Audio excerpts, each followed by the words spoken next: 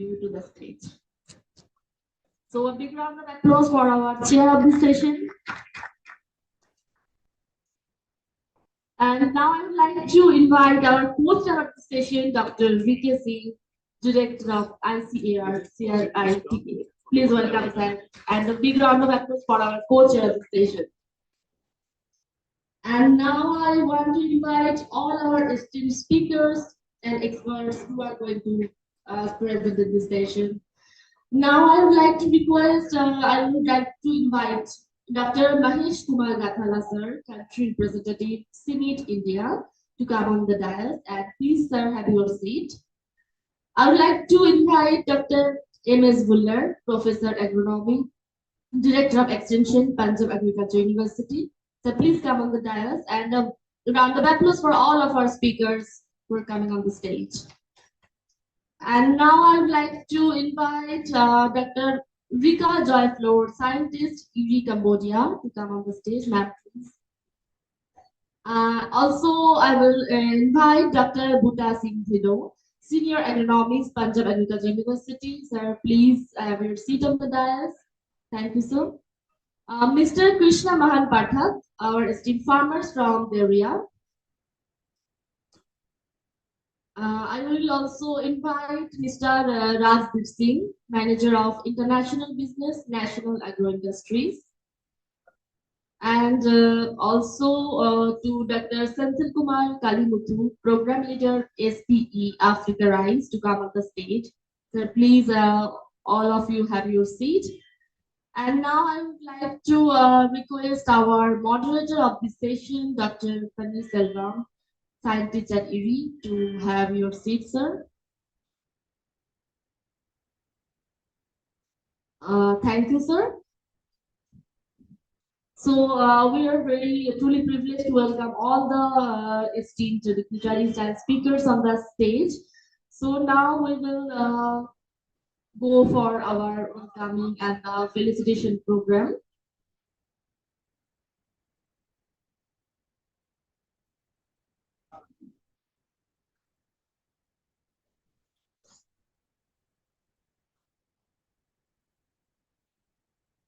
So first, I would like to request our moderator of the session, Dr. Paniselvam, scientist EV, to felicitate our chair of the session on agronomy and mechanization for TSR assistance, Dr. Gwen Van Poe. I would like to request Dr. Pani to felicitate. Dr. Gwen Van Poe is the former president of Vietnam Academy of Agricultural Sciences. So a big round of applause for our chair of the session. We welcome you, sir. I would also like to request Dr. Pani to felicitate Dr. V.K. Singh, Director ICA Krida, with the token of gratitude. Thank you, sir. And then I would like to invite Dr. Pani to felicitate Dr. Mahesh Kumar Gathala, country representative, Senate India. And now this is the time to felicitate one of our speakers, Dr. M.S. Buller, Professor Agronomy, Director of Extension, Punjab Agricultural University.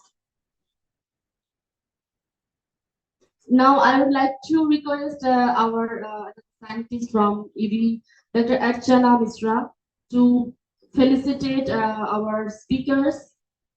Archana ma'am, please come on the stage.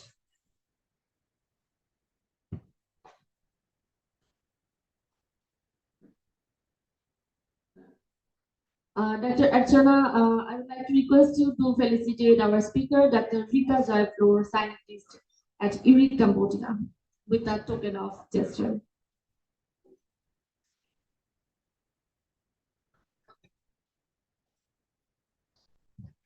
A big round of applause for our esteemed speakers. Then I would like to request you to felicitate Dr. Bhuta Singh Thido, Senior Agronomist, Punjab Agricultural University.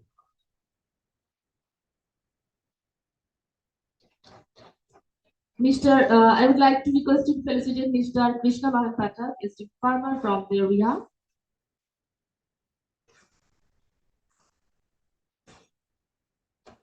And also request you, ma'am, to felicitate Mr. Rajdeep Singh, Manager of International Business, National Agro Industries.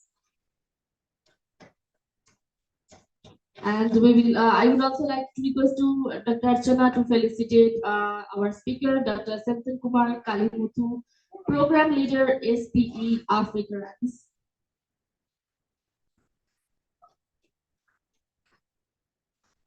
So thank you very much. With this warm welcome, it is now my privilege to hand over the sessions to our moderator, Dr. Panis Selva, scientist at URI. Dr. Panis Selva will guide us through the presentations and discussions, helping us delve deeper into the agronomic innovations and mechanization strategies that are shaping the future of direct seeded rice. Dr. Pani, the floor is yours. Thank you.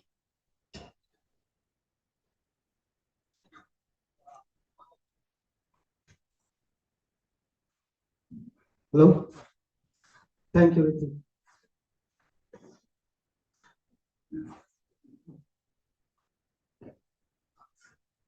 Good morning, respected chair, esteemed speakers, and delegates and colleagues. It is my great honor to welcome you all. This is a very important session on DSR, that is agronomy and mechanization. And the success of DSR relies on these two aspects, like best bet agronomy and mechanization solution. So we bring together researcher, private partners, and as well as farmers to this session today to explore the innovative agronomy solution as well as mechanized solution on crop establishment and other aspects of agronomy.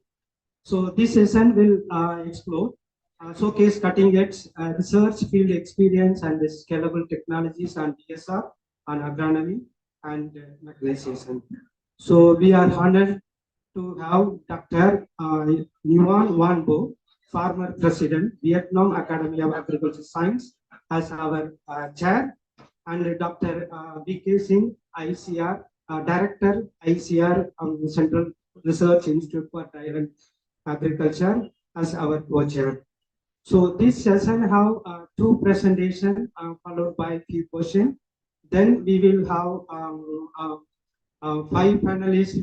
Then we have short question to ask them. Then they will answer. Then followed by some questions. Then we will close because we have after this session we have another session also. So now I invite Dr. Wanbo, farmer president.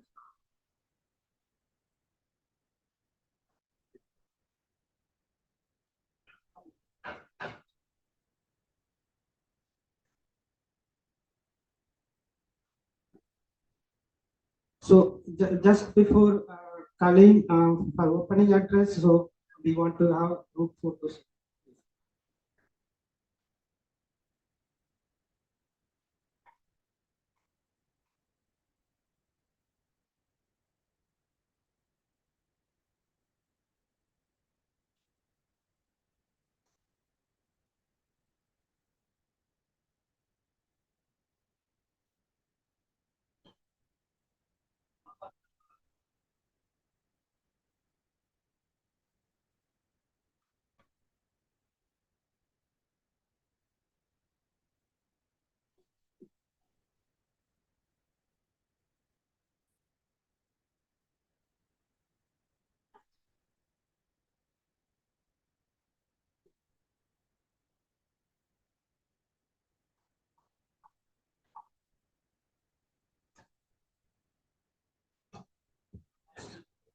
So now I invite Dr. Nguyen Van Ho, former president, Vietnam Academy of Agriculture Science.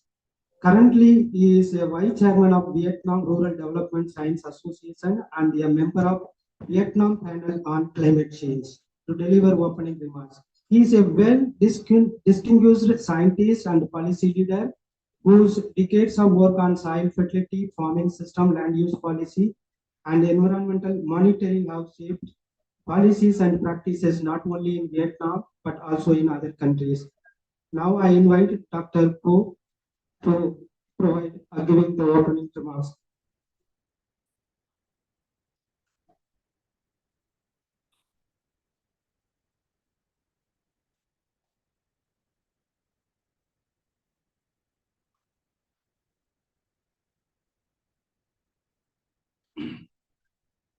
Thank you, Dr. Pani.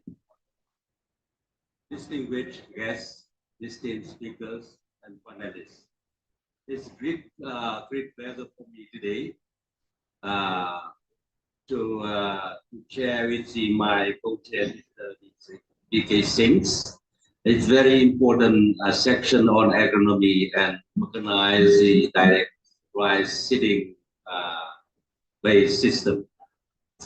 This section is the one of the four parallels important section for the Conclave 2025.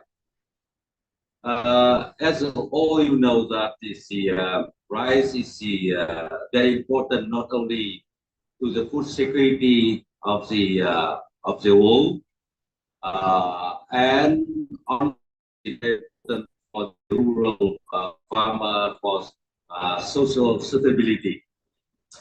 Um, Also, the rice farming achieved very success, very tremendous success in rice farming, rising countries.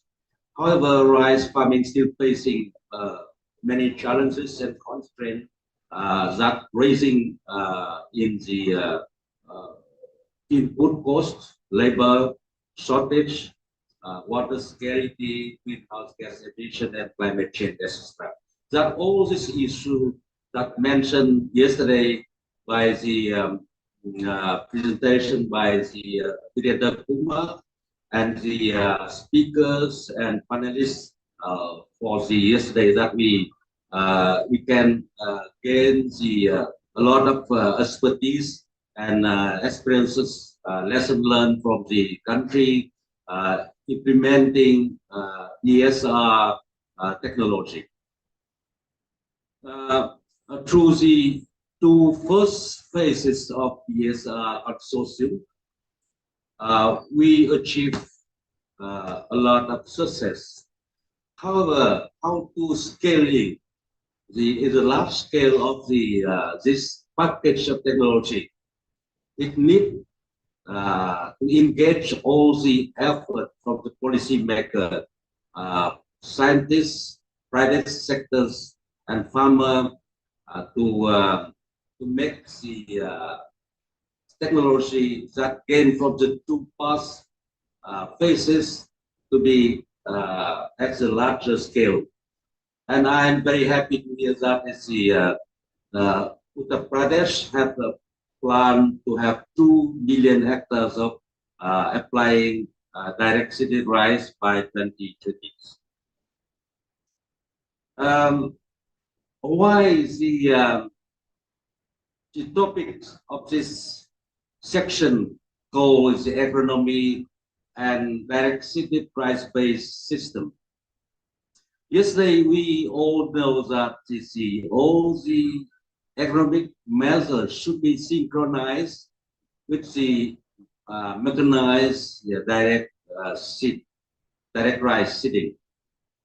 Without synchronization of all the measures, we are not able to scale out of our technical package. We need not only technical but also the policy support from the government. And yesterday we have many recommendations from the policy maker that we hear from distinguished guests and invited guests. By bringing together today is the scientists, business, farmers, representative, and the university, etc. We hope that we can engage all the expertise from the stakeholder that involving directly or indirectly in the direct seeded rice seeding to make our consortium conclave success. And I wish our speaker, panelists, and also participants is a house and to contribute to this discussion actively. And we hope that we can get the good recommendation, the suitable recommendation for our conclave for the next 2 to 3 years. Thank you very much.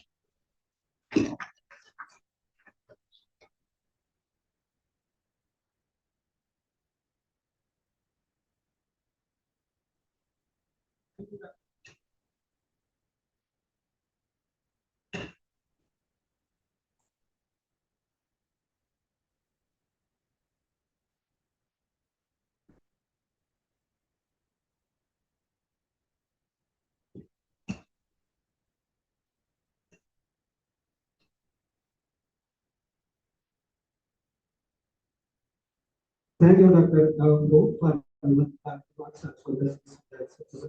this session.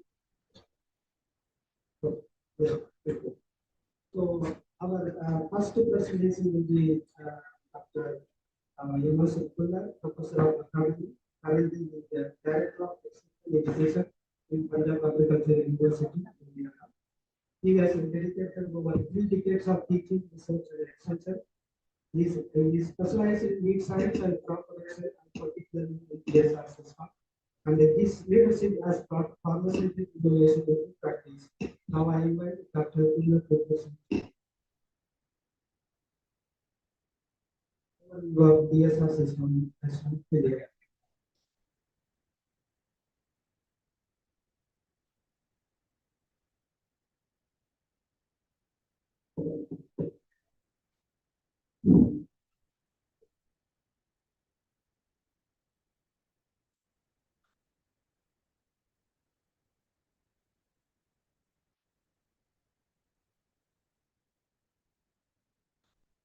Dignitaries on the dais and off the dais. So very good morning. First of all, I thank the organizer for inviting me on this global conclave on DSR. My topic is overview of DSR in Northwest India, challenge and opportunities. Yesterday, there has also been a lot of discussion on this aspect. So I will add a few points from PAU. At PAU, we are working extensively with the farmers. And in case of DR, we are working extensively with the farm mechanization.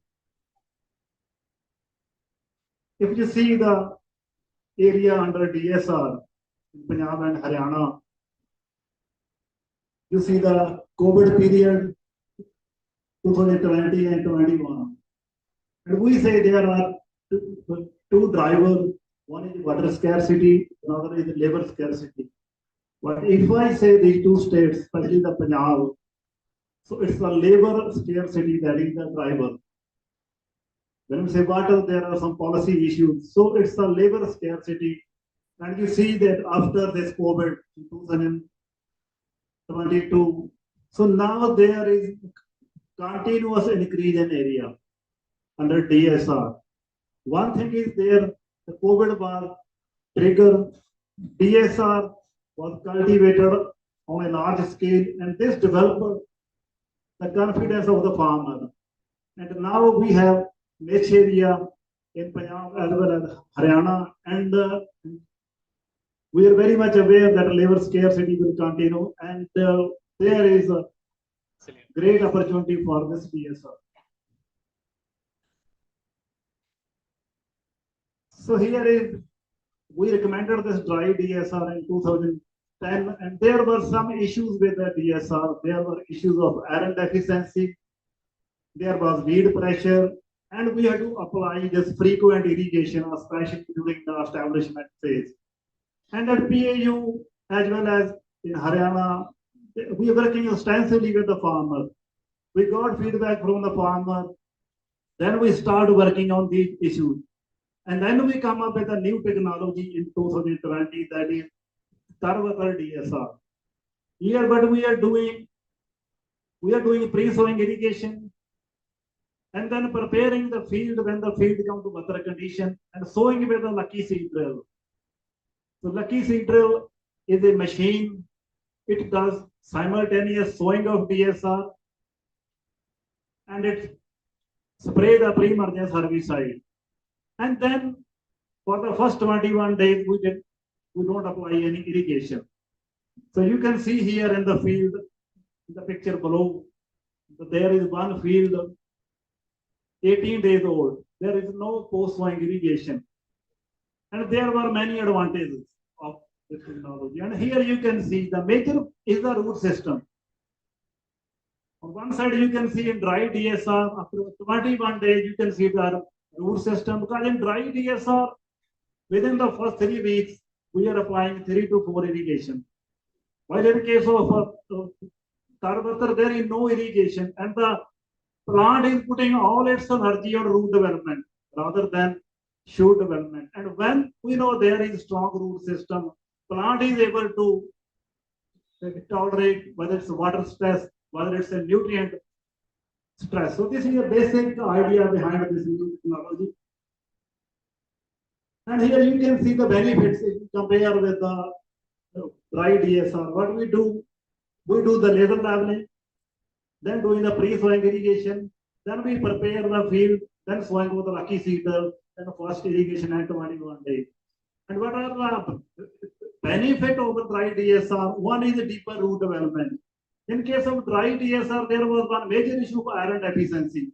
The roots were shallow. And here, when the roots go deeper, and we have been able to minimize the iron deficiency. Some farmer had to plow up their field due to iron deficiency. And second is we are creating a soil mulch and we are preventing the water loss through evaporation. Means higher is water saving. Third one is lower weeds. When there is upper surface is dry, so till we apply irrigation, there is no weed. So we have been able to significantly reduce the weed pressure. And then there is wider soil adaptability. In case of dry DSR, only around 20% soil was suitable. What this in Tarvatar DSR, even in sandy loam soil, we can go through our 85% of area is suitable for. So these are the benefits of this Tarvatar DSR. And over the 5 years, now farmer have shifted to this. We say in Punjab, more than 50% area is under Tarvatar DSR. And here is, so when we talk about challenge and DSR, there are only when we go to the farmer or we talk with the scientist, one is establishment, another is weed management. So we are working extensively on this weed management. One thing is their establishment issue. If the farmer go for DSR only light texture soil, in medium and heavy texture soil, it's not much issue. And for this, we have recommended seed priming with potassium nitrate. It enhances the establishment. In case of Tarvatar DSR, we have even recommended deeper sowing. We can go even up to this 5 centimeter, 4 centimeter, but we must be very clear that there will be no rainfall within 1 week after sowing. Because if there is rainfall and we go for deeper sowing, there will be no emergence.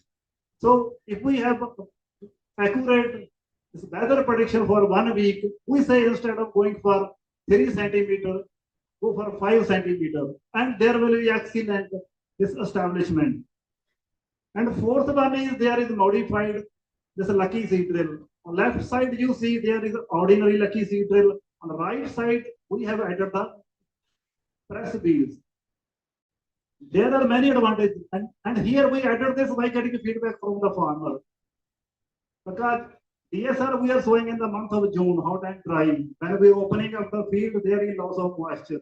This press wheel, they are helping in conserving the moisture for a longer period, with enhancing the efficacy of the herbicide. And third one is if there is rainfall after sowing and before the emergence, there is very less crust formation.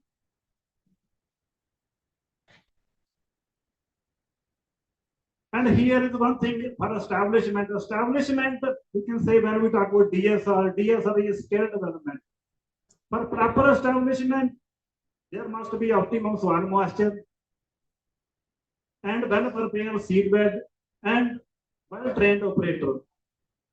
So this is very important. If we can do that, then there is no problem of establishment. And you can see here the seed bed, and below you can see that sowing is going on during the night. So when we recommended this Tarvatar technology, we said that we are to prepare the field in the evening, then sow the DSR, because during the night we get the higher efficacy of herbicide and less moisture loss. But when we recommended this technology, it's especially for the young scientist and young entrepreneur. We have a lot of resistance because it was totally innovative technology. Nobody was agreeing that we can wait DSR, we can wait for 21 days. So we cannot raise rice as we are raising a wheat crop, as we are raising a maize crop, any other crop. So one thing, there was a lot of resistance that we cannot wait for 21 days. And second is that how the farmer will sow the DSR during the night. This, this was the second one. And third one, when we added the press wheel, no one agreed. Because one thing is here, I want to tell you, especially the young entrepreneur, we are working extensively with the farmer. Before recommending this technology, we have tested this technology more than 1,000 acre at the farmer field. When we are working with the farmer, develop our confidence. So then now you will see in the farmer, they are very comfortable. They say that we start preparing a seed bed in the evening and they continue sowing it till you can say 10 or 11 p.m. What I want to add is when you are working on some innovation, if you are doing a routine work, there is no problem. But when you are doing some innovation, there will be a lot of resistance, especially from your colleagues. And many were those who have not worked even on DSR. They say how we can wait for just 21 days. So when you are working on any innovation, one thing is you have to work extensively with the farmer, that develop your confidence, and you have to continue. And now same very people who told us just like press wheel, they told that when we are adding the press wheel, we are pressing the soil. But now with their own machines, they are adding the press wheels. So when you're doing innovation, you have to work with the farmer and you have to develop your confidence and you have to continue. You are not to stop. And now this technology being adopted by the farmer at a large scale, now those very people who were against the technology, they are giving the issue to their students. So we have to be very confident working with the farmer. This is I'm stressing. And this is in Punjab and Haryana. So Dr. Malik is there. We have learned from him that we have to work with the farmer and farmer develop our confidence. Then we can speak anywhere. So here is the weed management. We say that the weed management is issue in DSR, but in meeting with the farmer, I have seen that now there is not much issue. It's a farm management. If the farmer is a good manager, there is no problem of weeds and DSR. If the farmer management is poor, even in transplanted rice, farmer are spraying 2 herbicide, 3 herbicide. You can see the transplanted field filled with a lot of this weed pressure. So we are working on the farmer. The farmer must be a manager. So here is the role of this capacity building. Most important is the weed identification. So in the capacity building program, we are giving more stress on identification. If the farmer can identify the weeds, he will choose the right herbicide, apply the herbicide at the right time, then there will be no issue. And I'm visiting this year in Buxar district, especially it's in southwest Punjab. In one district, there is more than 90,000 acre of DSR, and more than 50% is under Tarwatar. And there is, we can say, when we are moving from Buxar to Malod, there is a DSR belt. As we say, there is cotton belt, and you will rarely see any transplanted field. And I have not seen any field just except one to field of absentee farmer. There was no issue of establishment. There was no issue of weeds. Even anybody, even now, anybody want to visit the DSR in the state, you are most welcome. We will show you the DSR belt where niches are being created. Then there is the DSR agronomy. Yesterday we got very good session from Dr. Malik sir. He was saying that just as in cotton, we can move the tractor across. Similarly, we have to modify the DSR agronomy in such a way that tractor can move. Because we have over-reliance on herbicide. Then if we can go for intercultivation, this will we can go for integrated weed management. So we have already started work on that. So our weed management, Our one intervention is Tarvatar DSR. We have reduced the weed pressure. And second is the modified lucky seed drill. We further enhance the efficacy of herbicide. Then raised bed planting. We also recommended raised bed planting under Tarvatar condition, where we have enhanced the irrigation water saving and reduced weed pressure. And here we can go for interculture mechanical cultivation also. And here this we are now working with modified DSR agronomy as advised by Dr. Malik, and here we will be more because we are going for integrated weed management. We will be able to reduce the herbicide use. And you can see we have multiple options now for herbicide. So depending on the weed flora, we can choose the herbicide. But I mean to say that now weed management is not an issue, but we are continuously because it's a continuous process. New weeds will emerge under new situation. But till now we cannot say that weeds are an issue in DSR. I will say it's a farm management. It's a management of the farmer that is an issue, not the weed. So here in herbicide, we have discussion on herbicide tolerant rice. It helps them manage the weeds and volunteer VD rice. But there are alternatives.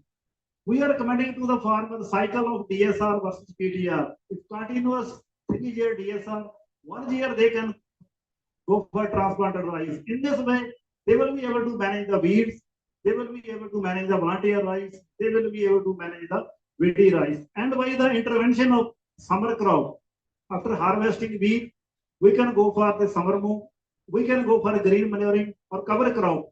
We are working extensively on the cover crop. In that, after harvesting wheat, we are growing the cover crop, and then we are going for direct seeding of Tarvatar DSR by keeping the residue as cover. And after harvesting this rice, we are directly seeding wheat.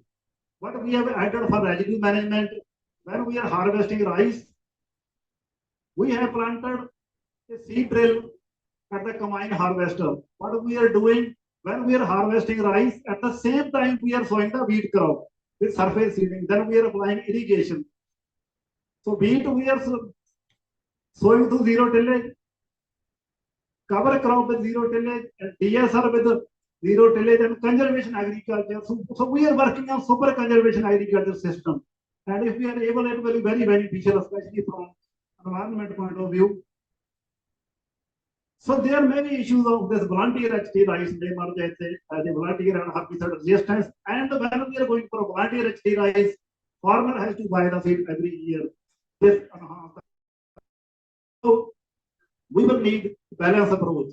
We cannot work on only one option. So here is when we are working with the farmer, there is farmer ready to do DSR, but their shortage of seed drill.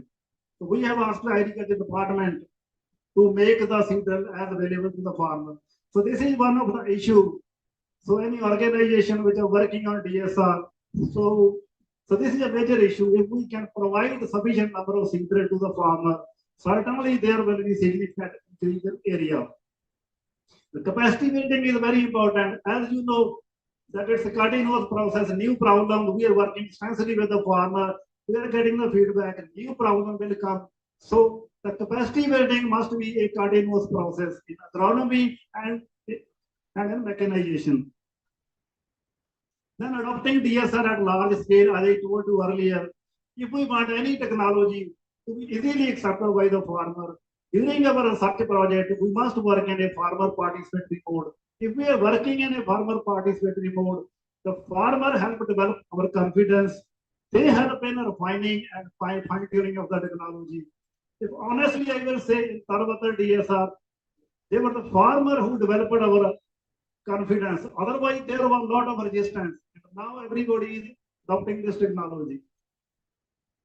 So there were some this policy issues that we are taking with the government, that if we can stick to the long duration variety, because if the farmer go for long duration variety DSR, they go for very early sowing, starting mid-May, then there is high moisture use even compared to transplanted rice.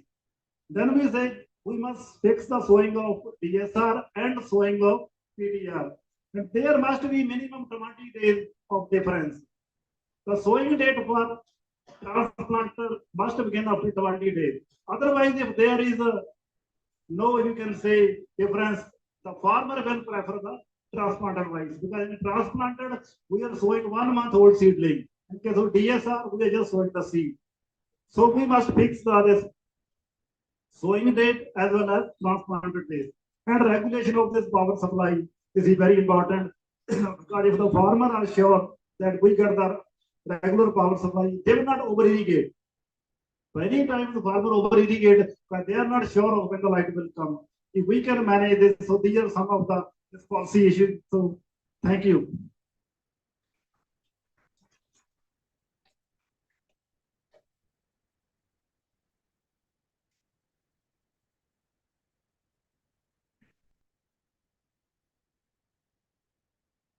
Thank you, Dr. Kulak, for your insights and challenges, as well as also you showed a solution to address those challenges. We know that POU is one of the premier institute coming with a new agronomy solution on DSR, and thank you for the contribution from POU. So mission also from most of the mission is coming from Punjab. Thank you. So now I call upon Dr. Maggie. He is a country representative from CIMAT, and Dr. Magis is a global expert in conservation agriculture with more than 25 years of experience in Asia and Africa. And also he has a lot of experience on organization and capacity building. So over to you, Dr. Magis, and we have only 15 minutes. Thank you very much, Pradeep, and very good morning to everybody.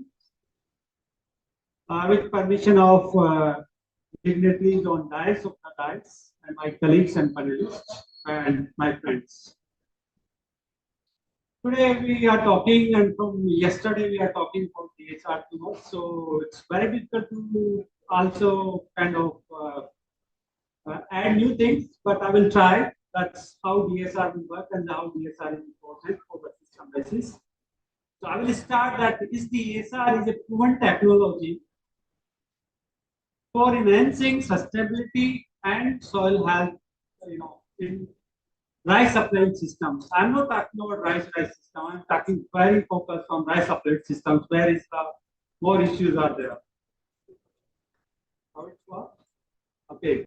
So these are the problems why we are facing, because rice tillage is a culprit for that. So if you look at that, we have soil erosion is issue, soil organic matter is declining across the whole ecology of India, and then salinizations, and that will convert to desertifications and biological stresses that we are seeing. Again, partial factor productivity that we are talking. I will not go details, but particularly soil physical properties are the most important that we are facing challenges, particularly soil structure. And that's become our soils, and then our systems are more unsustainable rather than sustainable. So this is our concept. How we'll get more with less, and everybody is talk about that. But how to make it this on practical, and this is the concept that we need to be work. How it will be work. So when we talk about conservation agriculture or regenerative agriculture based systems, earlier conservation agriculture means only zero tillage. But zero tillage is not a conservation, no regenerative agriculture is beyond that. It's having inputs, how to manage markets, so many things. Then we have to talk about efficiency of natural resources as well as external inputs. But we talk how to improve that.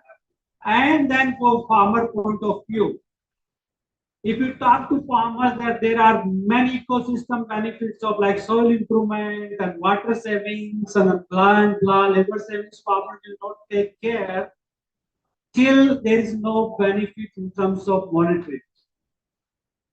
So for farmer, whatever technology we promote, it has to be economical beneficial to the farmer.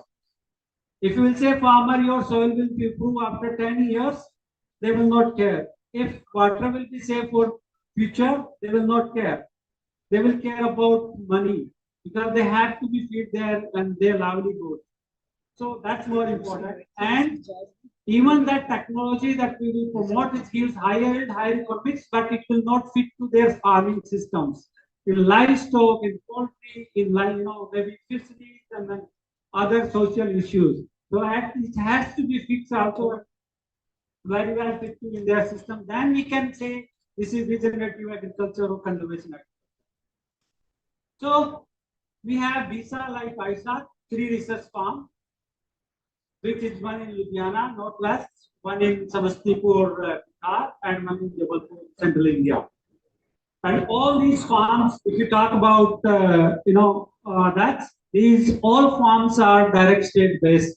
Regenerative agriculture is a model for regenerative agriculture.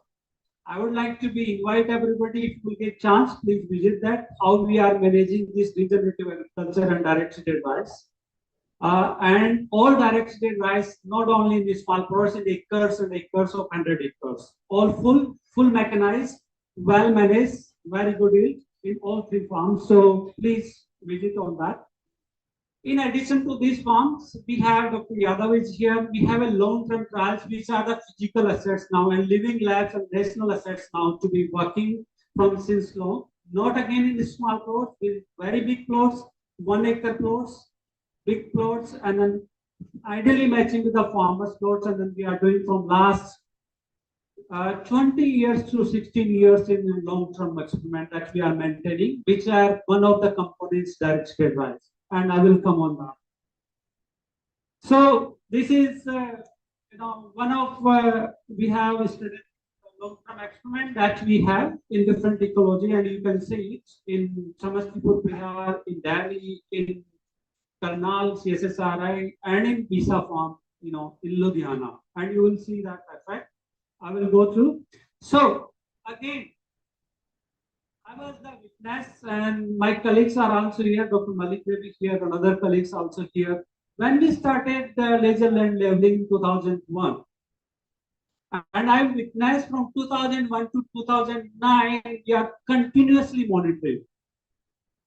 From 2001 to 2009, only 500 units we get succeed at farmers field. How technology is getting adopted and scaled, as I am giving an example. And from there, from 2010, if you look at that flight takeoff, now in India, more than 100,000 of laser land leveling units are working. And when we introduced, it was heavily criticized by the policymakers, heavily criticized by the engineers and scientists itself. But farmers see benefits. It took time, it's 10 years, but after 10 years it went. Without any initial phase, there was no subsidy, there was no support. The subsidies came after 2010, but before that there was no subsidy even then. It was well. And now India was an import for laser leveling, from import to export. It's become an export country now. More than 100 manufacturers are making laser land leveler units in India now. Not only that, in Western India, Haryana, Punjab, more than 90% agricultural lands are laser levelers. So look at that, how technology, and if you look at benefits, it's beyond imagination. It's billions of benefits, that's in terms of economy. We get in terms of water saving, high yield. And when we talk about DSR, this is one of the pre-sucker technology that we need to take it. Without a laser land leveling, DSR is not going to be successful, because DSR needs very uniform water irrigations and all. That's one of them. So now in India, more than 20 million hectares on the laser land leveling. We are talking 2.5 million, 20 million hectares is covered to this land. So this is long-term experiment. There are 6 scenarios. Scenario 1 is farmers practice. Scenario 2 is partial, where rice is still conventional and not yet. And then scenario 3 is completely direct state rice and zero trees and moving. And scenario 4 is diversified. And then scenario 5 and 6 is further layer with subsurface irrigation and fertigation and automation. Look at here, that's last 14 years data average. Still, when we talk about rice yield in scenario 3, there is a penalty of 0.5 to 1 ton.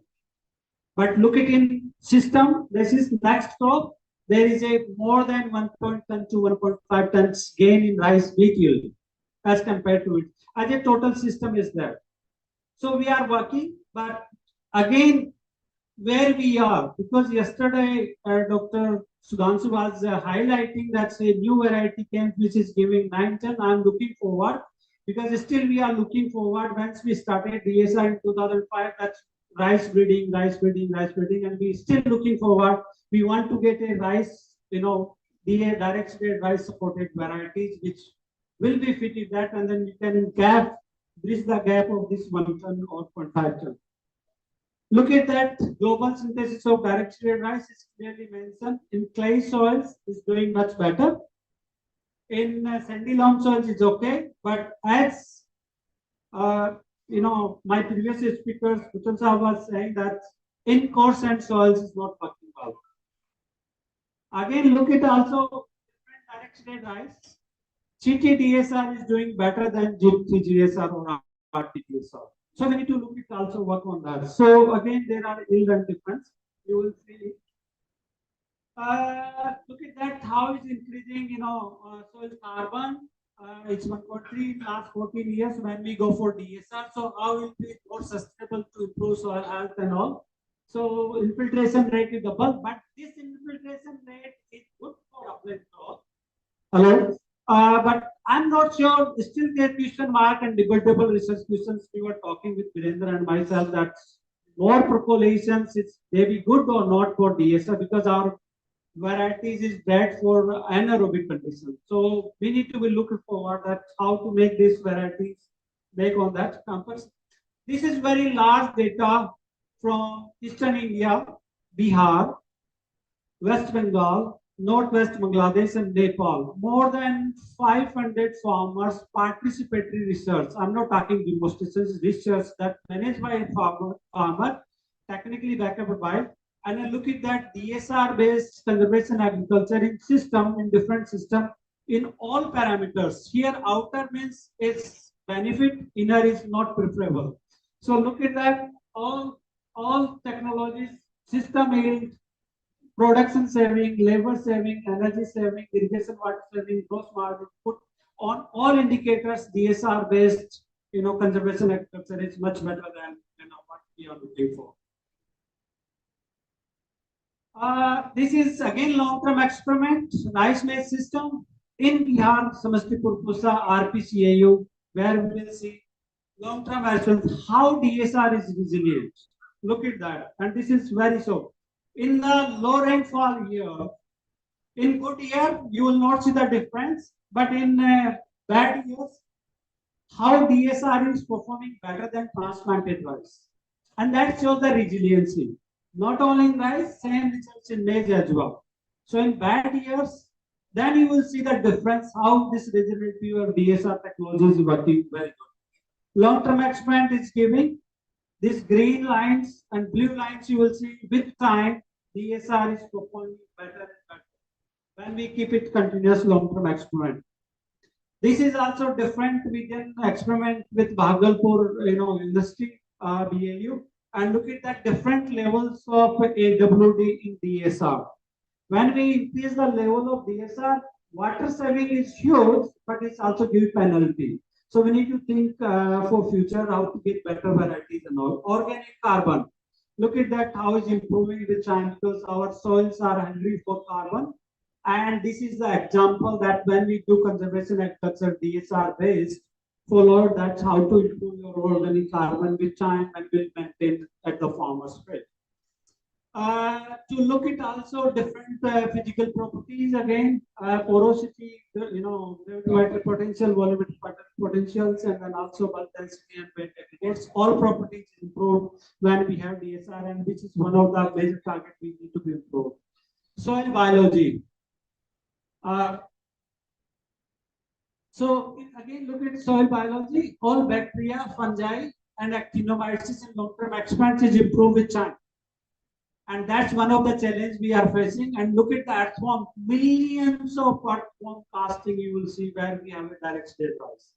So that means your tilling is happening biological tillage rather than physical and manipulating tillage. Again, in Karnal, it's a very good example. In rice base and maize base, both system 26%, 61%, and 92%. All bacteria, fungi, and actinomides is improving. When we talk about conservation agriculture, when we generally talk that, oh, it's residue, maybe insect pest, it will be carried forward. But look at that.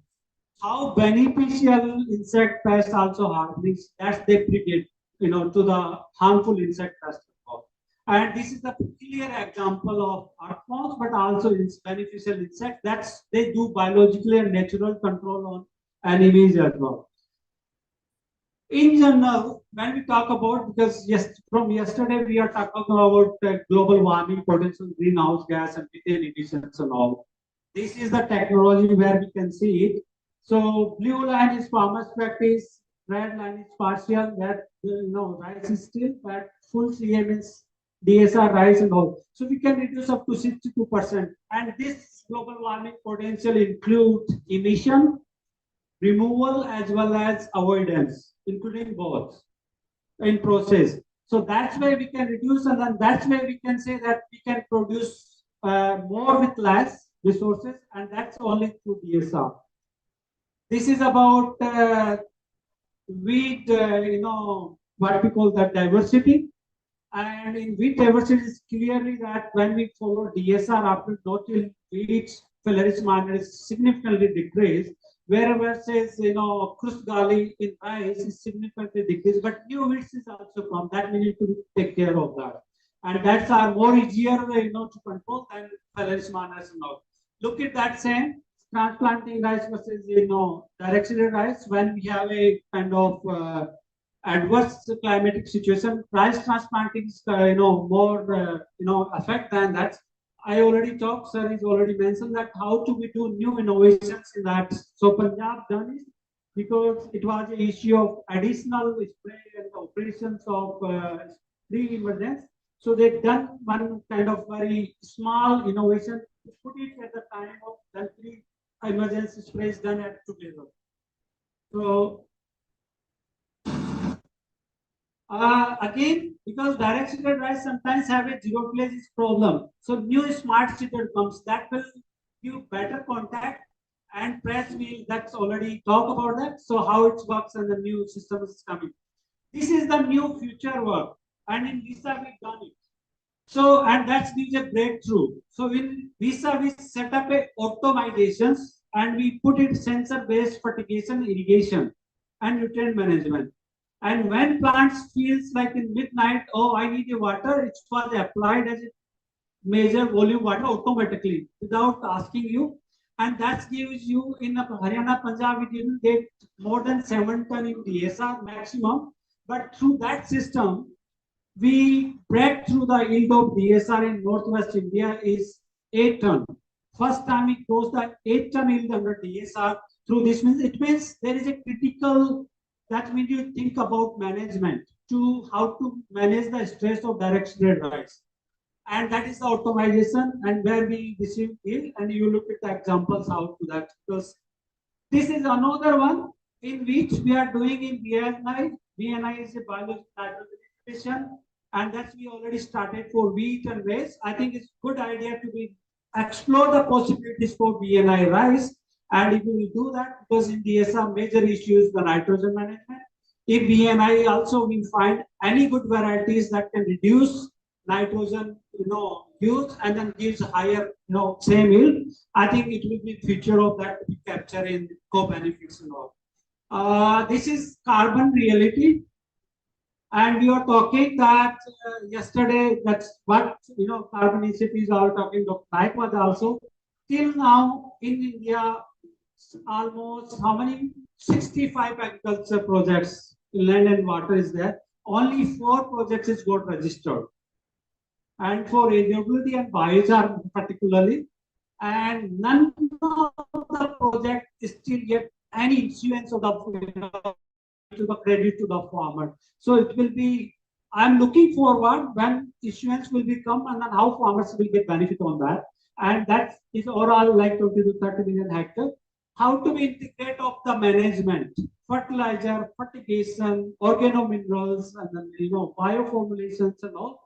and how to come together as a solution. And we need to have a business model on that. How to be make business model like APOs, give them training.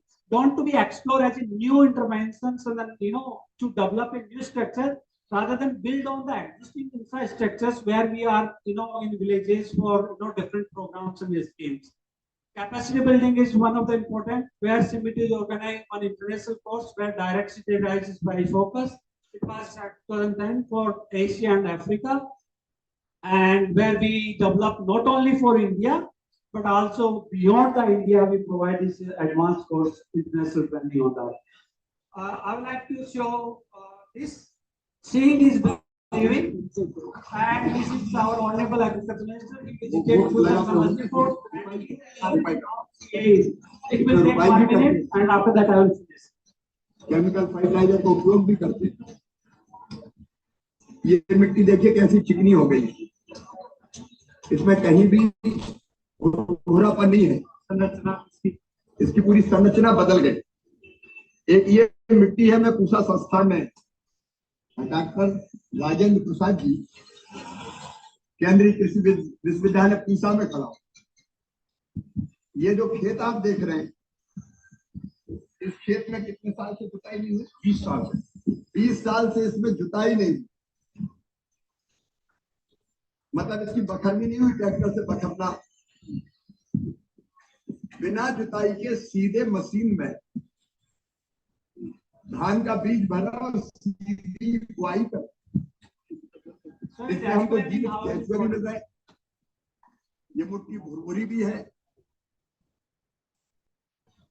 क्योंकि इसमें केंचुए और जो बाकी जीव जंतु है। ये केंचुआ देखिए आप, इसमें इस मिट्टी में केंचुआ जिंदा ही नहीं रह सकते, लेकिन इस मिट्टी में So thank you very much, and that's why yesterday it was there that seeing is believing. So honorable minister sir seat, and after that he's talking everywhere. He's a ambassador for our direct city advice and conservation agriculture and all production. Thank you very much. I took 1 minute extra. Sorry for that, but thank you very much.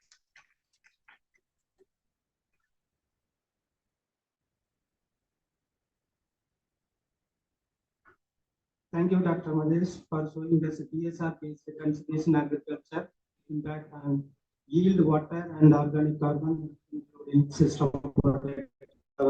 Thank you so much.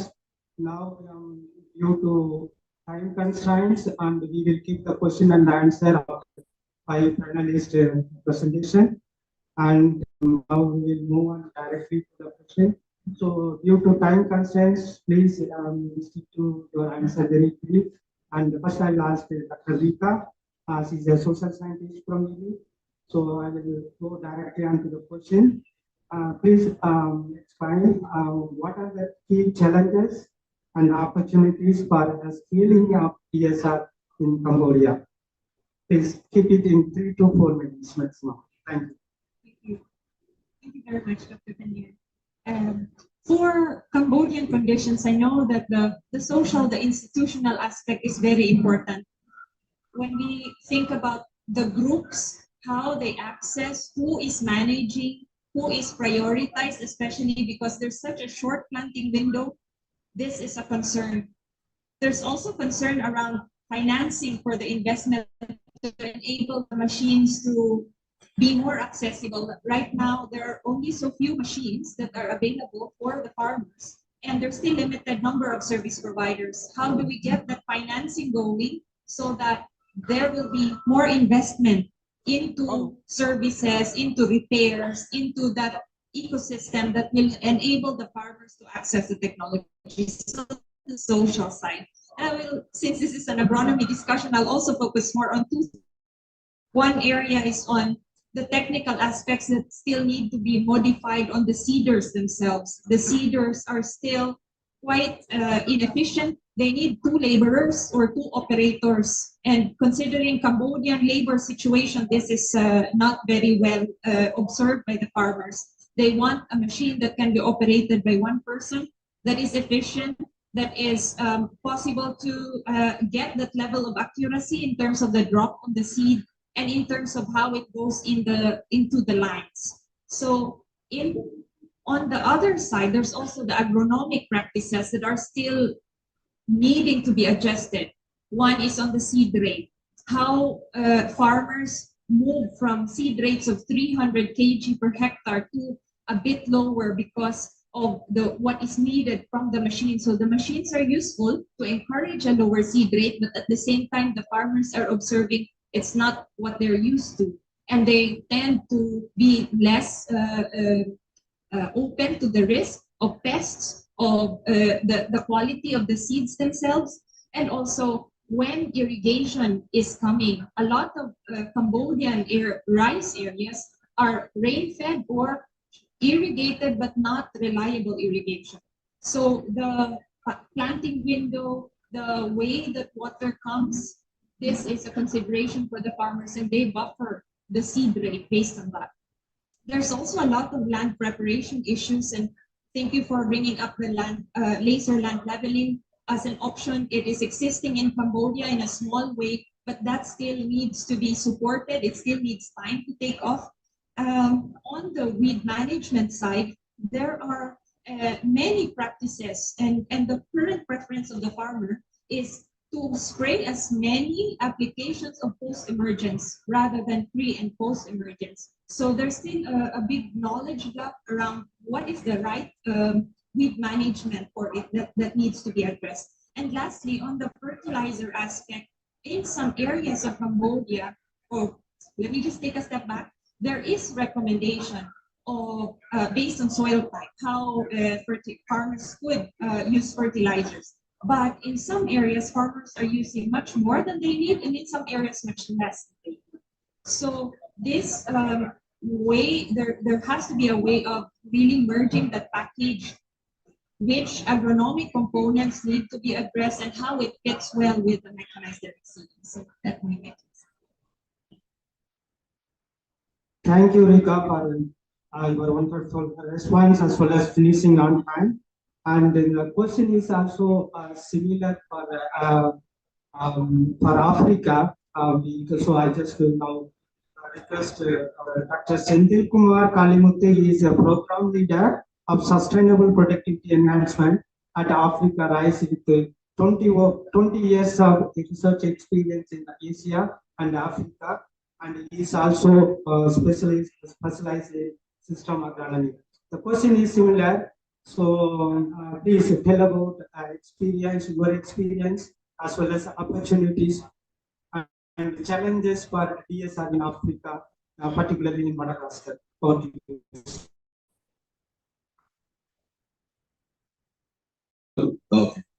Good morning, everyone. Thank you, Panir, for the introduction. Before I talk about the experience and the opportunities for DSR, I would like to talk about Africa Rice Summit. Many colleagues, only know about BARDA. They heard about BARDA, the West African Rice Development Association. It was initiated by 15 African member states. In 2008, the name changed to Africa Rice. We started working on many African countries.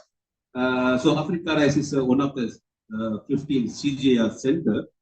Plus, we have a unique status, like we are owned by 28 African member states. So there's a dual status for Africa Rice. CG Center, plus it is owned by 28 African member states. So there are two bodies, like the Council of Ministers, the Agricultural Ministers, member states is our supreme body, and there is a National Expert Committee. They are the Director Generals of the NAR system. They give strategic guidance to Africa Rice. So Africa is mandated to support the countries to make their country self-sufficient. When rice in Africa, it's a staple food for more than 750 million farmers, and currently they consume about 47 million tons of white rice, but the production is only 28 million tons. So the remaining almost 20 million tons imported by Asian countries.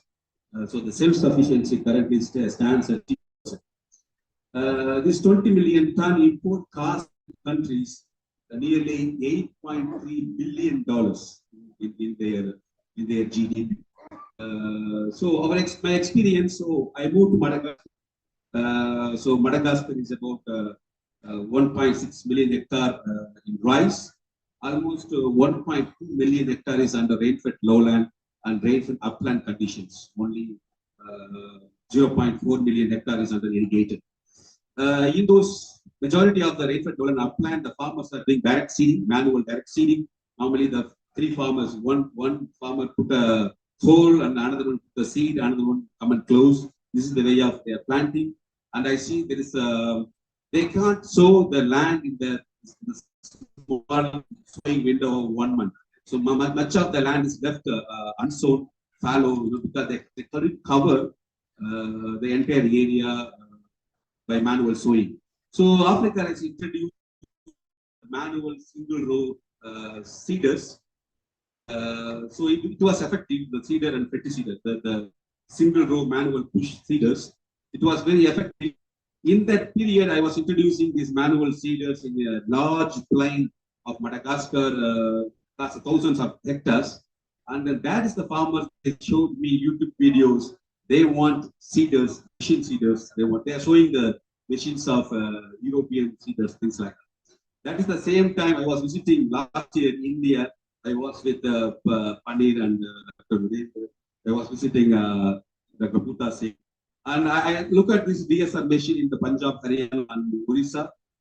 Then I showed this the 15 row seeder, the 9 row seeders to the farmers, and they are very much interested. And then now this year, Africa has imported the 15 row MDSR from the National Agro. I think the delegate is here, so to the Madagascar. The farmers are very happy. Before I go, my assistants went there, and then the farmers already mastered how to use it. So, I asked for which kind of machine you want. They really want a big seeder. So they want to cover thousands of hectares in the highlands of Madagascar. So this is just in the beginning. I will present the results maybe in the next DSR conclave. Coming to this opportunity, I talked about Madagascar, but if you take the whole of Africa, more than 75% of the rice area is under rain-fed lowland and upland, and there is more land available for not only rice for agriculture, but there is less people, less labor available. Just to give a small example, the data, the per capita arable land available in India is 0.1 hectare per person. But if you come to Africa, for example, Madagascar, the per capita land available is 0.14 hectare. In case of Tanzania, it is 0.4 hectare per person. So there is more land available, but no labor available. I'm sure this MDSR, we are interested in mechanized DSR, that will make a great impact in the African continent. So that's what I want to share. Thank you very much, Pandit. Thank you, Sandeep. Congratulations to you to import seed train from Punjab to Africa. I hope we can see that scaling up DSR in future in Madagascar and Africa. And thank you for your report. Thanks. So now I move on to Dr. Bhuta Singh, and he is a senior agronomist working in DSR, and he is a renowned scientist, and he is also working with Dr. Puller team to develop new innovative practices in DSR. So, question to Dr. Bhuta Singh is, we know that DSR first 30 days or 40 days crop is very important. Once we manage that crop, then I think the yield from that crop will be equal to further transplant rice. But the challenges is crop establishment is one of the biggest challenges in DSR. So please tell us what are the solutions you have to address that challenges. Over to you. Thank you, Dr. Puneet.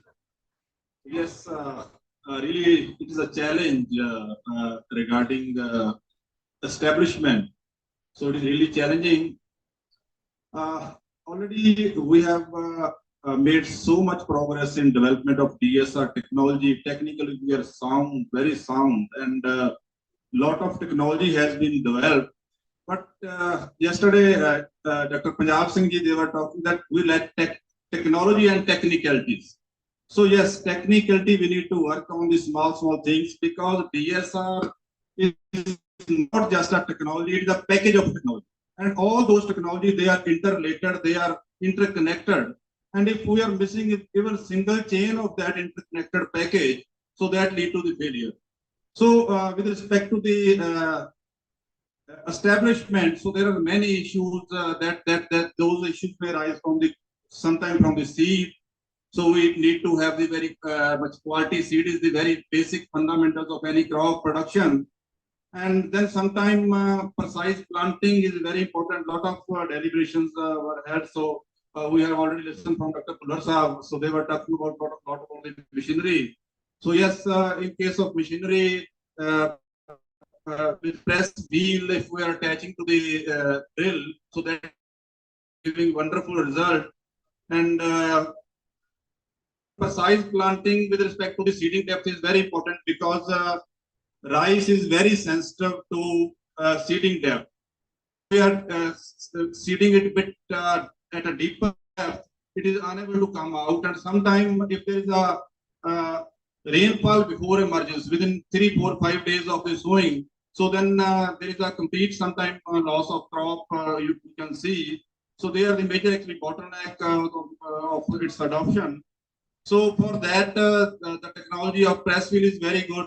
And for that, one more thing, weather forecast, accurate weather forecast availability is very important. So if we know that in the coming days there is a rainfall, so we must plan our sowing in that a way, because if there is rainfall, the seed will go deeper.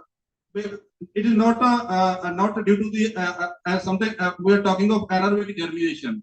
But if I talk of the North India, so this is basically not a problem. The main problem there is the crust formation. So crust formation, and sometimes when there is rain and the seed go deeper, so we need some genotypes or varieties which can emerge from the deeper depth, so they can do wonder. Then sometimes also there is a seedling mortality due to pest like rodents. They are a lot of problem. So sometimes moisture is the issue. So if there is a less moisture, so for that already Dr. Puller sir, they have told that we need to go for the early morning or late evening sowing. This is good technology. Then seed priming is another pragmatic approach which can have very good implication. So already we have worked with IRI in one of the project, and we have given the recommendations of seed priming with 2% potassium nitrate. That is very wonderful technology that is with we can improve the germination, establishment, and also the early vigor with seed priming. So that seed priming, when there is an improvement in the early vigor, it also make our crop weed competitive. So also now we are working on this seed priming, and we have some leads and some of the locally made bioenzymes. They are giving also very good result in for seed priming. So because the bioenzyme, they contain a lot of minerals, vitamins, and enzymes, so we can use those locally made bioenzymes. So under low moisture condition, biomatrix coating is also, we are getting very good lead working on this biomatrix coating. So because the biomatrix is cellulose or silk protein coating when we are doing, so because they have basically, they are lowering the contact angle of the water with the seed. So when the contact angle is lower, the availability of seed, water to the seed increases. So under those circumstances, if there is a bit lesser moisture content in the soil, they are doing wonderful results. So this is we have started research on it, and in the coming days we can have we have found some lead, and then digital sensor and tools. So they are the part of our present day agriculture for the moisture estimation and all that. Then accurate weather forecast. Then the most important, breeding strategies, breeding efforts. They are very much needed for DSR, because already we have dedicated breeding program in all the Southeast Asia and different geographies across the world, we can say. And we are, our team is also working at PAU in one of the funded project, plant rate project. We are working on development of the DSR ready varieties. So mainly the DSR rated trait like higher early vigor, poor weed competitiveness, anaerobic germination, germination on deeper depth, herbicide tolerance. So all these traits we are trying to incorporate in our popular varieties. So in total, we can say that uniform crop stand or establishment is not just a result of a single intervention. So it is a result of so many like interconnected interventions. So maybe the quality seed, it may be precise planting, maybe soil moisture management, then timely weed management is also very important. Then skill enhancement is very much needed. So like most of the people, they are custom hiring people. So the skill enhancement of those people is very much important. So in this way, if we are calling this technology full package of DSR, so it is a very good technology. It is scalable technology. It is climate resilient. It is climate smart. It is eco-friendly. It is farmer-friendly. So let's join hand and make this technology to take it to the top, make it scalable. So I'm very confident that with all the private partner, uh, all the with the partnership of the private partner, we can have a very good result in the coming days, and we can scale it to the scale that it will be very useful for our future generation. Thank you very much, and thank you the organizer for providing me this opportunity to speak before you. Thank you very much. Thank you, Dr. Putasi, sharing your experience on progress challenges and to address it also. Now, we move on to Mr. Rajdeep Singh. He is a manager of international business at one of India's leading agri-business companies, that is National Agro Industries, and he is fostering international collaboration and promoting advanced mechanization solutions. So the question to you, Mr. Rajdeep Singh. So what recent advances in mechanization in your company, and what are the strategies to scale those machines among the smallholder farmers? Thank you. Thank you. Thanks, Iri, for inviting me to such an important program. So, National Agro Industries is known for zero-till drills and DSR planters. We have been truly blessed to share long-standing and very cordial relations with very esteemed national and international research organizations, including AU, GB Panth University, CIMIT, HAU, IRI, ICARDA, ICRISET, and IFPC. Over the decades, we have had the privilege of working with them as a missionary research in the field of conservation agriculture. And as a result of these meaningful collaborations, we manufactured India's first animal drawn seed from fertilizer drill, then India's first zero-till drill in 1993 with Pantnagar University, and India's first DSR 2000 with CIMIT and PAU, and many more India's first machines. For recent advances in mechanized seeding in DSR planters, I just want to start from little background. In 1997, there were trials done on DSR by Department of Agronomy in Punjab Agricultural University, along with CIMIT, with normal zero-till drill. The crop stand was good, but the seed rates were very higher, as the seed metering systems used in zero-till drill were breaking these rice seeds, and those machines were not meant for rice. And to compensate that, more seed rates were used at that time. Then, working very closely with CIMIT and PAU, we developed the first dedicated DSR planter, which was a vertical plate planter. And later, the current DSR planter got developed, that is inclined plate seed planter, which is proved very successful in mechanized seeding for DSR. Under recent developments, currently DSR planters are available with as an attachment to zero-till drill, which is very simple, efficient, cost-effective machine. From now, farmers don't need separate machines for wheat and rice. It is actually a multi-crop planter, as it can plant any type of grains like rice, wheat, maize, millets, and many more. Other than potato and sugarcane, these machines can plant any type of seeds. Recently, we developed a fertilizer displacement attachment for DSR planters, in which compressed urea briquettes are placed between the lines of rice seeding. And this machine was developed with IFBC. And for that, we are manufacturing urea briquetting machines also. Then, in collaboration with PAU, we manufactured pre-emergence herbicide sprayer attachment for DSR planters known as lucky seeders. And recently we developed and working on raised bed planters for DSRs, which showed very promising results in last 2 years in Punjab at various farmer fields.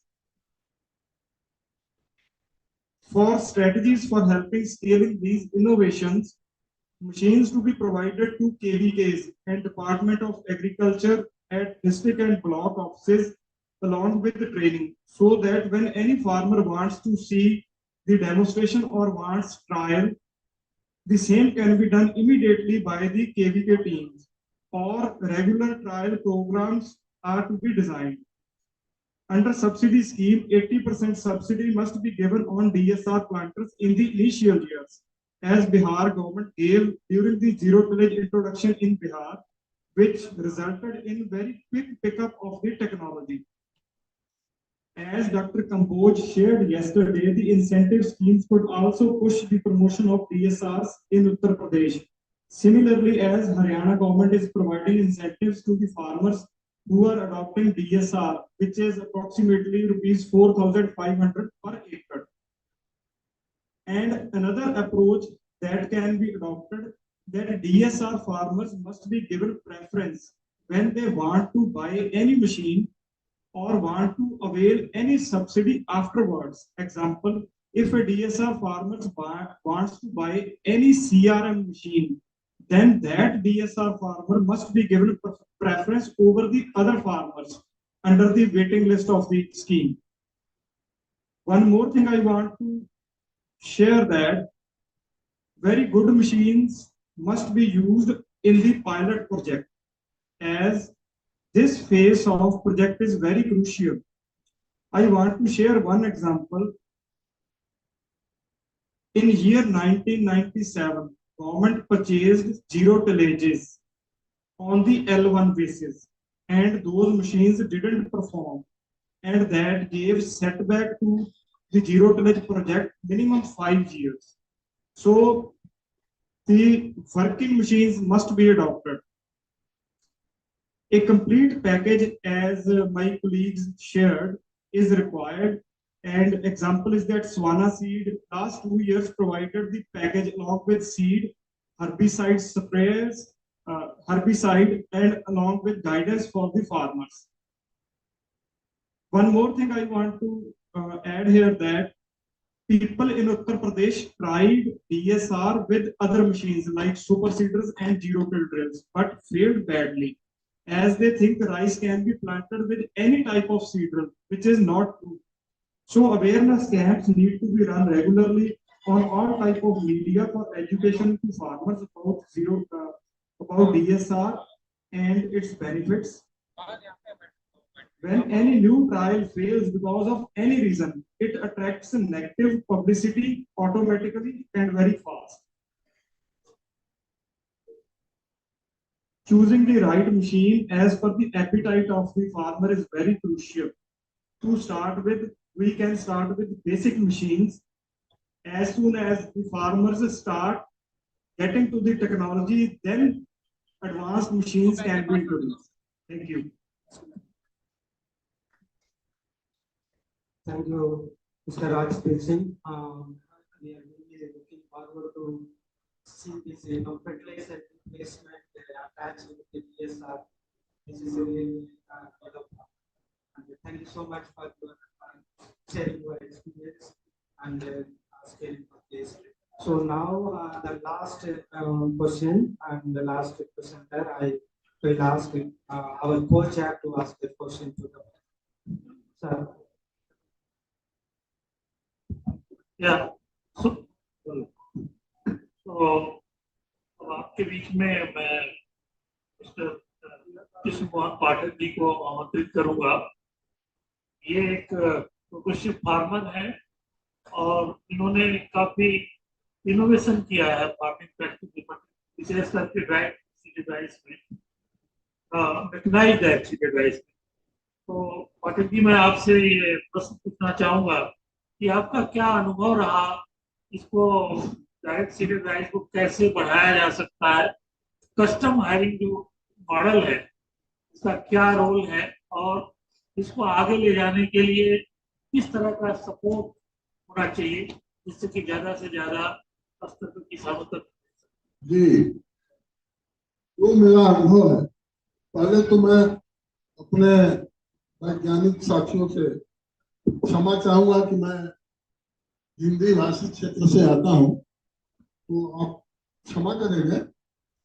और मैं देवरिया जनपद से, उत्तर प्रदेश देवरिया जनपद से मैं belong करता हूं। साथियों, जो मैंने सीधी बुआई पर जो अनुभव किया, उसमें आपका भी सहयोग रहा है। ऐसा नहीं है कि मैं बहुत अपने मन से कर लिया। 8 साल पहले 8 साल पहले हमारे क्षेत्र में शीशा काम करती थी, कुशीनगर और देवरिया में। कुछ शीशों पर वो काम करती थी, तो वहां के वैज्ञानिक आते थे, जैसे दिवाकर सिंह हुआ करते थे। और हम बहुत साथियों का, अब तो उनके नेतृत्व में काम हो रहा है, डॉक्टर अजय सिंह, अजय यादव जी। तो हमें बड़ा प्रेरित की कि आप राइस प्लांटर दे, राइस प्लांट। मतलब टीवी पर देखते थे, बड़ा उन्होंने प्रोत्साहित किया कि इस बार 50% से अधिक सब्सिडी है, आप बड़े किसान हैं, ले लीजिए। श्रीमान, मैंने ट्रांसप्लांटर भी खरीदा और 2 साल से खेती, 2 साल। लेकिन उसमें एक बहुत बड़ी दिक्कत ये आई, राइस ट्रांसप्लांट, उसका बीज डालना बड़ा कठिन और बीज को बचाना। जैसे कि 25 मई से हम बीज डालते हैं और 10 जून तक उसको समाप्त करते हैं। उस बीज इतनी ताप पड़ती है, तमाम वो कायदे से हमारा बीज उग नहीं पाता, उगता भी है तो बड़ा ज्यादा बीज मर। वो विधि तो मैंने कहा, भाई देखिए डॉक्टर साहब, इससे हम खेती नहीं करें, फिर हम रोपाई करा दें। अब ये हुआ कि जीरो टिल, हाइपी सीडर। तो जीरो टिल और हाइपी सीडर की बुआई, हम धान की बुआई कायदे से नहीं कर पाएंगे। जो हमारे वैज्ञानिक साथी कह रहे हैं कि क्यों हाइपी सीडर, वो बहुत सफिशियंट नहीं है। स्तर पर ले जाएंगे तो बहुत सफिशियंट, सही बात है।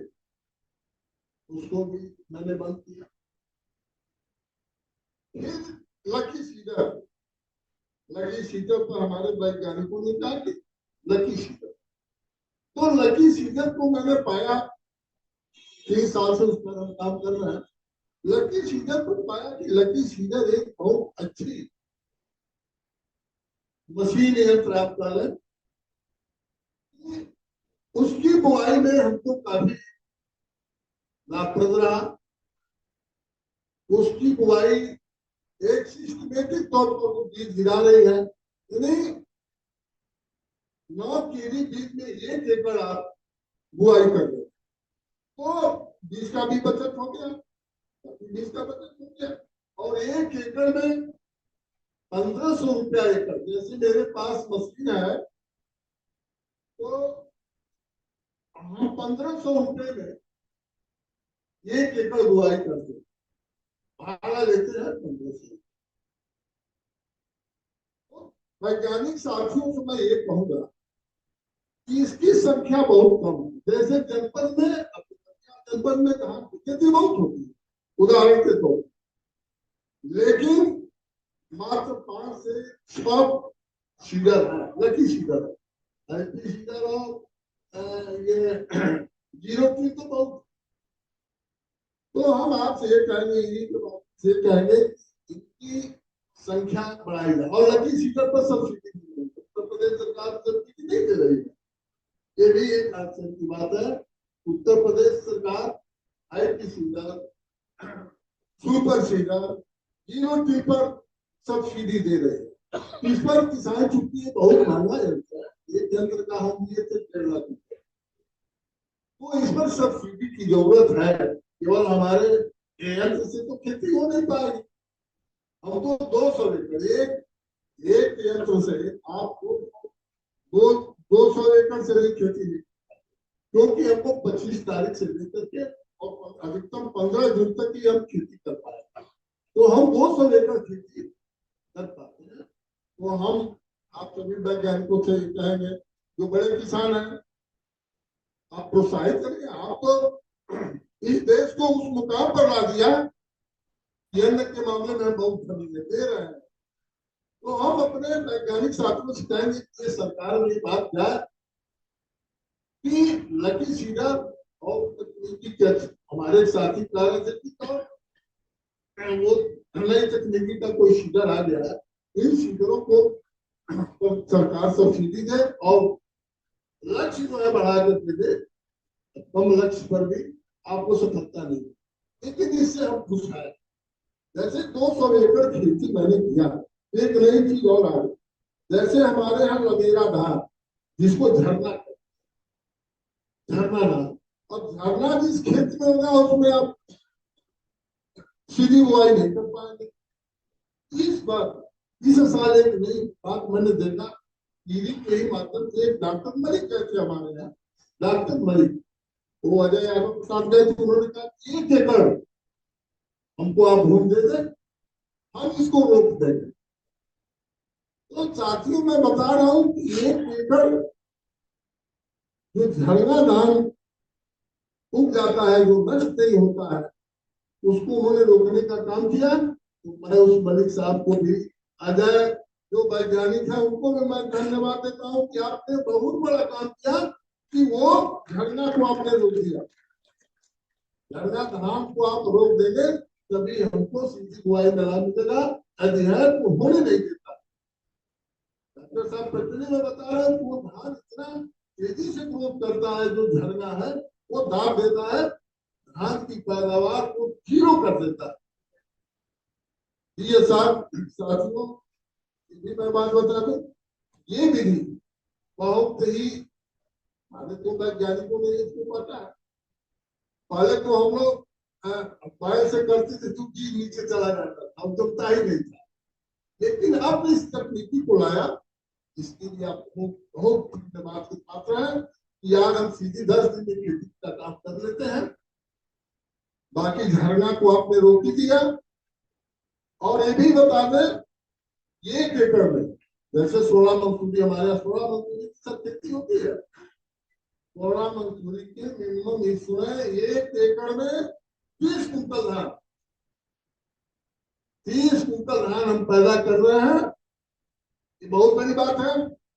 और रुपाई से हम 30 नहीं जा रहे हैं, हम 15 कुंटल पर हम 20 से नीचे हो जा रहे हैं। इतना अच्छी रुपाई की खेती आप करेंगे तो 20 से 22 कुंटल पर हम जा रहे हैं, लेकिन अगर हम सीधी बुआई कर रहे हैं तो 30 कुंटल धान हो रहा है।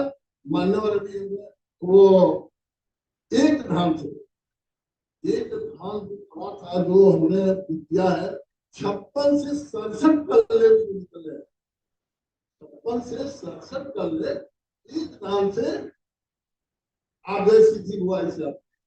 दूसरी बात, पानी का भी थोड़ा अभाव हो गया, तो बहुत उस पर वो नहीं कर रहा। एक बात जरूर है कि संसाधन की जरूरत है, जैसे हम सीधी बुआई करेंगे तो लेजर लेवल की भी बहुत ही जरूरत पड़ रही है। बिना लेजिंग, अभी डॉक्टर साहब बता रहे थे, वो लेजिंग से लाभ है कि खेत बराबर हो जाएगा और पानी बराबर हो, तो लेजिंग का काम भी हम कर लेंगे, क्योंकि लेजिंग का काम तो हम आप जो है मई में, आप 1 मई से लेकर के और हम 10 मई 15 मई तक कर सकते हैं। जब गेहूं हम काट लेते हैं तो खेत खाली हो जाता है, उस बीच हम लेजिंग का काम कर देंगे। और उसके बाद इसमें प्रकृति का भी बहुत बड़ा योगदान है। जैसे बारिश का होना, बहुत हमारे किसान साथी है जो उसको दिक्कत है, बारिश हुआ तत्काल वो सीधी बुआई करते हैं और उनका बहुत कुछ बचत हो जाता है। और जहाँ संसाधन है तो भाई पानी चला करके तो करना पड़ेगा। तो पानी चलाने में अपनी अच्छी बात है, सरकार ने बिजली का वो डीजल का फ्री कर दिया है, लेकिन अच्छे शुल्क नहीं दे रही है। तो मैं उत्तर प्रदेश सरकार को बधाई दे रहा हूँ, भाई इन्होंने तो बहुत अच्छा काम किया। यही सब बातें हैं, सीधी बुआई पर हमारे यही चल रहा है। तो ज्यादा बातें, सारी बातें तो यही आप इंग्लिश के ही माध्यम से बोल रहे हैं, बहुत कुछ इसमें भी पकड़े हैं, बहुत कुछ समझने का भी प्रयास किया। मैं अपनी बारी पर विराम देता हूँ और समाज के जितने हमारे वैज्ञानिक गण हैं भाई, और आप मजबूती से काम करें। आपने देश को समृद्ध बनाने का काम किया है। पहले हम लोग बेच नहीं पाते थे, धान गेहूं बेच नहीं पाते थे, सिर्फ वैज्ञानिकों ने इसको रोक दिया। तो हमारी इस स्थिति में है कि हम दूसरे देश को दे रहे हैं, हम फ्री का राशन दे रहे हैं। तो इसके लिए बहुत बहुत आप सभी को बधाई। जय हिंद, जय भारत। धन्यवाद पाठक जी, आपने खूबी के साथ की खूबियों को बताया, कैसे आपने सफलताएं प्राप्त की और कैसे ये हमारे देश की समृद्धि में ये तकनीकी से ज्यादा उत्पादन के माध्यम से हम सबको फायदा मिल रहा है। Little bit. In fact, he told that 8 years back he started working in collaboration with CISA, and that time the machines which he was using, it could not get succeed because there was some problem. Later, zero till happy seeder, he tested several machines, but finally once he started direct seeding with the lucky seeder, this machine was quite useful, and now he is getting very good yield. As he mentioned, about 30 quintal per acre. At hectare level, I can say 75 quintal rice production currently is getting with the direct seeded rice at his field. And he mentioned that in this seeder, the less quantity of seed is required, and there is a saving of rupees 1,500 in the seeding itself. And apart from this, higher yield, 8 to 10 quintal per acre means on a hectare basis, 20 to 25 quintal additional yield is getting. So you can see the economics behind it. Also, he mentioned that this technology is suitable once water scarcity comes. So water saving is also there. And one suggestion he gave that laser leveling coupled with direct seeded rice will be more useful because it enhances water efficiency, nutrient efficiency, and uniform growth. So whatever we apply, pesticide, weedicide, that works very well. And the another things he shared the experiences about wild rice which comes in general in direct seeded rice free. There is experience with the support of Dr. Malik. He could able to control the wild rice in the field. So that sort of technology has to be spread out at a larger scale. And he mentioned that government should also come forward and support for providing this kind of lucky seeder machines and laser level, etc., so that that seed can be taken at a large scale. Thank you very much. Thank you, sir. Now we move on to the end of the session. So before going to closing remarks by Dr. V.K. Singh, so we can have a couple of questions maximum. So if anyone has question, please introduce yourself and please ask only briefly question because we don't have time. We can go with only one question because we have already started our time.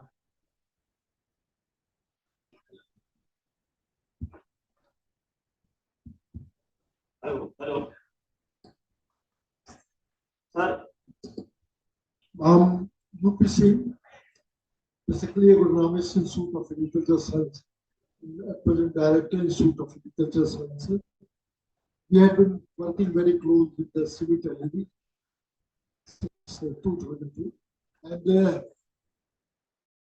I have no much question, but some of the observation. But if you push the conservation agriculture based diet rice, then it will be more fruitful in terms of the soil. I agree with the Mahesh. So we have tried some of the options like third water system in Eastern UP also, but unfortunately we are not happy, or farmers are not very happy because some of the issues. So some, if the technology is certainly perfect, we should organize traveling seminar of the farmers from Eastern UP to Punjab. They get back the knowledge and other things. So my concern is that yesterday we have been also talking that Punjab is little bit deficient in the yield penalty, something like that. But our experiences are very clear that we are getting. Mahesh was also sometime back, another group, and Virender, that we are getting 7.5 tons because our soils are very good in respect of the soil. But mind that we have to go with the perfect knowledge, skill, and if government has to push the technology, so it is very important that how we are delivering to the technology, how good machinery and other things. So that is my comments, and I wish you all success for the promotion of the DSR, and I do hope that DSR will increase in future, because that is future, and even this technology is not very old or forefathers, but we have to do only that, fine tune the machinery. Madraj Jadid is there, and we also have some machine for the sponsor. That machine is still working at farm. And thank you, Jadid. Thank you very much. So there one question. You want? Hello. I think before that we already have one more question. Please go ahead. So I think we will go. This is the last question. We already have time running. के सभी लोगों को नमस्कार। मैं पानीपत से हूँ और मैं भी हिंदी में बात करूंगा। मैं कल से सारा डिस्कशन सुन रहा हूँ और डीएसआर पे बहुत बड़ा काम हुआ है और मैं भी बहुत पुराने समय से डीएसआर कर रहा हूँ। बासमती में मैंने 8.5 टन हेक्टेयर पे पैदावार लिया है, तो इसकी खासियतें और बहुत सारी बताई गई, लेकिन कुछ कमियां भी अनटच छोड़ दी गई, जिसकी ओर अभी किसी का ध्यान नहीं दिया। और मेरी वो बहुत बड़ी एक समस्या मेरे लिए। समस्या क्या है कि इसमें अभी भी पर पेनिकल 2 से 3 फॉल्स ग्रेन आ रहे हैं, जिसको हमें दाने में कन्वर्ट करना होगा। वैसे तो पैदावार में ट्रांसप्लांटेड से ज्यादा भी ले रहा हूँ, लेकिन क्या है कि उसको भी मैं उस कमी को दूर नहीं कर पाया अभी तक। इसमें जो फॉल्स ग्रेन आ रहे हैं, पर पेनिकल 2 to 3 ग्रेन पर पेनिकल आ रहे हैं उसमें। दूसरा ये है कि इसका हेक्टोलीटर वेट जो है वो ट्रांसप्लांटेड से कम आ रहा है। तो अगर ये दो चीजें हमारी दूर कर दी जाए तो मैं कहता हूँ कि हम इसमें पैदावार बहुत ज्यादा बढ़ा सकते हैं। ये किसी पर्टिकुलर अकेले आदमी को मेरा क्वेश्चन नहीं है। इस हाउस में मल्टीनेशनल कंपनियों के नुमाइंदे बैठे हैं, बायो कंप्लाइंट और बहुत सारी फर्टिलाइजर बनाने वाले भी, बहुत सारे मैन्युफैक्चरिंग भी बैठे हैं। और इस टेक्नोलॉजी में जो काम हो रहा है, ये 2 कंपनियों को अभी अनटच छोड़ा गया है, जिनका इस पर भी थोड़ा प्रकाश डालने का काम।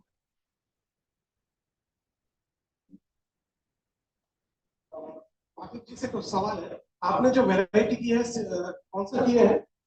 जो आपने झंडा धान के लिए जो वैरायटी की है, और V D rice, which variety you have grown this year? अच्छा, आपने सिया धान 812 ही किया है, मालिक से पता चला है। तो वीडी राइस आपके फील्ड में किस कंपनी नियंत्रण हुई है उससे?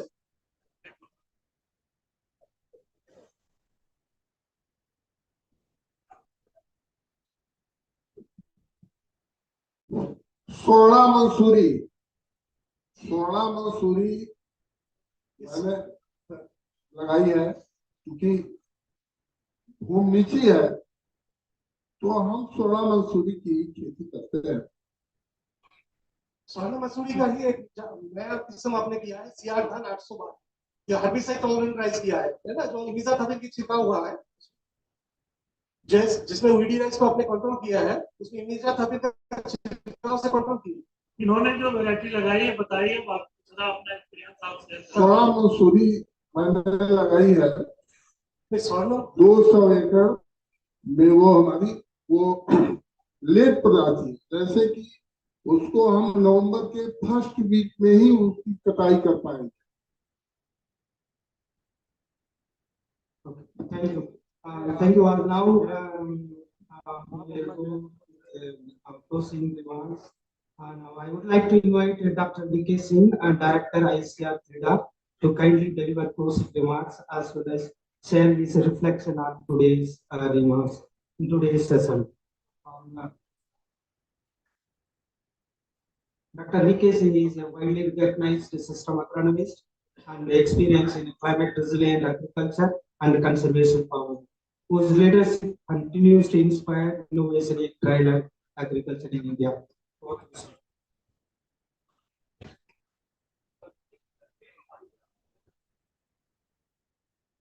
Thank you, Puneet.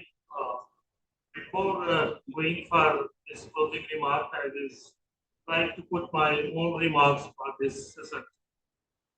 In fact, I am director currently for Central Research Institute for Dryland Agriculture. Our mandate is to work on dryland, rainfed, and climate resilience.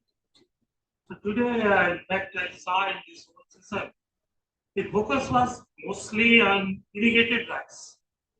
But still, we have 48% area in the country in rainfed rice, rainfed, and rice is grown in a large scale. Some of the experiences from our network I would like to mention. Direct seeded rice is very much important, and that is the only key how we can boost the productivity in rainfed. So we have to have more focus on that area also. Some of the work like rice growing with the conservation furrows in the slopy land to conserve the moisture. That is one strategy by which we can ensure the moisture availability when dry spell occurs in wet places. Another is we have a big network across the country under the NICRA program, and we work in almost all the states with all 151 KVKs. And we find this red seeded rice in rainfed region is not only moisture management coupled with the nutrition, coupled with the time of seeding, and also most importantly, timely agro advisory services. If you provide, we can enhance the productivity of red seeded rice in rainfed regions. The another important aspect, as it was mentioned by all, the machines are mostly meant for these irrigated ecology where soil depth is very high. In rainfed region, particularly in states of Telangana and parts of Karnataka, the soil depth is very low, hardly 30 centimeter, 50 centimeter. So that sort of mechanization we have to think of, which is almost neglected. So we have to have how we can go for making the soil surface suitable for seeding of the crops, means crop establishment. So that sort of strategy for rainfed I will suggest. So now here I will put my remarks on the conclusion of this whole session. In fact, it was a very engaging session, and I sincerely thanks to all the speakers, panelists, and other participants who were having very rich thoughts, very important discussions were made. In fact, a large number of questions were coming in our mind, but time was short. But we could cover a wide spectrum of the direct seeded rice and how this is being adopted in northwestern IGP as well as eastern IGP. Those areas, largely it was discussed. And you find that there are the options by which we can enhance the productivity, we can scale up it with the mechanization and appropriate economic practices. In fact, in this session, we had international speakers from Vietnam, from Cambodia, and as well as from Africa. So they have also shared their experiences of red seeded rice, what are the constraints, and what are the opportunity to scale up. Really, these are very interesting parts came during this discussion, and we find that uh, there is a need to have a more focused economic research, economic package development for red seeded rice, coupled with appropriate machinery which can be afforded by smallholders. And our participants and speakers, panelists mentioned in Africa also they have smallholder systems and situations like same in whole South Asia. So we have to take care of our smallholders as well as the input cost involved in this system. So these things were discussed in the system. The key messages emerge in the whole system that the success of DSR depends on the economic interventions such as package of practices, suitable varieties, field management, and crop establishment. Our mechanization should be affordable to the smallholder, and there is need to have more innovation in seeding technology. Custom hiring center for a smallholder can reduce the barrier of upskilling of this technology. So that is one area, but our own experience is only custom hiring cannot be. We have to have more entrepreneurship development, how to get repair machine at the site of the farmer's field, that is important. Then only mechanization can go ahead. The regional experiences shared by our friends from different countries, those are also very good, but there is many challenges. For that, there is need to have more partnership among the farmers, researchers, industry, policymakers, extension system, and private sector is essential. So today discussion give us a roadmap, that is we should have more focus research and development on the economic package of practices for ESR. We need to have more focus on appropriate machinery. Policy is also a key pillar. So encouraging policy so that smallholders can adopt it, and also capacity building of the farmers and extension agents who can translate knowledge to the practice is important to take the technologies forward. So with this, on behalf of organizers, I extend my heartfelt thanks to the chair to the system, who heavily shared also. I'm really grateful to you, sir. And also my fellow speakers, Hayes and Dr. Fuller, and also all the panelists, who has given their thought-provoking knowledge and ideas in these sessions. And I'm also grateful to Dr. Puneet, who has acted as a moderator and also guided us to run this session very smoothly. Hope that whatever we have discussed, we will carry forward this insight which we gained today, and we will take this thing in a complete action plan so that whatever the outcomes of this session as well as our plans that can go to real cultivators' field, and that is our aim. Thank you very much.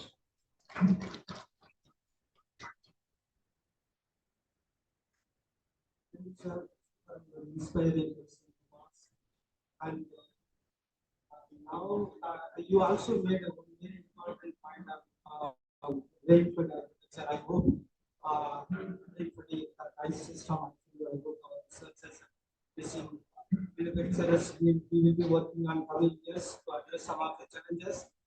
And I'm not going to thank everyone. Just I want to thank chair and co-chair as well as presenters and panelists.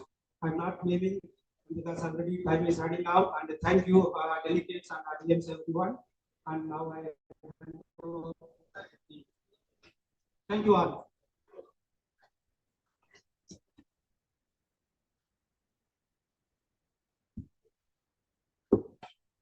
So thank you everyone again. Now we'll have a short tea break of 15 minutes, and we will reassemble here before 11:30 because we have another next session on carbon market potential for DSR opportunities and pathways. So we will start the session on dot 11:30. So I request to everyone to be to gather here before 11:30, and please enjoy your tea break. Thank you.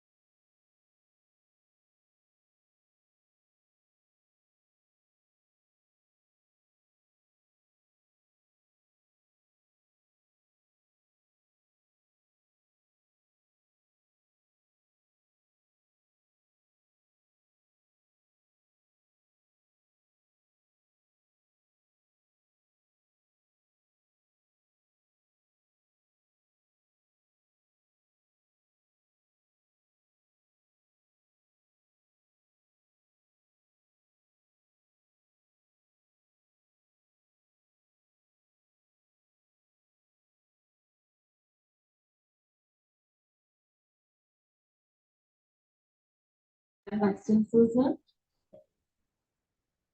Now, I would like to request Dr. Vikram to felicitate Dr. Sandeep Gandhi, HOD Agriculture, Energy and Power Division, ICAR, CIEE. Now it's time to felicitate Dr. Aarti Bhatia, Principal Scientist from ICAR, IAR.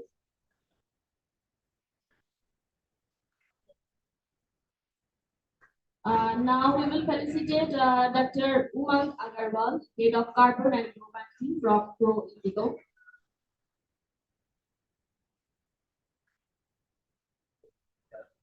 And I would also like to request Dr. Patil to felicitate Mr. Neeraj Mahanti, Managing Director and CEO from Core Carbon X.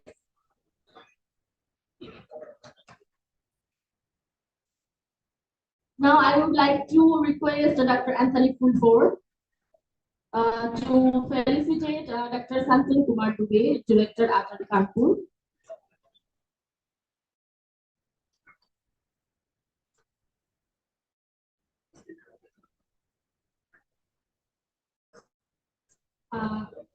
Dr. Fulford, please felicitate Mr. Naveen Vivek Country Project Lead, Core Project, GIZ.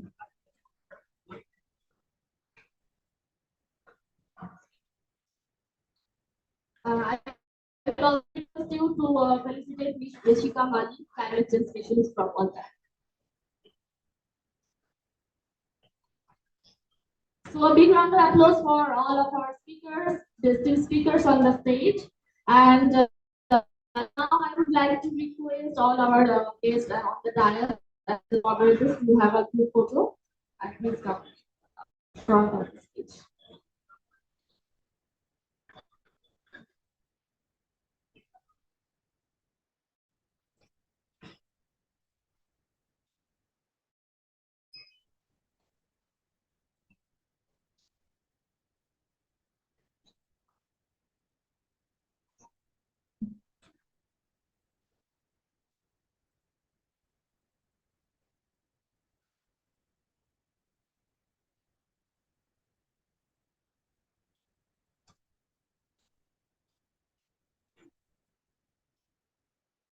Thank you. And now it's my privilege to hand over this session to our moderator who will guide us with the presentation and the discussions. Thank you. Thank you, Riddhi. Good morning, everyone. My name is Patil. I'm privileged to once again welcome you all to this important and very interesting panel session on carbon market potential for DSR, possibilities and pathways. As we have seen since yesterday, that DSR represents a complete shift towards a transformational shift towards low emission, resource efficient, and climate resilient price-based system. So, to set the tone, I think I just briefly highlight about the structure of the session today. So, we'll have a set of expert presenters today, and we will have presentation from them, and followed by an eminent panelist here to have a discussion around market potential in India, and then we will have altogether Q&A session. So now to set the tone for this important discussion, it is my pleasure to first invite our chair, Dr. N.P. Singh, to deliver opening remarks and set the context for this session. So before that, Dr. N.P. Singh is a distinguished agricultural scientist and economic research leader, known for his outstanding contribution to crop improvement, particularly in pulses, and to the advancement of agricultural research and education in India. So his exemplary work has earned him several prestigious recognition and accomplishment throughout the national and international forum. Sir, I would like to welcome you.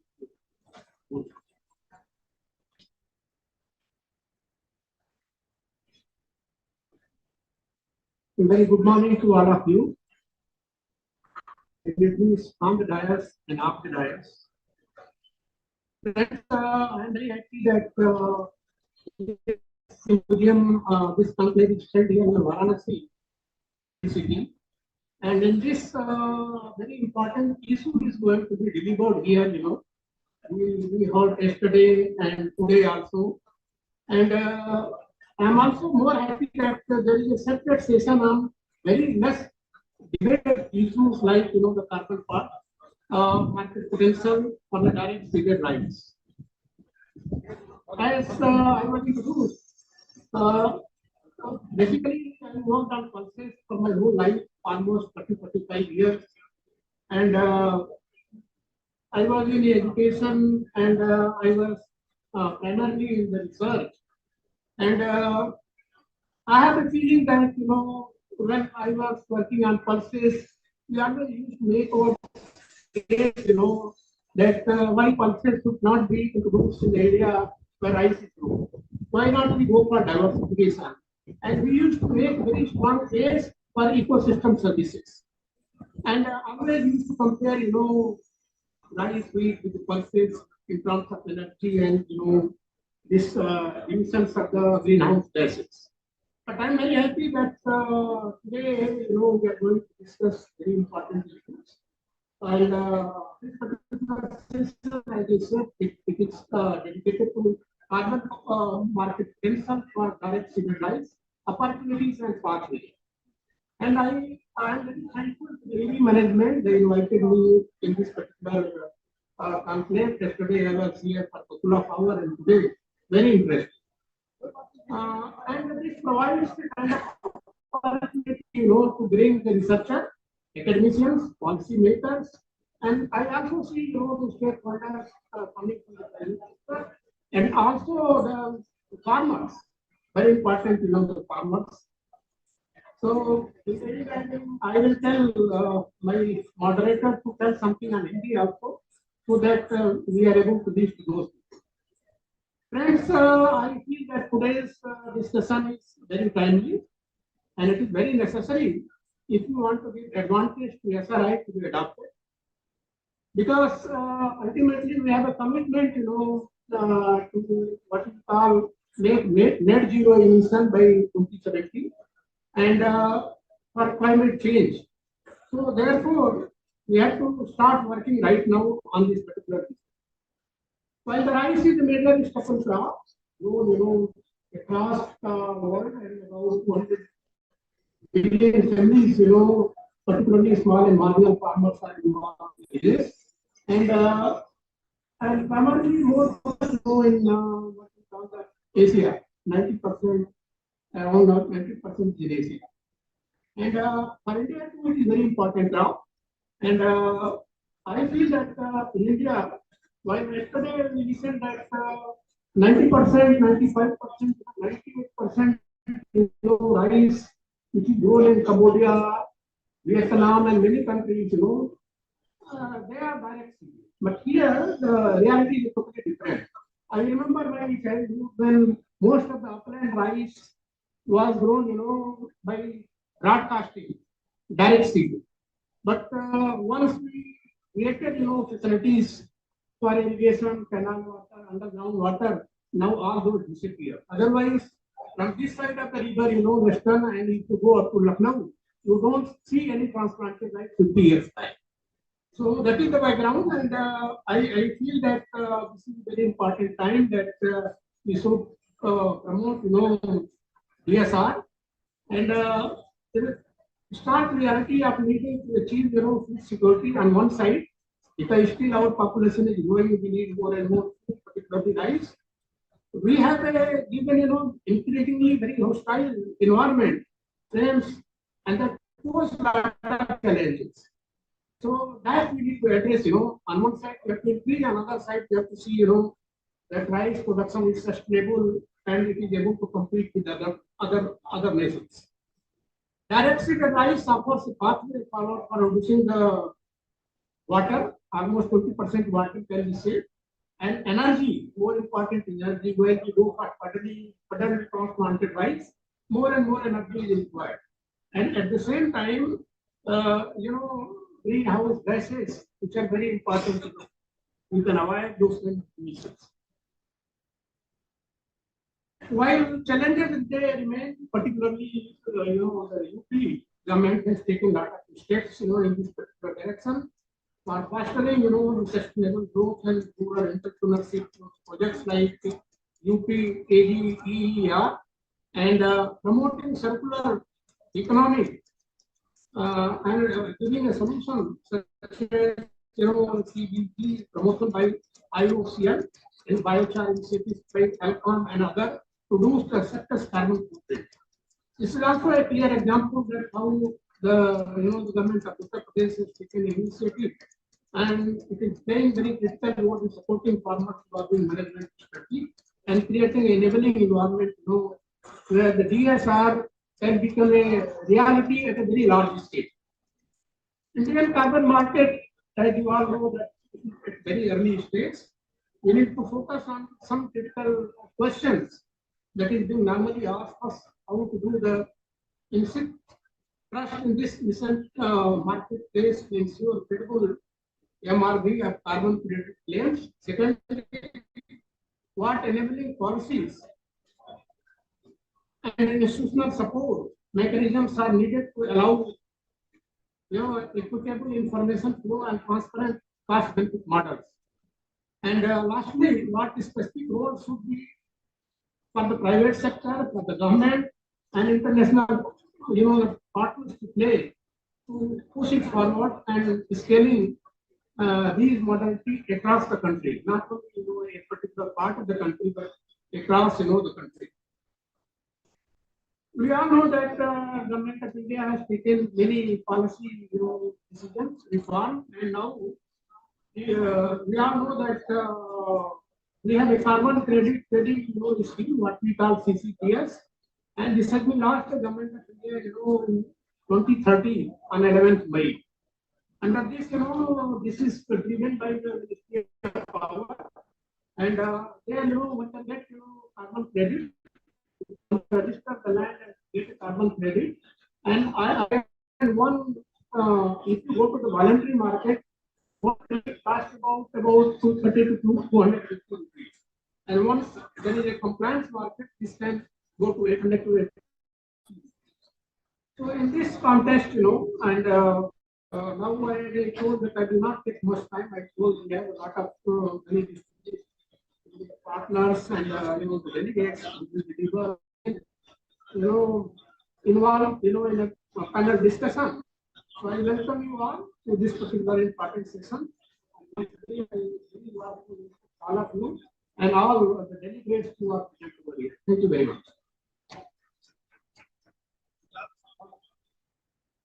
Thank you very much, sir, for your insightful remarks, especially on the importance of DSR and low emission practices in achieving net zero emission commitment. So now I'd like to we will move to the set of presentations. First, I'd like to invite Dr. Aarti Walia to make first presentation on emission reduction potential of DSR-based system and scaling process.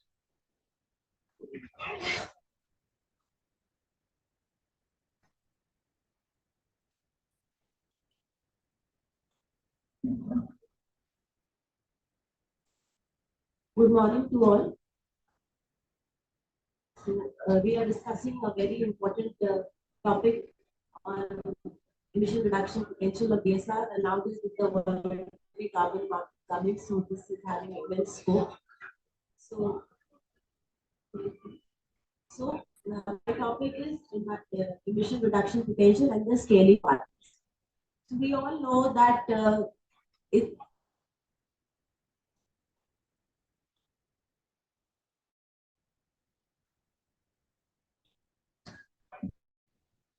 so here we see that 2024 has been a year, and to achieve the targets of that 1.5 degrees to 2 degrees temperature increase, we have to reduce the greenhouse gas emissions.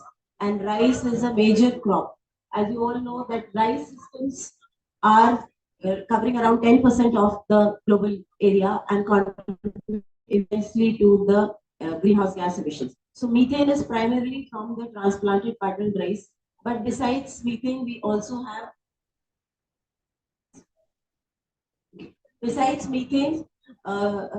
because of the intensive tillage and the irrigation requirements. So a lot of power credits are also being used up in the growth of the transplant bundle rice.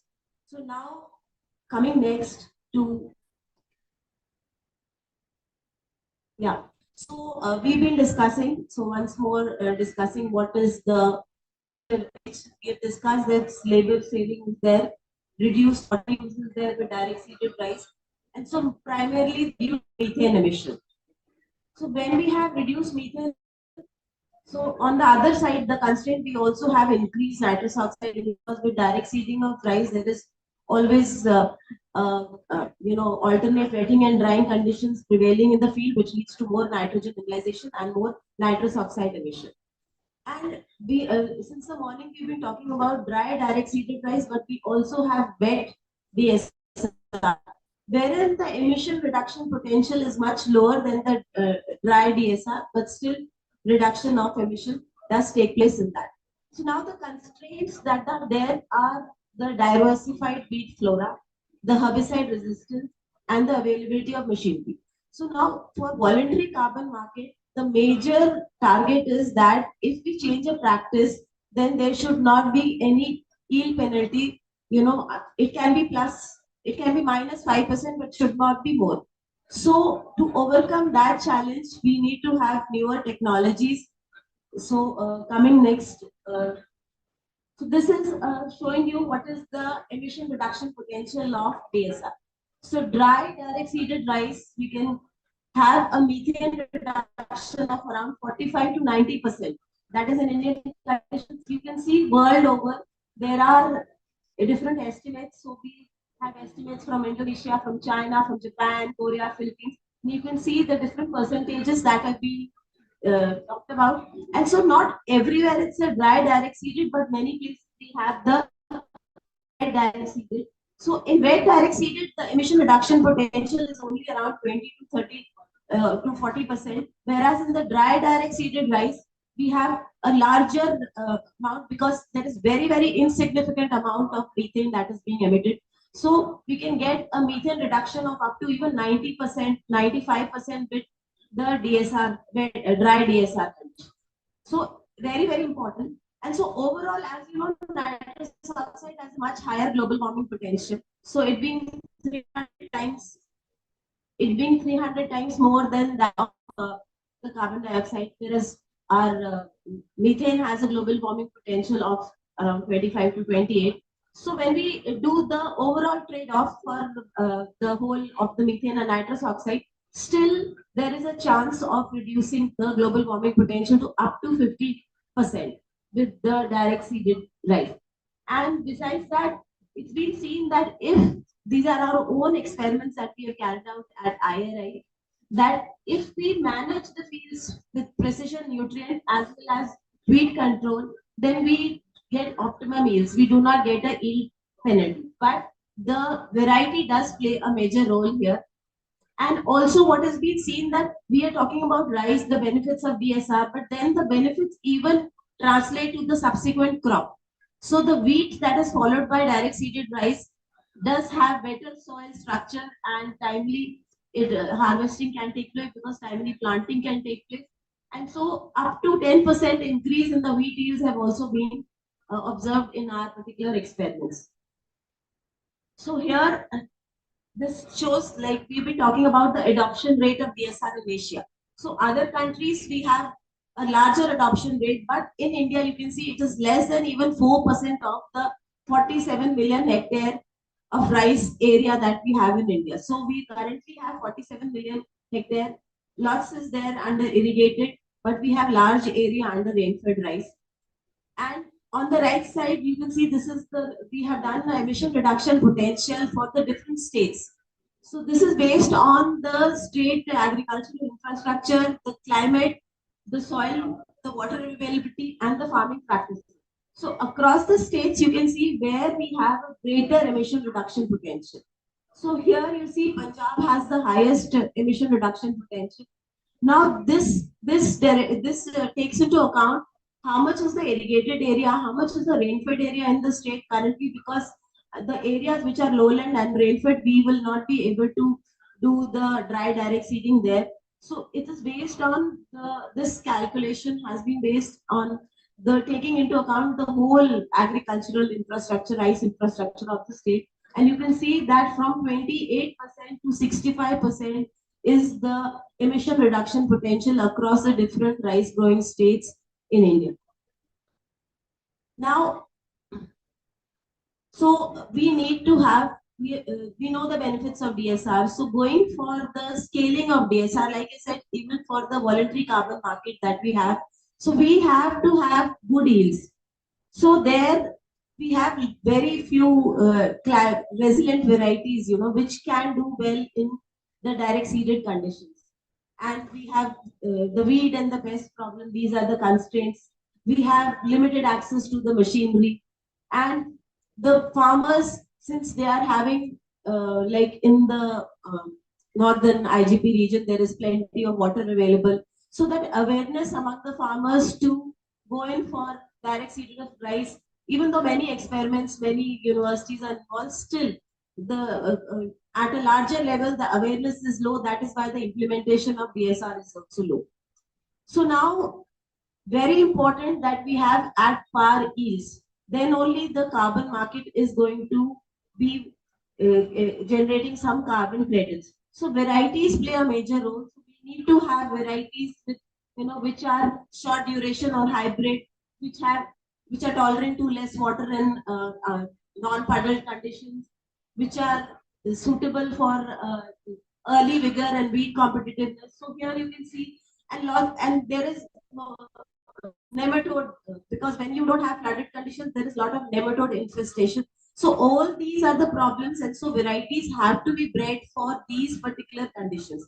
We need to have these characteristics in the varieties. And National Rice Research Institute and Indian Agriculture Research Institute have been developing these varieties, and you can see these are the direct seeded varieties that we are having. So if we have implementation of these varieties here, then there are chances that we do not have a yield penalty in direct seeded rice, and good credits can be generated because emission reduction is evident, but then the yield part is also very, very important.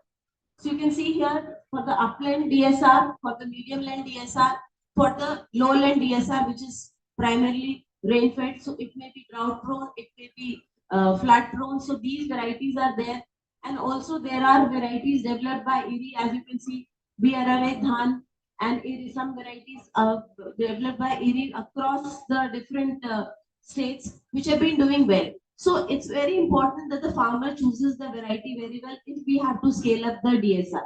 And IRI has recently developed for the northern IGP region, that is Punjab, Haryana, Northwestern Plains, two very prominent rice varieties of Pusa Basmati 1979 and Pusa Basmati 1985. And these varieties are the herbicide tolerant varieties. So here you can see that there has been a long time, since 2014, these varieties are being developed, and now we have these varieties in the field. And so these are herbicide tolerant, and so we can, in the standing field, even if DSR we have lots of weed problem, then with the weedicide application, these rice plants will be able to tolerate these. So here, very essential for the carbon market potential that we have these herbicide tolerant and resilient varieties to get a good reduction will be there, but to get a good sustainable yield. Then this is the policy and institutional support that is required for the scaling. So when we see, we know that it is there, but for the carbon market, as you know, our land holding are very small. So we need to have some policy and institutional support for upscaling the DSR. So here we have financial incentives, we have water efficient policies, because this is important. We have water efficient policies till the time we have electricity and irrigation availability. So there the water usage is going to be tremendous, and in that case a reduction in the emission would not be really that much evident. So here the custom hiring centers also play a major role, because custom hiring centers with the smallholders farmers, we need to have as we know that all the laser land leveler, the seed drills, they're costly. So we need the customer hiring centers to be playing a major role. And then very important is the public-private partnership here. Here the corporate sector comes into play because it's very important that like all the varieties that we talked about, so we have the last mile delivery of these varieties in the farmer's field. Recently, when we went for the Viksit Krishi Abhiyan, so we were promoting the direct seeded varieties and all, but at the farmer level, the availability of the seeds were not there. The availability, the good quality herbicides was not there. So here our private public partnership comes into role. So we have to ensure that good quality seeds and other inputs are available for direct seeding. And besides that, we have to train our rural youth in the DSR agronomy. These are some of the incentives which already we have been talking about. We have the Uttar Pradesh, where we are standing now. So we are having the UP Pragati, which is going on, which is promoting the low carbon technology. So I won't talk much about this, already being discussed. So here in this particular session, we have the other experts who will be talking about the carbon market potential. But what we need is that the carbon credit revenue flow to the smallholder farmer is essential. So we are having many carbon credit projects being established nowadays, but the revenue sharing models need to be really, robust so that our smallholder farmer is able to get the true share of, his whatever he is implementing his field. So it should not be a one-way generation of revenue, but it should be a revenue which is finally delivered to our those particular smallholder farmers. So here I would like to conclude that DSR has immense reduction potential of 20 to 90% in bed seeded as well as direct dry seeded rice, and up to 50% reduction in the global warming potential. And we need, whatever I've discussed, we need that the custom hiring centers and for the voluntary carbon market to go well, the farmer producer organizations and the self-help groups to come on board so that the farmers are enrolled for the carbon credit schemes of the voluntary carbon market as well as if there is compliance market. So then, and also if seeing is believing, so we need to have all good implementation of these projects so the farmers get attracted and they see that yes, these benefits are there. So larger scale display of the technologies in different particular localized locations, that is what is required. Thank you very much.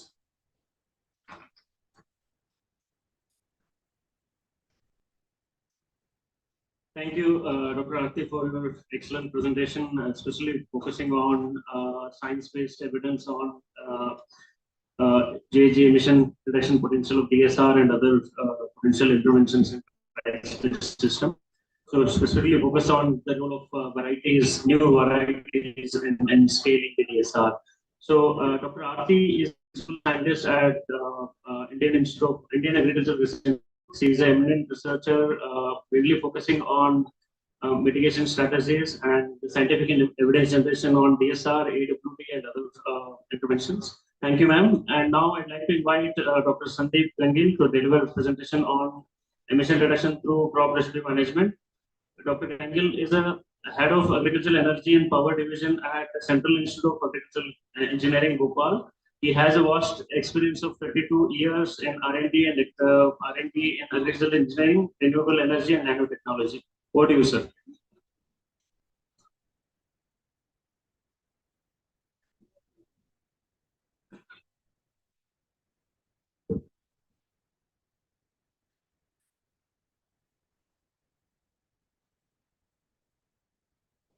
So, good morning to all. And Chairman, sir, and all the dignitaries present here, participants of this conference. I am Sandeep Gangil. I am from Indian Council of Agricultural Research from the Central Institute of Agriculture Engineering. In my presentation, I will mostly focus on the engineering intervention that can be done for utilization of the crop residues and what are the system and machinery that we have. And not only we have, some may other have, but we have a vast network to create a different type of systems technology for converting the crop residues into the useful. So starting with my presentation. It's just for the information, probably you all knows that we have a lot of basically burning in our country, and that is increasing day by day. Not to discuss much on this one because everybody knows of this one, and because of this one, the pollution is increasing, and we need to basically have the restriction on the burning of the crop residues so that the pollution can be reduced, and many other disadvantages that our agriculture is facing due to the crop residue burning at a different part of our country is to be tackled. So now directly coming onto the topic, because today I am discussing about the engineering intervention engineering systems that we have for the crop residues management. So here is, for example, we basically discuss two types of crop residues management. One is LCT, one is XCT. XCT is a top a lot because there has many schemes is going on, particularly in Punjab, Haryana, and Western Pradesh. One major scheme was basically introduced by the government of India by introducing the happy seeder and many other good machineries for basically dealing with the crop residues to incorporate the crop residue itself on the field. And there are some few developments also which basically uses the like the biodecomposer at the field itself. Even the mulching, we can leave on the mulching. So these all systems are available, and all the machines that are is not discussed much here because those are particularly happy seeder. Maybe now the super seeder has come. So those machines are already in the market, and we use and their benefits are already known. Now I will go to the different another aspect, which is basically executive management. Executive management has been talked a lot, but is not being practiced at present. So what is to be done in the executive management is basically to recover the crop residues from the field as far as possible, depending on our basically capacity and capability, engineering capability, what I should say. So on the basis of that, recover that and then use for other important purposes. What are those purposes? There are many purposes that we can do. For example, one is like baling is an organic thing because we have to bale it, collect it, bale it, and then stack it. That I will discuss further during the presentation. Opportunities we can create the briquettes, which are basically a solid fuels that can be generated using the crop residues that can be directly replace the firewood and a coal at a different places like where the furnace is being used. In a power plants also, in a captive power plants also at a different other place. And also biofuel and biochar is also being talked a lot. So now the next one is the what? So it is just a calculation that suppose if we try to use the complete that means the biomass potential, that means the biomass that is being burned, how much basically the that means total CO2 equivalent we can say. Like here we have calculated based on one research available here, and on the basis of that we found that total burn residue is 1/6 according to this publication, and so that we can basically say, so we can just say that how much carbon credit, it is a maximum potential that can be achieved. Now coming directly to that engineering part. So we need to collect it from the field. So we need to have a balers, obviously. We need to have a staking systems. That system, particularly one figure that I have shown is from Vashiarpur. That much staking, that is around lakhs tons of bales of the paddy straw is kept for power generation. So the third one, like shredding, then making a shredder, then obviously grinding, then bracketing, and obviously briquettes are there. These briquettes can be used anywhere where the firewood is used, where is the coal is being used. And there is a lot of machines available all over India, and it is already commercialized. And whatever that means, whosoever want to install the plant, he can install. So one is this. Another thing is, this is basically the previous one, which is basically having a diameter of 60 mm, 30 mm, 120 mm. Here is the pallet. Pallet is a 6 mm diameter, 8 mm diameter. These machines are also available, but there is a lot of demand of this one. Government of India has introduced that about 10% of the crop residue, that is the coal, is to be replaced at the NTPC power plants. At present, the demand is not being that means our system could not meet the demand of that. So this is another aspect. Now there is another thing that we can create the crop electricity from the crop residues. We can basically create the liquid from that one, and that can be gasified. That means we can make a fuel gas, and that is to be used in a gas engines, and electricity can be generated. Around 1 unit of the electricity can be generated from 1.25 to 1.4 kg of the biomaterial. This is another type of system that we already have. In this one, this is a briquetting with binder. We have to mix some binder with this one. So paddy straw, soybean straw plus something, and that can be made on this one. So these briquettes, this system is available with us, and this is basically creating a very good domestic fuels, which can basically give the domestic fuel to the rural domestic energy supply system. Now coming to another thing, which is basically till now I discussed, we need to collect the biomass, we need to basically briquette it, and we can use that briquette or that fuel at different places.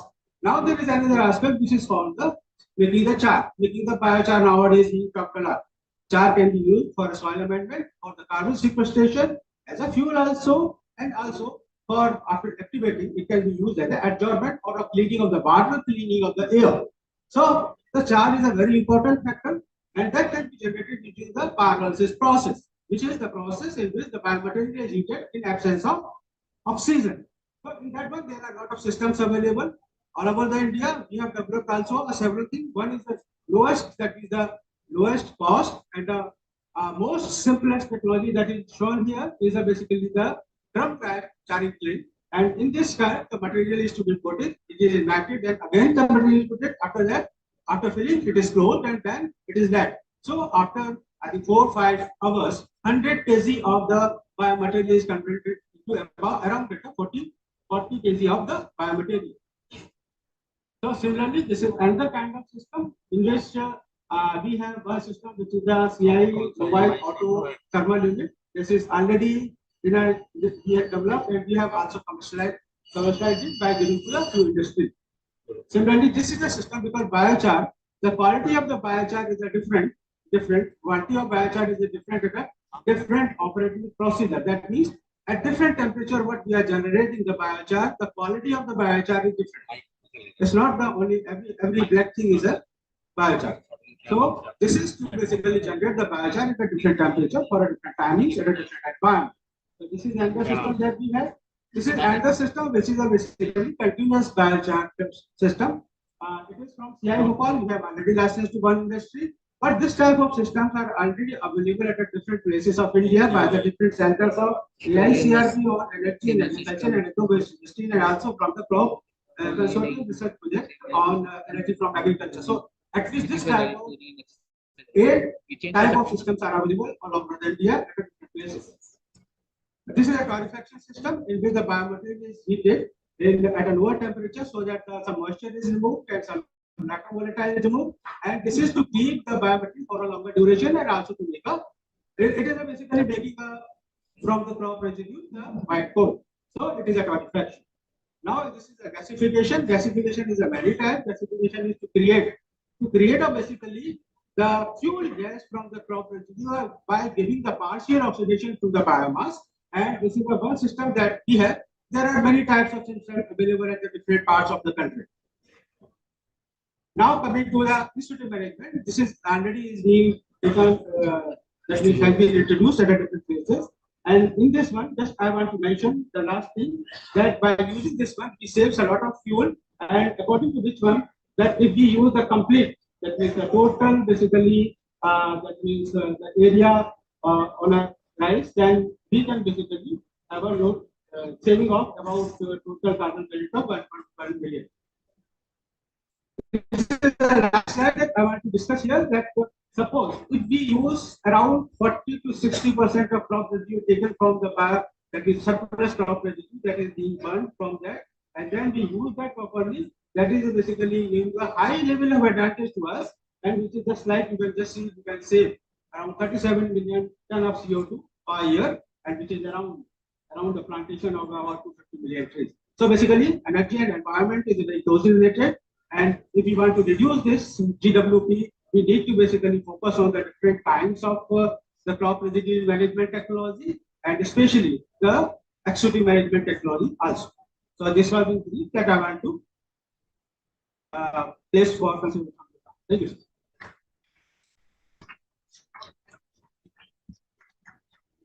Sir, for your presentation on crop residue management and emission reduction.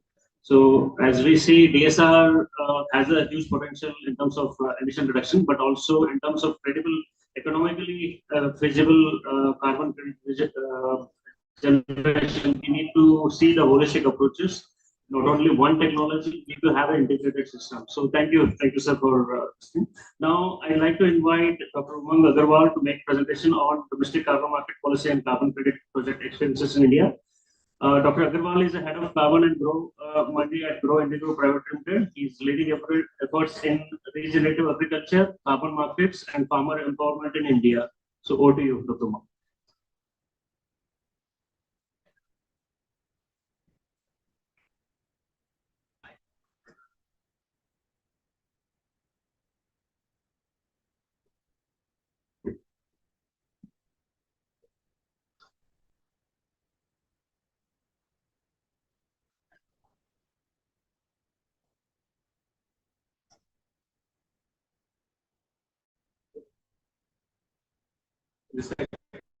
Chair Dr.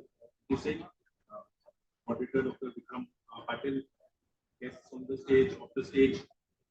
Thank you for inviting me, and thank you for very strategically placing me after the scientific and the management piece, because it makes my life easy to explain things. Just waiting for the right presentation to come up. But to begin, I'm from Grow Indigo. Grow Indigo is a company which has been in operation in India for almost 7 years now. It's a joint venture between two companies. One is an Indian company called Mahiko, famous in the seed industry, and the other is an American company called Indigo Agriculture, Indigo Ag. So these both companies came together and they are a partnership of these companies. So we work. So Mahiko and Indigo together form the joint venture to form Grow Indigo. We work largely in 3 business verticals. The first one is biologicals, in which we have a range of agri inputs which are based on biology and not chemistry. So provide alternatives to synthetic inputs to the farmers. The second is India's largest carbon program. It's a bouquet of 6 carbon programs with various registries, of which I will talk a bit more in detail. And the third is Clear Harvest. Clear Harvest is our scope 3 emission reduction business, in which on the right side that you see the image of low carbon rice. Basically, we work with farmers to reduce emissions on the field using biological products and carbon MRV system, and ensure the traceability of that rice from field to factory gate, and provide it to the food companies who can claim emission reductions in their value chain. So these are the 3 businesses that we operate in, and what you see is that, in a way, we are looking at regenerative agriculture holistically, not only carbon systems, not only biological inputs, but looking at it together, because we believe that we have to move from chemistry to biology, and this is what Grow Indigo is doing. So we offer farmers a bouquet of options when it comes to carbon markets. We have almost 300 people on the field who are every day interacting with the farmers, helping them transition to agriculture practices. Almost 2 million acres, more than 2 million acres is right now enrolled in our programs in 7 states, including Uttar Pradesh. And 5 years back, we listed the first program from India in the carbon markets using the latest methodology. And our programs cover a range of agri practices. So, of course, today's focus is rice. So, we do DSR and AWD, but wherever rice is in rotation with other crops like wheat, etc., we also do practices in wheat, like reduced tillage, nitrogen management, so on and so forth. Other than that, agroforestry and biochar, whatever links to the smallholder farmer is something that we provide services for. Now, in the last 5 years, and this is data until last year, 2024, what we've achieved is almost 500,000 tons of carbon dioxide emission reduction, and I'll explain how. Almost 75% of the carbon revenue, I might raise the point that there has to be an equitable share of the smallholder farmer. So I can proudly say that at Blue Indigo, we transfer maximum value to the farmer. 75% of the carbon revenue flows to the farmer. This is a formalized process. And with DSR, we've saved almost 1.4 million liters per hectare in the regions that we operate. And of course, there are spillover benefits on particularly on women's health, because transplanted is largely women labor who are bending in the fields every day doing transplant. When we move to DSR, you see a lot of that health issues when it comes to backache and uterus problems, they go away. Now, all this is done with a lot of rigorous science on the back end, with extensive multi-season soil samples to 30 centimeter of soil depth, and also multi-season methane flux trials. This is all the data that goes into generating a carbon credit, because carbon credit is nothing but a data product. You cannot see carbon credit. It's a digital certificate certifying that an emission reduction has been made. Now, deep diving into DSR and AWD world, you can sort of in the regenerative agriculture landscape sort of segment DSR and AWD with two axes, right? Moving from disturbance of soil, which is less or more, and then climate impact or ecological impact is less or more. So, of course, transplant rice TPR on the bottom left is heavy disturbance of the soil and very low, low ecological function gain. Right? When we move from transplant to AWD, you are still disturbing the soil, but you are at least reducing methane.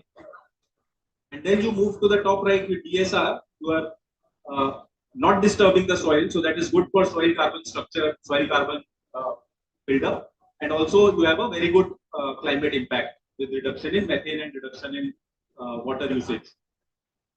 Over this, you layer biologicals or biochar or integrated weed management. You just shift this curve up, where impact of this whole thing goes up. And what we are looking at is very measurable KPIs, key performance indicators. So, what are the number of dry days in AWD or DSR? What is the reduction in methane emissions? What is the water productivity? So, we are actually installed water meters at the tube wells to measure how much water is being used for irrigation. Of course, soil carbon trend we get with the soil carbon soil sampling, and the herbicide usage which comes from the farmer survey. So these are very outcome based programs that happen on the field. Now, final two slides on, I was asked to present something from our learnings and what can the scientific community and the policy community, what will our feedback be. So we know, and yesterday, today, and even tomorrow, people will talk. DSR reduces methane, AWD reduces methane inward. But what are the gaps in scientific literature? Right. So gap number one is that we find a lot of data on soil carbon increase when you move from transplant rice to direct seeded rice. But almost no researcher studies when DSR moves from, when a field moves from DSR to transplant rice. Right? And that is required because, at least from a science perspective, you want to know the carbon dynamics of the soil. And if that data is not there, the farmer cannot participate in the carbon program and cannot get the benefits of the soil carbon. Right? So almost all publications you will see that the baseline is transplant and they are moving from transplant to DSR. So this is one gap. The second is the emerging technology of methanotropes. Methanotropes are biological solutions that consume methane as a food source. So you spray them on rice plants and you have a huge reduction in methane. Now, there is almost no biogeochemical model that can quantify it. So what it means is you have to still rely on GHG chambers, which is very difficult to scale up when you are talking about millions of acres of farmland. So these are the two active research gaps. And finally, from the policy perspective, Dr. Singh already mentioned that SRI is included in India's CCTS program, that is the carbon credit trading scheme. But what we recommend is that the stacking of practices should be allowed, which is currently the framework is lacking.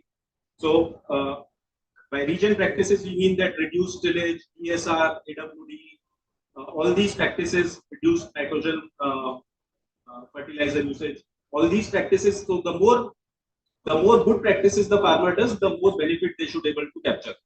As of today, as per the carbon market of India, only farmer can capture SRI. They cannot capture methanotrope benefit. They cannot capture AWD, reduced tillage benefit. The other is the made in India credits, agriculture credits. Why should they not be open for the international market? Right? So formalizing, a policy, there is a huge demand coming from airlines. International airlines from next year will have a huge demand for high quality credits, and India has a very good supply because 140 million hectares of farmland. So huge number of credits, high quality we can supply. So opening up that area will also benefit the farmers and also benefit the environment in India. So these are the two takeaways from the policy perspective. And with that, I think, thank you.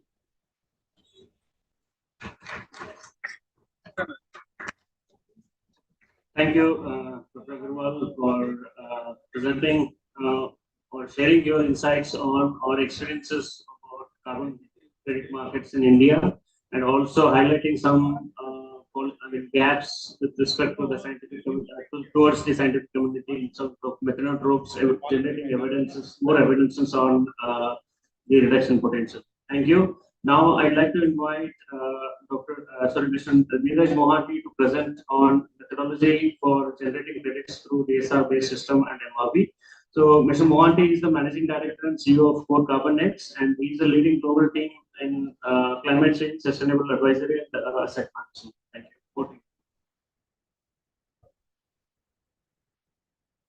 Thank you, Dr. Vikram, and AD for inviting us to give us perspective on the carbon market, to focus on the methodology and emerging. As already many of the speaker has told that what we have seen, there is lots of focus is happening that how we can really realize the carbon credits because of all the sustainable practices that can be adopted in the rice cultivation. So what comes, as you know, majority of the methane emissions, India contributes one of the aspects, around 10 to 14% of the emissions comes from the rice. And considering these cases, whatever we see last few years, majority of the agricultural productivity was developed around the rice cultivations. Because today, if you see in India, 4 productivity has around 3 in Vera, and around another 4 productivity under the gold standard has been registered. Issuance has only happened in 1 productivity.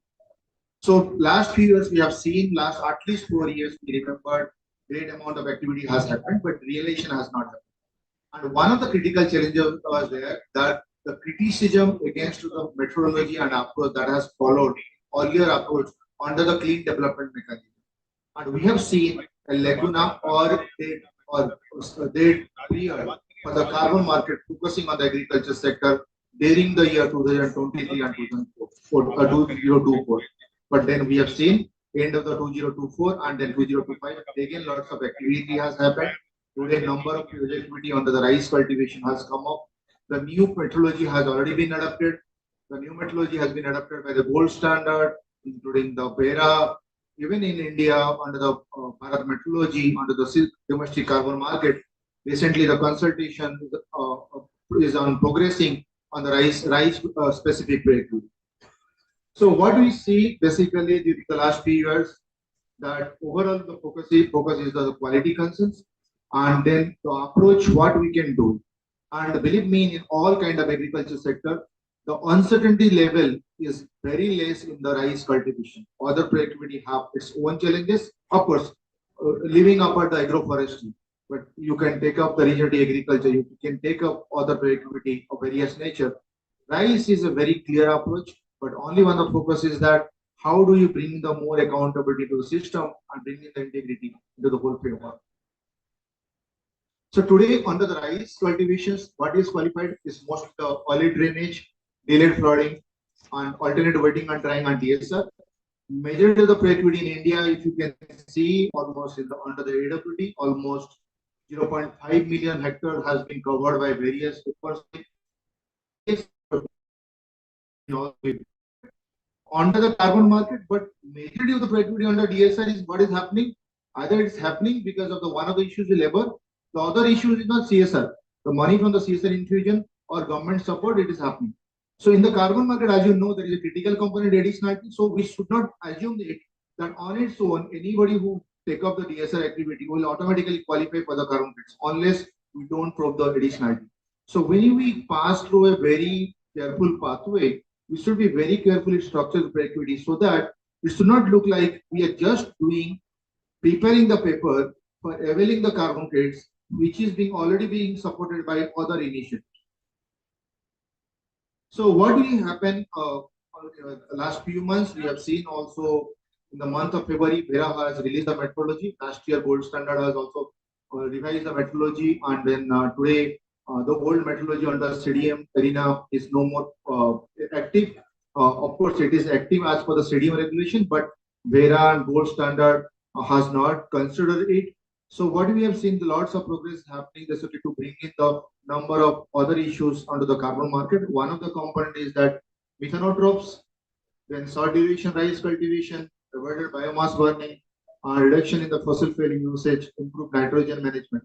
And all these components contribute a small amount of carbon reductions, including the major focus where AWD and DSR can really reduce the methane emissions.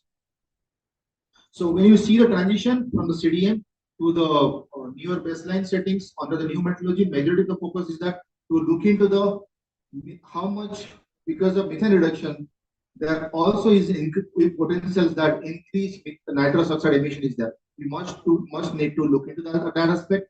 The other issue is that use the current or recent version of IPCC value 2019 default value for small scale productivity.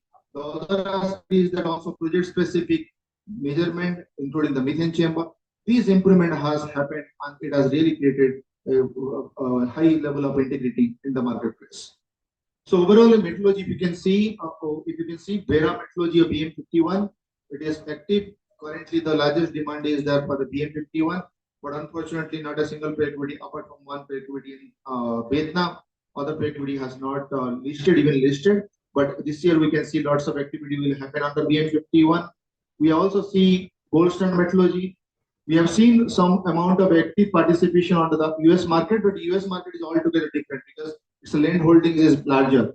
Then we have seen old methodology under CDM, but unfortunately nothing has happened now. There are only one productivity under the POA from India got registered under CDM, but no more CDM is active. But we can see that it will maybe transit to the Paris Agreement only if the Indian government will allow the agriculture sector under the Article 6.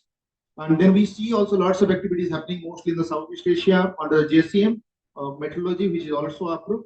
And today in India, under the domestic carbon market, we can see PM04 also under consideration.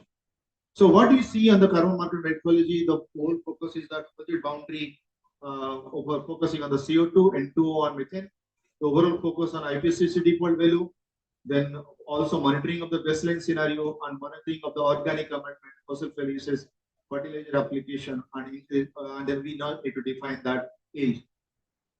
Overall, when you look into that one, as already other speakers told, agriculture always cannot be the rice focus only. We should not limit other practices, sustainable practices that can also result in carbon dioxide, that also results in GHG reductions.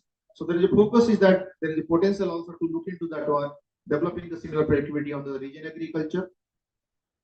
So what we look into that one today, there is a focus on that on small scale. We may use the IPCC for default value or country specific emission factor, but the whole focus is that how do you bring in the methane chambers measurement, direct measurements. The overall focus has been digital MRV. too much focus is happening on technology, but technology has its limitation. So today there is a flexibility there. We can adapt the measuring the data and recording the data from the farmer testimony, but overall focus is happening how we can bring in the digital MRV through the satellite. But there is a limitation how much, what cost we can bring it down. Today, from our experience, we can say digital MRV is pretty expensive. If any money is going from the farmer will get less amount of revenue. But then what may happen because of digital MRV, farmer, the carbon credit prices may be on the higher side, and that may compensate. So overall, the focus is that one aspect we need to look into the additionality and baseline setting. If India, we can really develop a baseline setting because lots of confusing data are available, even the research domain. Then we should also focus that the intervention should not result in yield losses, and then also issues on the permanent durability. So what we need to look into the challenges is that we have a smallholder farmer. How do you bring in the changes in the behavior adoption? The other aspect is the uncertain carbon market, the predictability and certainty. The other aspect is that alignment. How do we bring in and align to the existing work and bring in the carbon revenue to the farmer? So overall opportunity is that, as already Umang has said, the focus is that tomorrow the demand will be there under the CORSIA, under the Article 6. The government authorization is a must. We should look into that one, that how we bring in this kind of agricultural productivity under the Article 6, and that will really create a value for our farmer. Otherwise, you will be left out. The other opportunity, I said, as this journey, and there is lots of uncertainty, and if we wanted to retain the farmer and bring in the changes, what is necessary? We need to bring in the sustainability beyond the carbon revenue.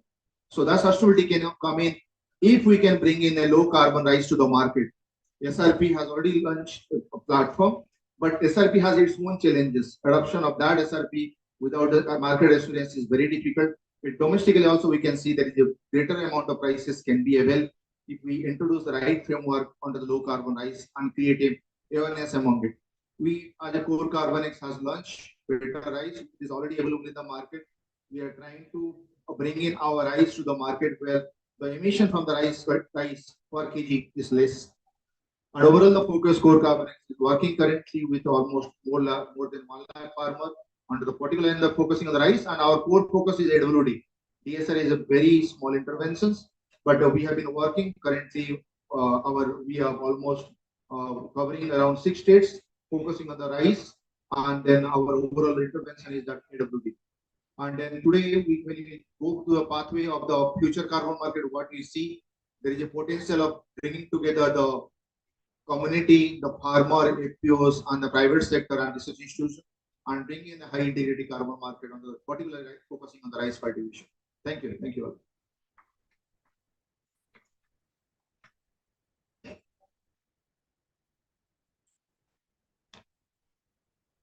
Thank you, Neeraj, for presenting on new developments in methodology, especially on revised baseline guidelines and also the role of the digital MRV system in the current context. So now I'd like to thank all the presenters for laying such a diverse and rich set of perspectives. These presentations have given us a strong technical, policy, and market ground to now dive into a broader conversation. So we will now move to the panel discussion where we will hear reflections and insights from our distinguished panelists. To begin with, now I'd like to invite Dr. Shantanu Kumar Dubey. He's an accomplished agricultural scientist and extension specialist with more than 3 decades of professional experience in India's agricultural research and development system. He is currently a director, ICR Agricultural Technology Application Research Institute, Kanpur. Sir, now to begin with, I'd like to bring you here to the conversation to share your experiences, like especially from the perspective of public sector in promoting DSR, and also what are the challenges and what policy recommendations would be required in addressing those challenges.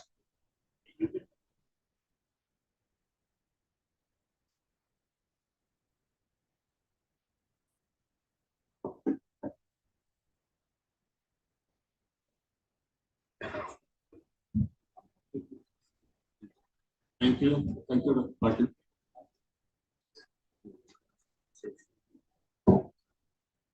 So it was really a very nice session on carbon credit and carbon marketing.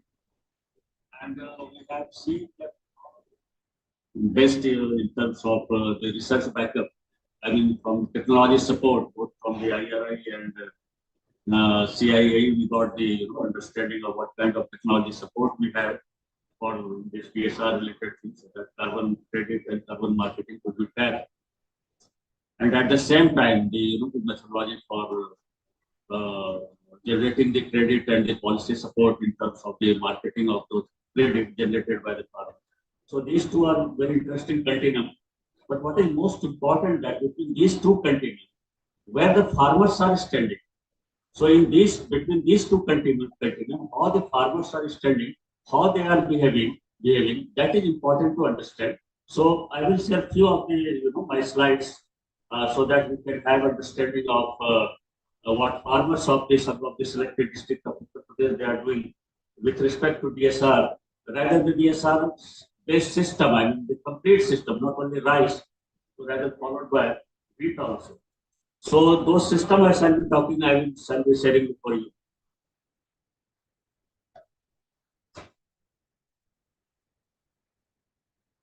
Actually, if you see, in Uttar Pradesh, we have got the 89 KVKs across the 75 districts. And in 3 districts, Gorakhpur, Gonda, and Bahraich, through our tripartite arrangement with partnership of JDS and ITC, Atari, and KVK, we did work with the on-farm, the assessment and kind of rather demonstration of DSR system and how it has performed. Total among 600 farms. So broadly, what we wanted to see.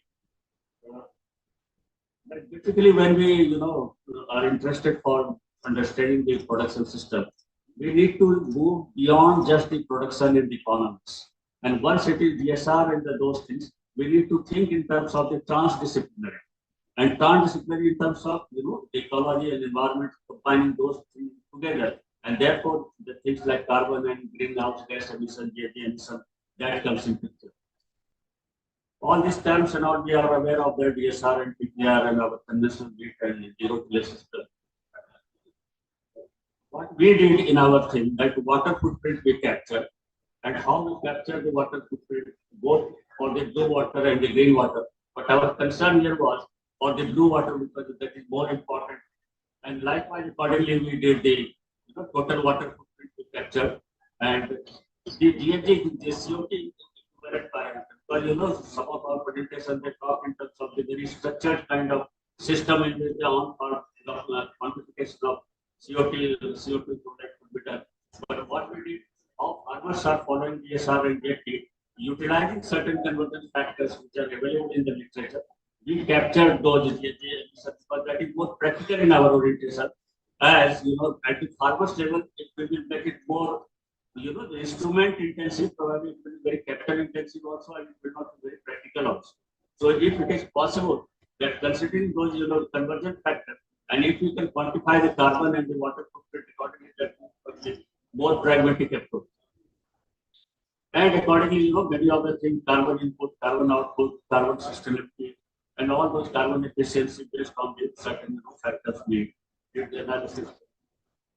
And now here we can see the DSR and TPR when we compare our blue water or irrigation water, blue water about 60% we could say.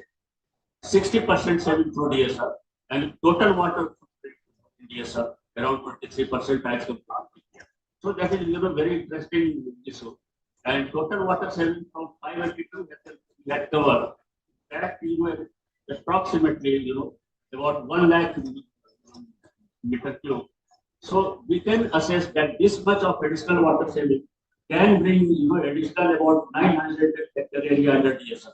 So that way entire flowing back of the state water to the system or bringing out the additional area DSR that can be saved. And if you just extrapolate for the saving for the next 4 years, that will be another very impressive picture and an additional area that we can bring out in the DSR. That is very magnificent. Likewise, again, zero tillage, of course, when we talk of DSR, it is not thought of or work out in isolation rather than the complete system mode, and therefore the zero to net bit is more important, as compared to CWT in this perspective, in the system perspective. And again, in this thing also, zero tillage also the blue water system to the extent of about 1,600 meter cube, and that additional saving will bring out the additional area of wheat under rejected. So those kind of projection, we have worked on that. And now this is the complete system, SR, JPW, as compared to TPR and CW. Now the whole system, if we take together, around 55% of water saving we can ensure as compared to TPR and CWP. So this is another very important, and overall, about 30% of the water saving that can be ensured in the entire system of DSR and zero tillage as compared to TPR and our CWP. Now this greenhouse gas emission, if you see that carbon CO2 equivalent, this is again, the almost six times more emission we have captured in TPR and everything as compared to DSR. This means the emission saving is around per hectare, you see, 3,000, carbon, 3,000 CO2. Now, on total of the 580 hectare area that we have, 186 million. So accordingly, the carbon credit we can assess one ton CO2, and accordingly you can see how much credit the farmer gets. And likewise, in the wheat system also, in zero tillage, we have the emission saving of 1 lakh CO2. Another very important thing. So that is altogether different in different system, around 1.97 million CO2. So based on these two things, which farmers are doing, all the farmer-centric learning in this entire mechanism can help us. So this is important thing that what variety, appropriate variety is important. All the breeding initiatives should be done. ERI is also taking these 2 points into consideration, and parallel technical session is going on. So those are the important things, the policy and institutions. What is important message I wanted to give to all of you, that from farmers' perspective, it is important to capture these 2 important. Thank you so much. Thank you.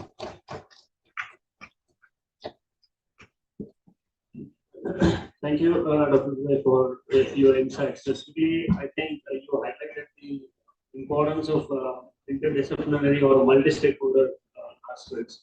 Now, with this, I'd like to invite Ms. Jessica Malik. She is a climate change specialist at World Bank, focusing on climate policy, finance, and modeling in South Asia region. She has a rich experience in this domain.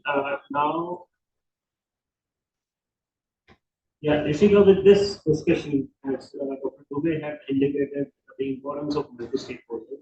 So, what role can stakeholder engagement and integrated approaches play in strengthening carbon markets in India, specifically? And how can we make these collaborations more effective? Yeah.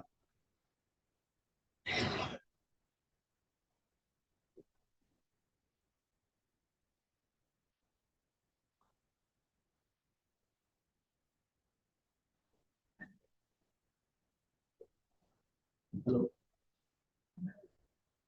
Thank you, Dr. Patil. I think, first of all, congratulations for hosting this session, and I think getting the speakers, the relevant speakers on the stage to discuss about the important issues. What I want to talk about is about their as we have seen now from the earlier panelists, there are different stakeholders.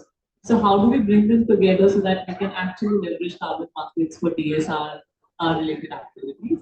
And it's basically about connecting the dots between farmers, data, science, and the most important piece, which is finance, and bringing them into one system.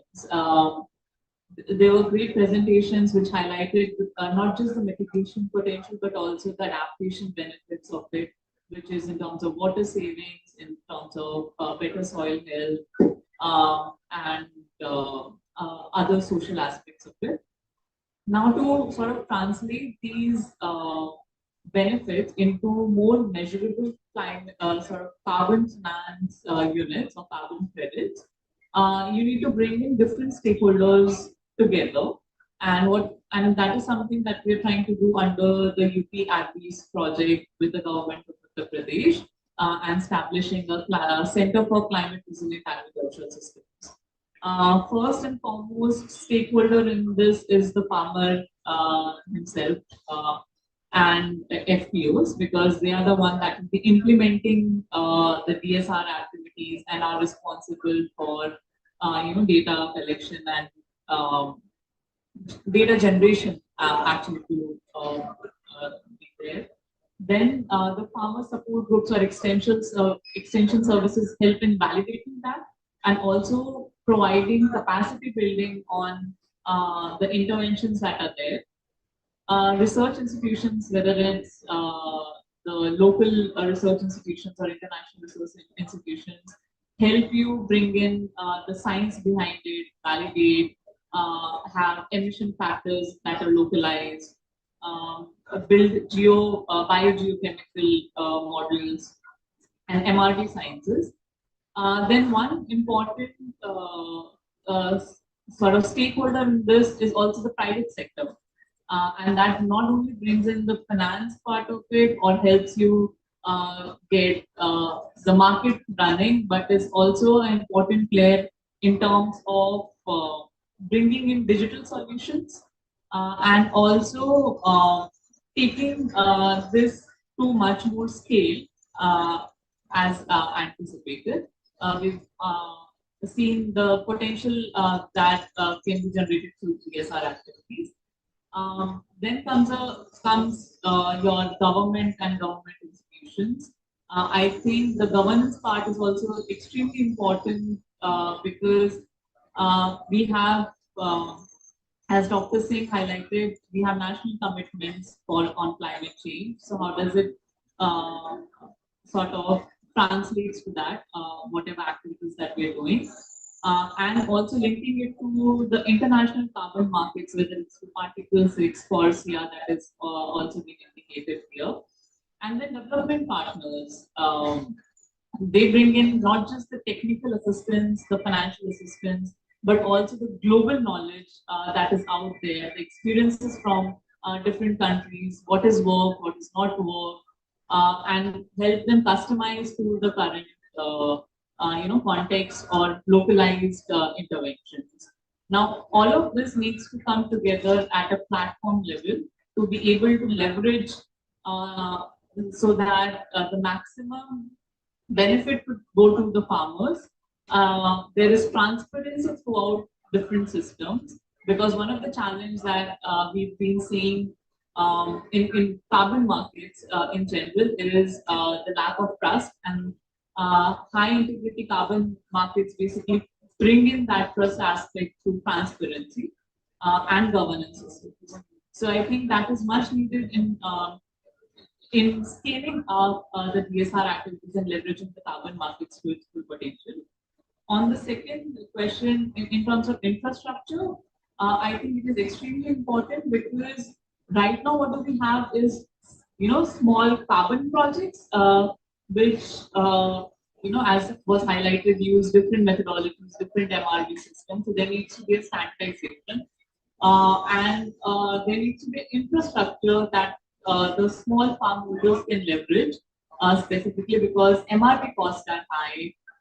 You need to bring in these different stakeholders that I mentioned together at one platform. So infrastructure is definitely needed, whether it's from the project development perspective, because farmers know how to basically do the interventions, but what intervention is needed, what data needs to be collected, what sort of benefits does it generate, how do you capture that, how do you validate that, all of that needs to be captured in a project development sort of module, and that can be facilitated if you have an infrastructure or a platform in place. It is also important to for us to share that benefit back to the farmers in the maximum capacity that you can. And this was also highlighted by our previous panelists. So how, and the state is already working on a digital public infrastructure.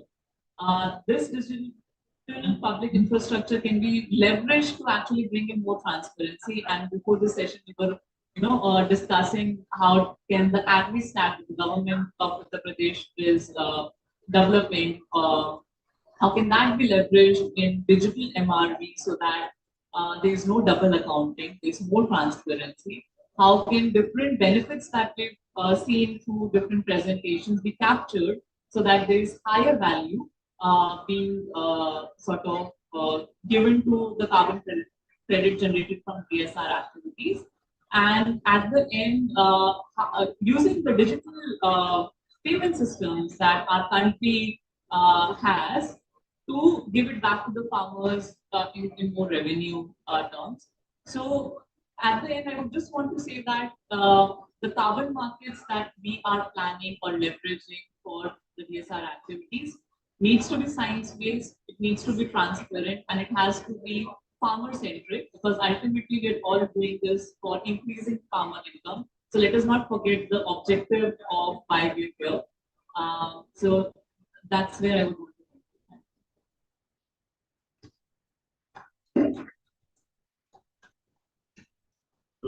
Thank you, Ashika, for bringing your this important perspective. As this whole ecosystem involves multiple stakeholders, so there is a need, because a lot of evolutions happen in the carbon market in India. There's a common platform required, and also infrastructure to build that common. That's really important. Thank you. Now moving on to Naveen. Mr. Naveen Horo is an experienced development professional with over 15 years of work in rural development, natural resource management, and livelihood improvement. He is currently working as a climate change specialist at DISA. Now, coming to you, given this, all the discussions have been, what are your experience and learnings from the rural development projects you are creating a team ecosystem for generating credits? Thanks a lot. I think first thing first, hearty congratulations to the organizer. It's quite a timely event, this DSR Conclave. And it's good to be towards the end where we have heard a lot of science, case presentations, a lot of experiences, and my task becomes much more easier now. I think one thing that I'm really, really happy, I have been taking out quite a few notes, that there is no dearth of science behind DSR or any sustainable practices in place. Right? Let's put all of these things in a context. Why are we trying to do this? We are food secure now. What is challenging for us when we look at, say, the Viksit Bharat Vision 2047 is really move from food security to more of nutrition security, more of sustainable agriculture. Right?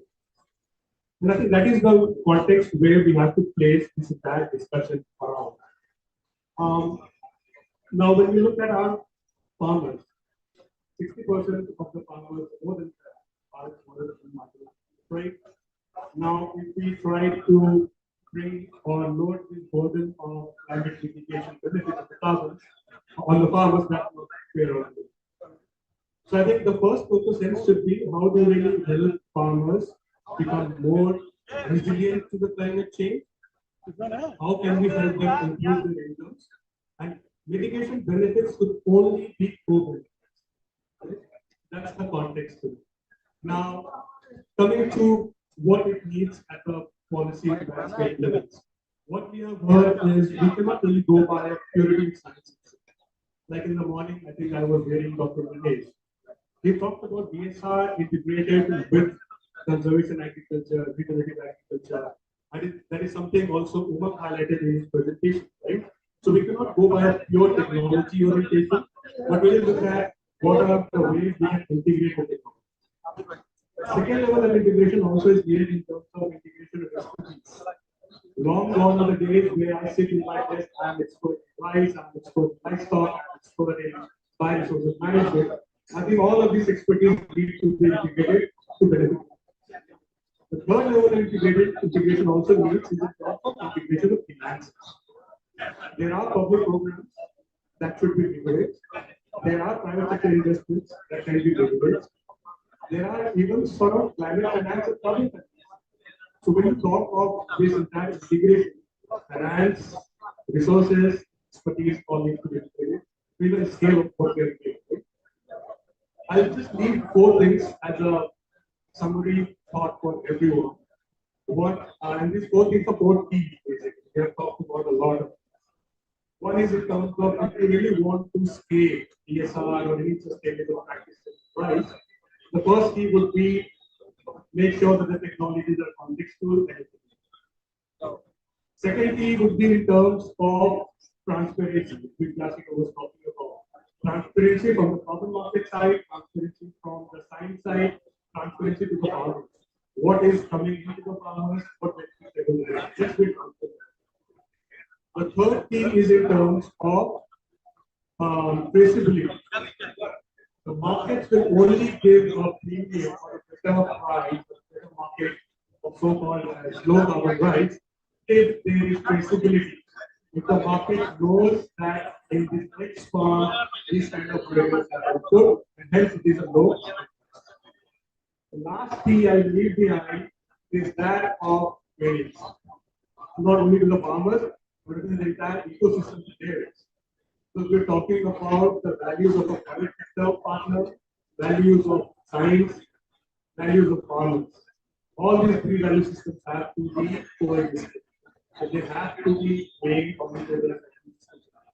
So I take a pause here.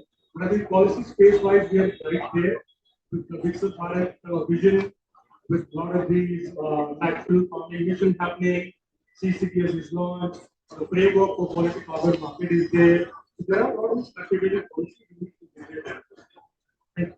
Thank you, Naveen, for your experiences based on some of the work you are already doing. So now, I think the discussion is really going interesting, but given the interest of the time, we have to pause now. Thank you all for all the panelists for such a thoughtful and insightful reflections. But finally, I'd like to invite Dr. Anthony Concord for giving a closing remarks.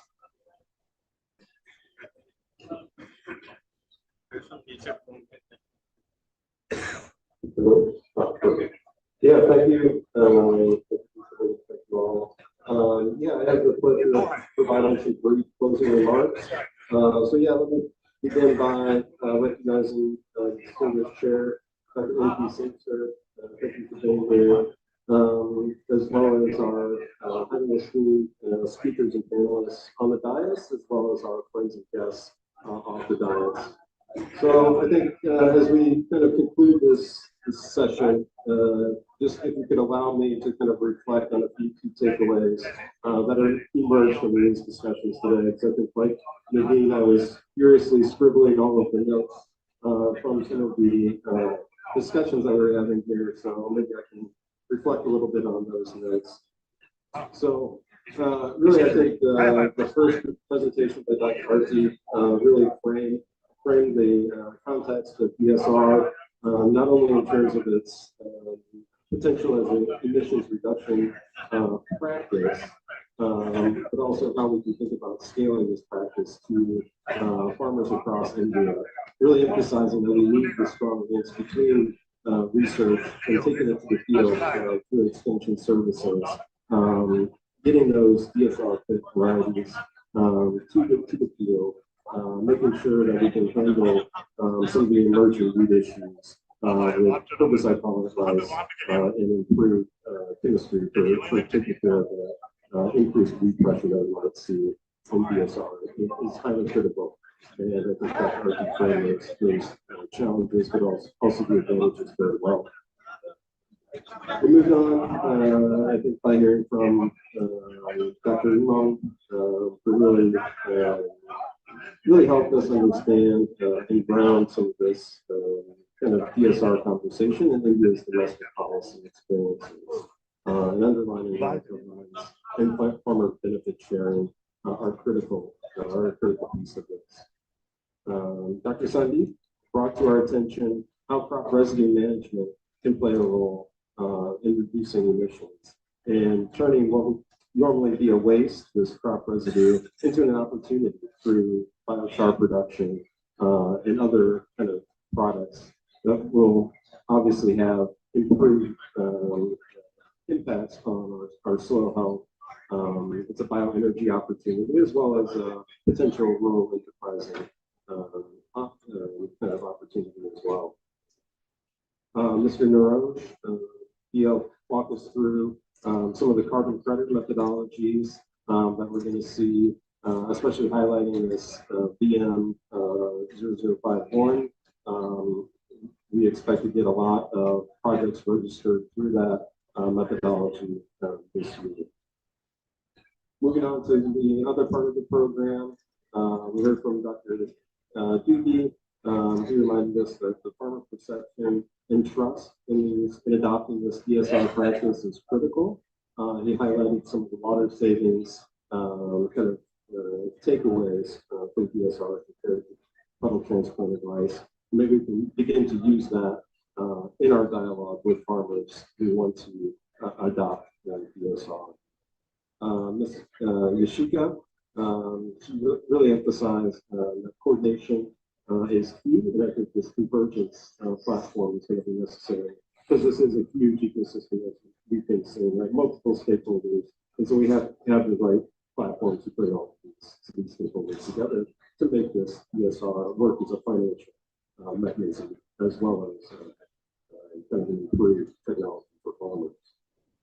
And then, of course, we heard from Mr. Nadine highlighting again about how we can think about these enabling ecosystems and what support is needed at the policy level to make these things happen. And I think I totally agree with your idea of this traceability. We have to have traceability in these marketplaces, again, because that leads to more confidence in some of the claims we're making in terms of carbon emissions reductions, improved or sustained yields, etc.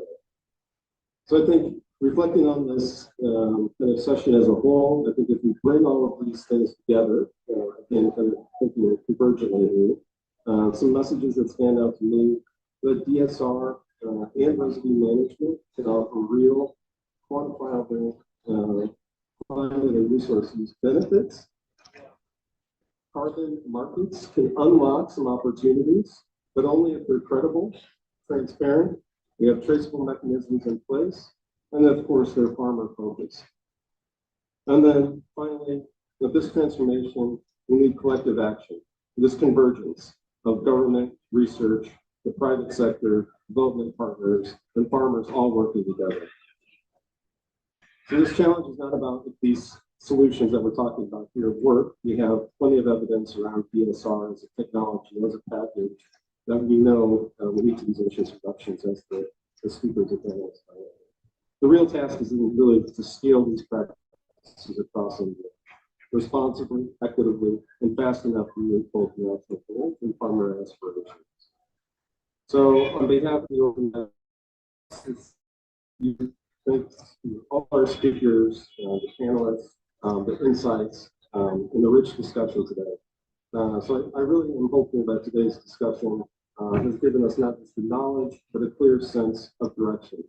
So let's carry this momentum forward, building these stronger coalitions, having these convergence platforms to ensure that farmers are at the heart of this transition, low emissions, and climate smart, climate resilient systems. So I hope that Jai Kisan.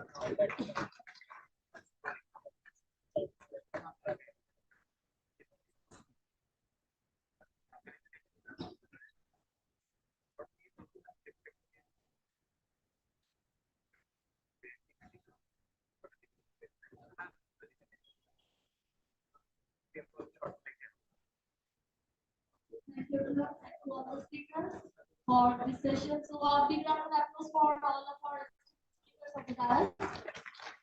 Thank you, moderators. So now we will have the lunch break. and we will gather here by before actually 2 p.m. because we will start the session from 2. So I would like to request everyone to have your lunch at the lunch area and please be gathered here before 2 p.m.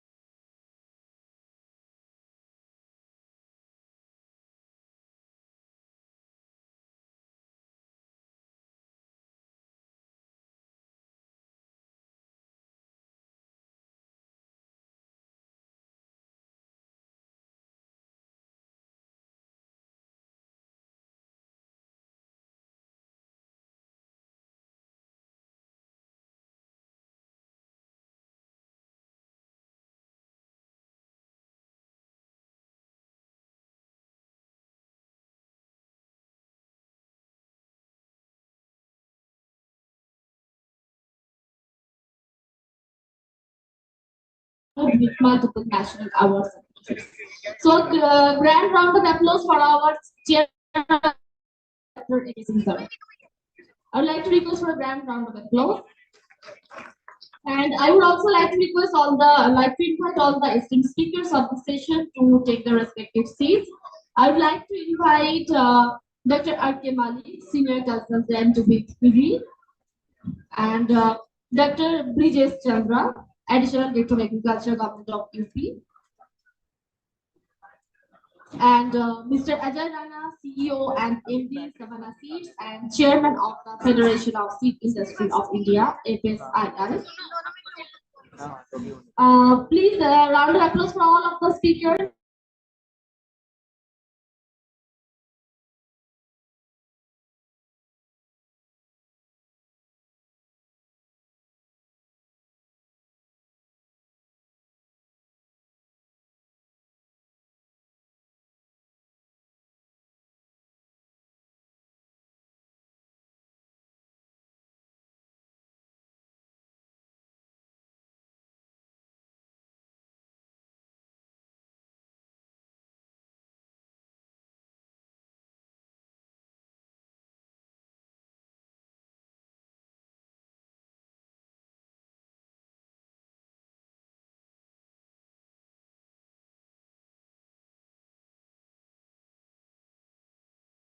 Everyone, please have your seat. So thank you everyone, and a very warm welcome to all our esteemed speakers at the session.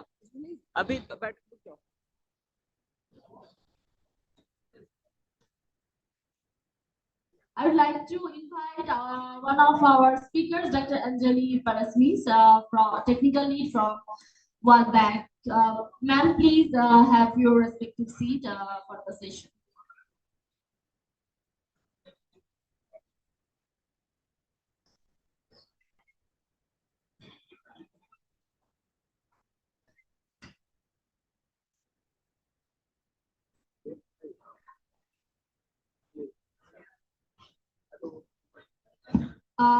Warm round of welcome for all of our distinguished speakers and panelists of this session.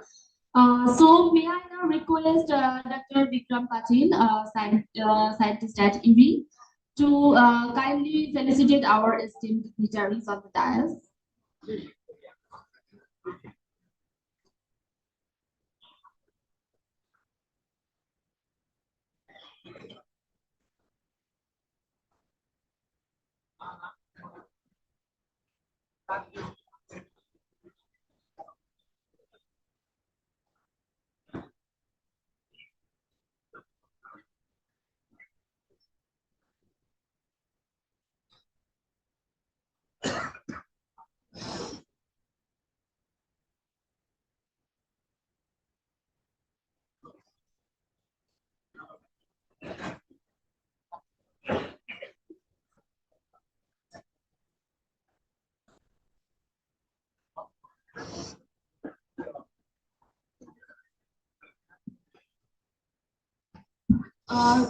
So I would like to request our scientist, Dr. Suryakanta Khandai, to felicitate our honorable chair of this session, Dr. Ashok Kumar Singh, sir.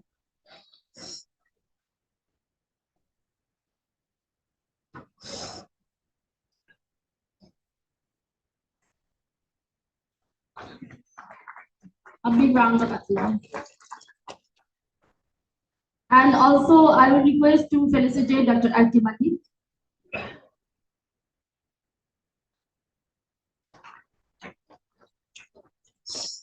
Dr. Brijesh Chandra.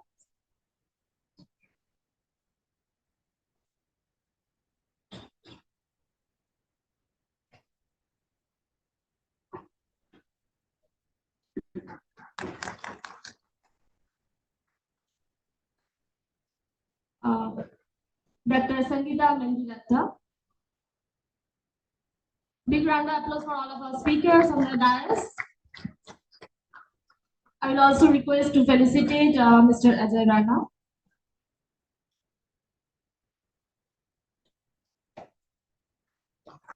And also to felicitate Mr. Piyush Mahar. So a big round of applause, ladies and gentlemen, for all our distinguished dignitaries on the dais.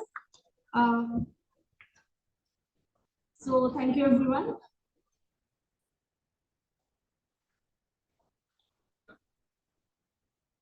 So I would also like to request Dr. Surya to felicitate Dr. Anjali Sunil Parasnis. Thank you. Thank you, everyone. Thank you, Dr. Khandai.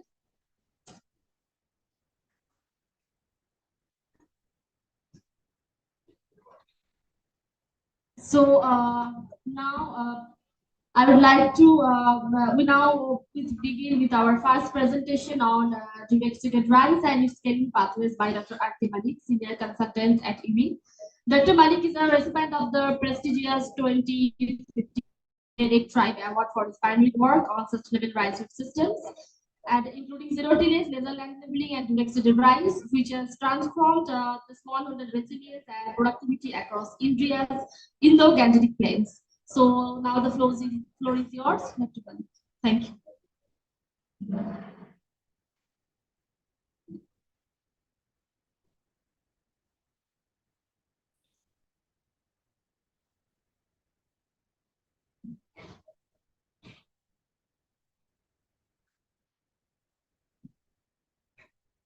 Good afternoon, Honorable Principal Secretary Ravindra, Honorable Director General IWI, Dr. Mrs. Kendall, Honorable officers, including Dr. Sanjay Singh, Dr. R.K. Singh, Dr. Chantu, and all dignitaries, and my colleagues on dais, officers of the State Department, and my own colleagues. पिछले जो है 1.5 दिन से हम English में बात कर रहे हैं, हमारे फार्मर बहुत हैं और अभी ये जो सेशन है फार्मर को ध्यान में रखते हुए मैं ज्यादातर हिंदी में बोलूंगा और वो इसलिए कि जो है ना जो ये सेशन है ये स्केलिंग का है और स्केलिंग के अंदर जो है ना हम वही बात करते हैं जो डूएबल है, जिसको हम कर सकते हैं। यूपी के अगर उसमें ध्यान में रख के चलते हैं तो हमारे पास जो है 3 इंपॉर्टेंट इकोलॉजी,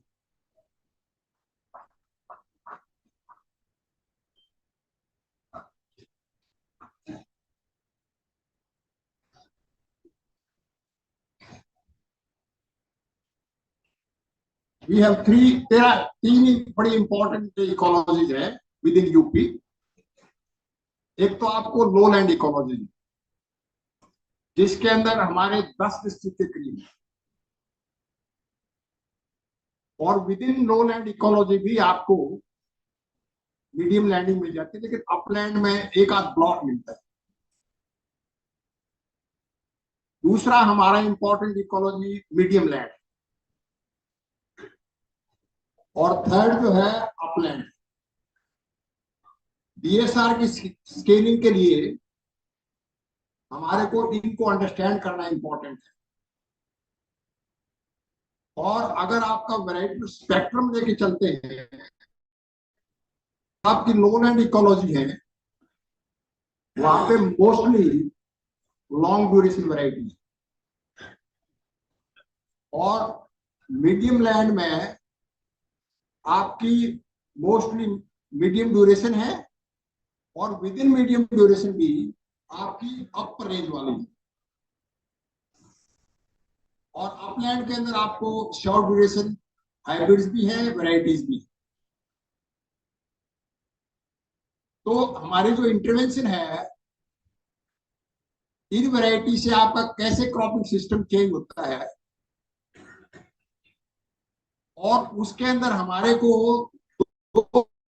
चले इसके अंदर एक मेथड तो वक्टर डीएसआर लेके चलते हैं, जिसमें पहले प्री सोइंग इरिगेशन देके खेत तैयार करके और उसके अंदर बिजाई करते हैं। ये जो वक्र वाला सिस्टम है, जैसे डॉक्टर बुल्लर ने बताया था मॉर्निंग सेशन में, इसमें अगर आप खेत तैयार करके पानी दे के करते हो तो आपके जो कुछ घर हैं वो पहले उग जाते हैं, खासकर वीडी राइस जो है वो पहले जो है उसके अंदर उग जाता है। लेकिन अगर वाटर सेविंग की बात करते हैं तो क्योंकि हम जो है ना कल्टीवेट कर रहे हैं, क्योंकि हम प्रिसोइंग इरिगेशन दे रहे हैं, तो इसलिए जो ना बड़ा इंपॉर्टेंट है कि आप इसको ध्यान में रखें कि इससे आपका वाटर लॉस कम होता है और आपको 2 या 3 वीक तक पानी की जरूरत नहीं है। तो यहाँ पे हमारी पानी की सेविंग होती है, तो उनमें कैसे लेके चलना है। इसके बाद अगर लेके चलते हो, मैं जो है ना 8 बिंदु लेके चला हूं, 8 points, and in those 8 points 3 point ऐसे हैं जो ऑर्गेनाइजेशन एंड मैनेजमेंट का, 3 पॉइंट ऐसे हैं जो टेक्नोलॉजिकल इंटरवेंशन, और 2 पॉइंट ऐसे हैं जो आपकी आउटपुट ओरिएंटेड है, शेयर्ड नॉलेज। अभी अगर मान लिया हमको एज ए ग्रुप, जितने भी हम यहाँ बैठे हैं, हमने यहाँ सब ने मिलके इसको इम्प्लीमेंट करना है, तो उसमें जो है ना सबसे पहले नंबर 1 इश्यू इज आपका network partners. How do you select your network partners? जब नेटवर्क पार्टनर आपने सिलेक्ट कर लिए तो आपने कैरेक्टराइज करना है कि which blocks, which villages are most suitable, that is characterisation mapping. Mapping कर लिया और उसके बाद हमको जो है ना सिलेक्ट करनी है साइट्स उसके साथ। तो सेकंड इंपॉर्टेंट इश्यू है वो आपको डेमोन्स्ट्रेशन है, जो आपका पहला कंप्लीट होने के बाद, after completing the first block, then you have the demonstrations. Now हमारी जो थ्योरी है इसमें we are looking at the cluster demonstrations, means not maybe 20, 30, 100 acre at one location। और क्लस्टर डेमोन्स्ट्रेशन का मतलब ये है कि वो डेमोन्स्ट्रेशन जो है ना आपके आम उससे बिल्कुल अलग होना चाहिए। आपके जो है ना it should set the retina of your eyes. अगर आपने जो है ना जितने आप यहाँ बैठे हो सब जो है ना डेमोन्स्ट्रेशन लगाने हैं, लेकिन डेमोन्स्ट्रेशन में अगर कोई भी फॉल्ट आ गया तो आपका जो है ना वही जो है ना आपको बढ़। इसके बाद जो थर्ड इंपॉर्टेंट इश्यू है वो ट्रेनिंग है। अब की बार हमारे को इतनी जो सीरियस लैप्सेस हमारे को मिली कि आपके जो सर्विस प्रोवाइडर्स हैं, एफपीओज हैं, ये आपके लॉन्ग टर्म में जाके आपके एक्सटेंशन एजेंट बनेंगे 5 ईयर डाउन द लाइन। इसी तरह आपको जो है ना इनपुट सप्लायर हैं वो भी बनेंगे, तो उसके हिसाब से चलेगा। जो तीसरा है आपका जो है वाटर है, वाटर सेव्स वाटर, वो हम लेके चले हैं। और उसके बाद आपको जो है ना 2 टेक्नोलॉजी जो है इसके अंदर, एक आपका वीड मैनेजमेंट का है और एक आपका जो है ना ड्राई शेडिंग। लेकिन उससे इम्पोर्टेंट लास्ट में क्या है कि हमारे जो है जितने भी ऑफिसर्स हैं, अगर हम क्लस्टर्स में लगते हैं, अगर 5-6 क्लस्टर के मिलके मिड सीजन के अंदर वर्कशॉप, ताकि we understand what is happening, and then end of the season 8 में हम सबको मिलके हमको we share the outputs, and last में जाके we have a convergence platform where private sector, public sector, NGOs, everybody sits together and find out what has happened, what is best, what is now। ये 2 important issues हैं जिनको हम लेके चलते हैं। उसके बाद मैं 3 स्लाइड आपको दिखाऊंगा, 3 slides that is related with what is happening in front of water, weed management and STMs, 1 each।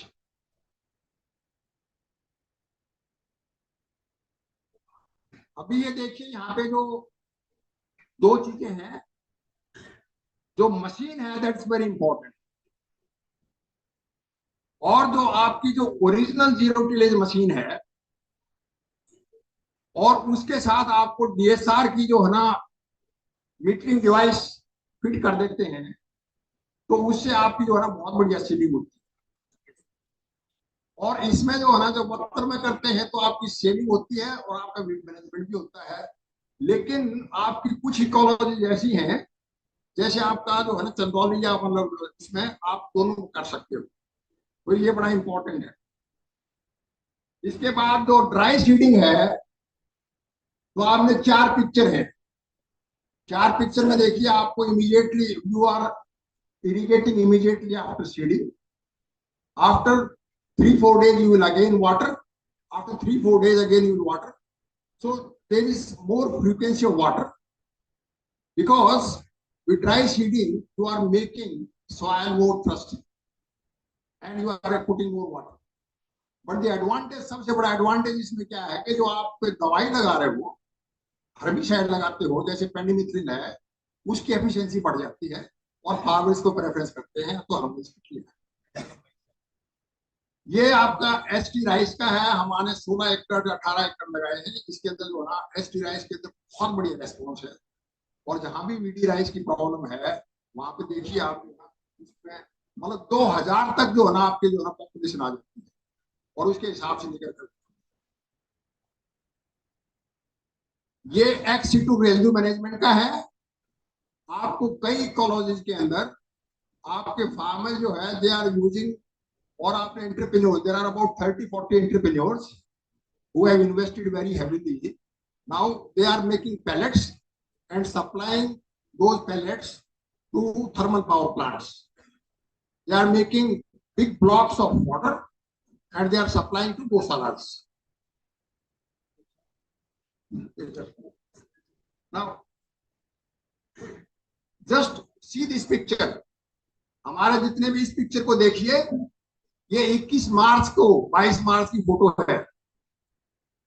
अगर आपने टाइमली वीट की सोइंग की है तो आपकी पिक्चर ये गोल्डन मिलेगी। आपने लेट किया है तो आपकी ग्रीन मिलेगी। और ये 21 मार्च का हाल है। तो एक चीज मान के चलिए कि आप 4 लेटर वर्ड समझ लो, TIME, time.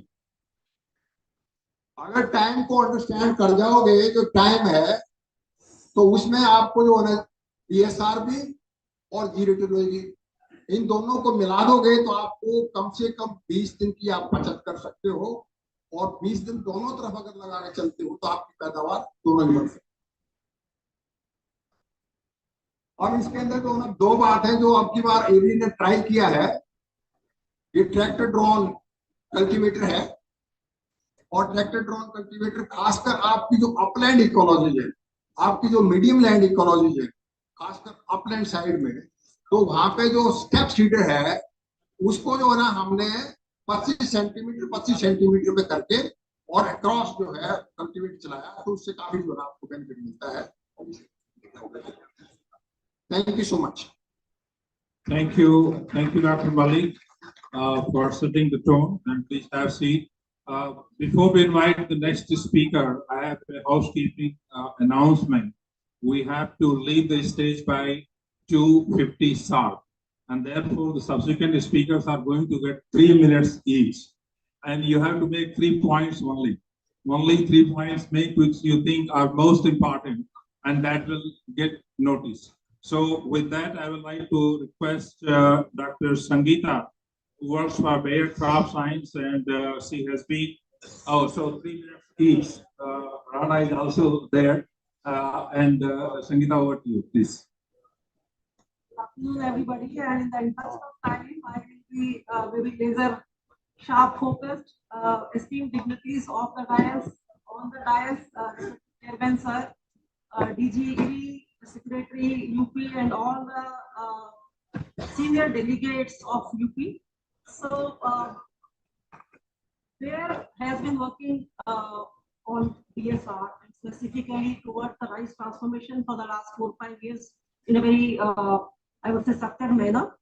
So when we talk about rice, and why I want to show this picture is the operations for transplantation and for direct seeding of rice are so much heavier and different, and that is why there is a need. And since my presentation is focused on policy and partnership, majorly on public-private partnerships. So why do we need an ecosystem partnership to scale up to a level where the aspirations we listened about the UP aspiration of 2 million hectares, there has its own aspiration of 1 million hectares pan India by 2032. So for this larger vision and scaling of the ecosystem to that level, this will require a very conscious collaborations across the public and private partnerships. EPR involves all of us have been discussing a lot of manual interventions which take, and I want to highlight that takes 70 hours per acre for a labor to handle the transplantation versus DSR which takes 1 to 2 hours. What are the drivers and capacity building needs for this? So there is a market development, certification, labeling programs because we are working on a very resource efficient system. And if this system cannot be adopted at the farmer level, what are those policy things related to certification in terms of procurement or giving a specific label or tag to the premium sustainability derived rice we can give to the farmers with a clustered approach to FPOs because this will not happen in segmentation. Second is how do we make the consumer awareness for that larger campaign having an audio, visual, print, social media, as well as promoting itself the importance of sustainable agriculture. We are talking a lot about water conservation, about GHG, but how is farmer getting incentivized to all these practices needs to be very clearly told to the farmer. Establishing a partnership with the value chain players where they are also happy to procure this rice at a price and also in terms of their acceptability in procuring this rice. So some of the specific examples of this public-private partnership I would like to highlight, whereas engaged with the ICR and the KVKs for the extension of this technology, there was a joint launch, and in the phase 1, we have prioritized DSR as one of the technology which we are working together in 250 clusters in the last 2 years, face-to-face digital classrooms, as well in the virtual learning session. And here also I would like to mention about our licensing of the basmati varieties from IRI, Dr. Singh is here. So this has been also this year commercially launched by there. In partnerships with the ED, this is a larger project we started with Dr. Slancho saying CISA 3 years ago in Odisha, Eastern UP and also Bihar.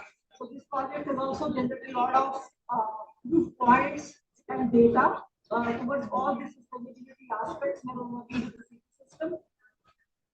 We are working with again ED to develop the initial results and proof points for the 3 different indicators: water productivity, soil health, and GHG reduction. This is an advanced stage. This is the 3rd year we are doing these experiments, and we are doing it now in the crop system approach. But rice may not be able to have that kind of I would say benefits across the system. We have to see it rice, wheat, or the crop system approach where the next succeeding crop also gets the benefit of the previous floating. Quickly, there is a pollution platform across the industry which there is leading for the CII platform. Our hub and spoke model in UP in the cluster-based approach where we are training and also end-to-end we are linking the machinery farmers and for the output to also the food chain companies. Yes, direct acre program I will not go into detail, just mention that 25,000 acres in association with the partners who did this year. Next year aspiration is 50,000 acres. I would also like to mention that with the World Bank WRG Sabithan network, we are also getting the big engagement we are having. Third is our crop system approach, not to discount that in person as well as digital advisory. So both this are very important for the program. And then in 30 districts, 15 of physical UP majorly in UP where we are very active at this point in time. the good rice line. Sangeeta, you may like to wind it up, please. So just wanted to highlight that on the carbon also there is very active. 45,000 hectares per day. This project is already certified, and we are going to issue the carbon credits. Thank you very much. Thank you very much, Sangeeta, for bringing out the perspective from Bharat of Sciences. I would now like to invite Dr. Ajay Rana from Savannah Seeds. He is one of the pioneers in pushing the direct seed rice technology with herbicide tolerance. Ajay.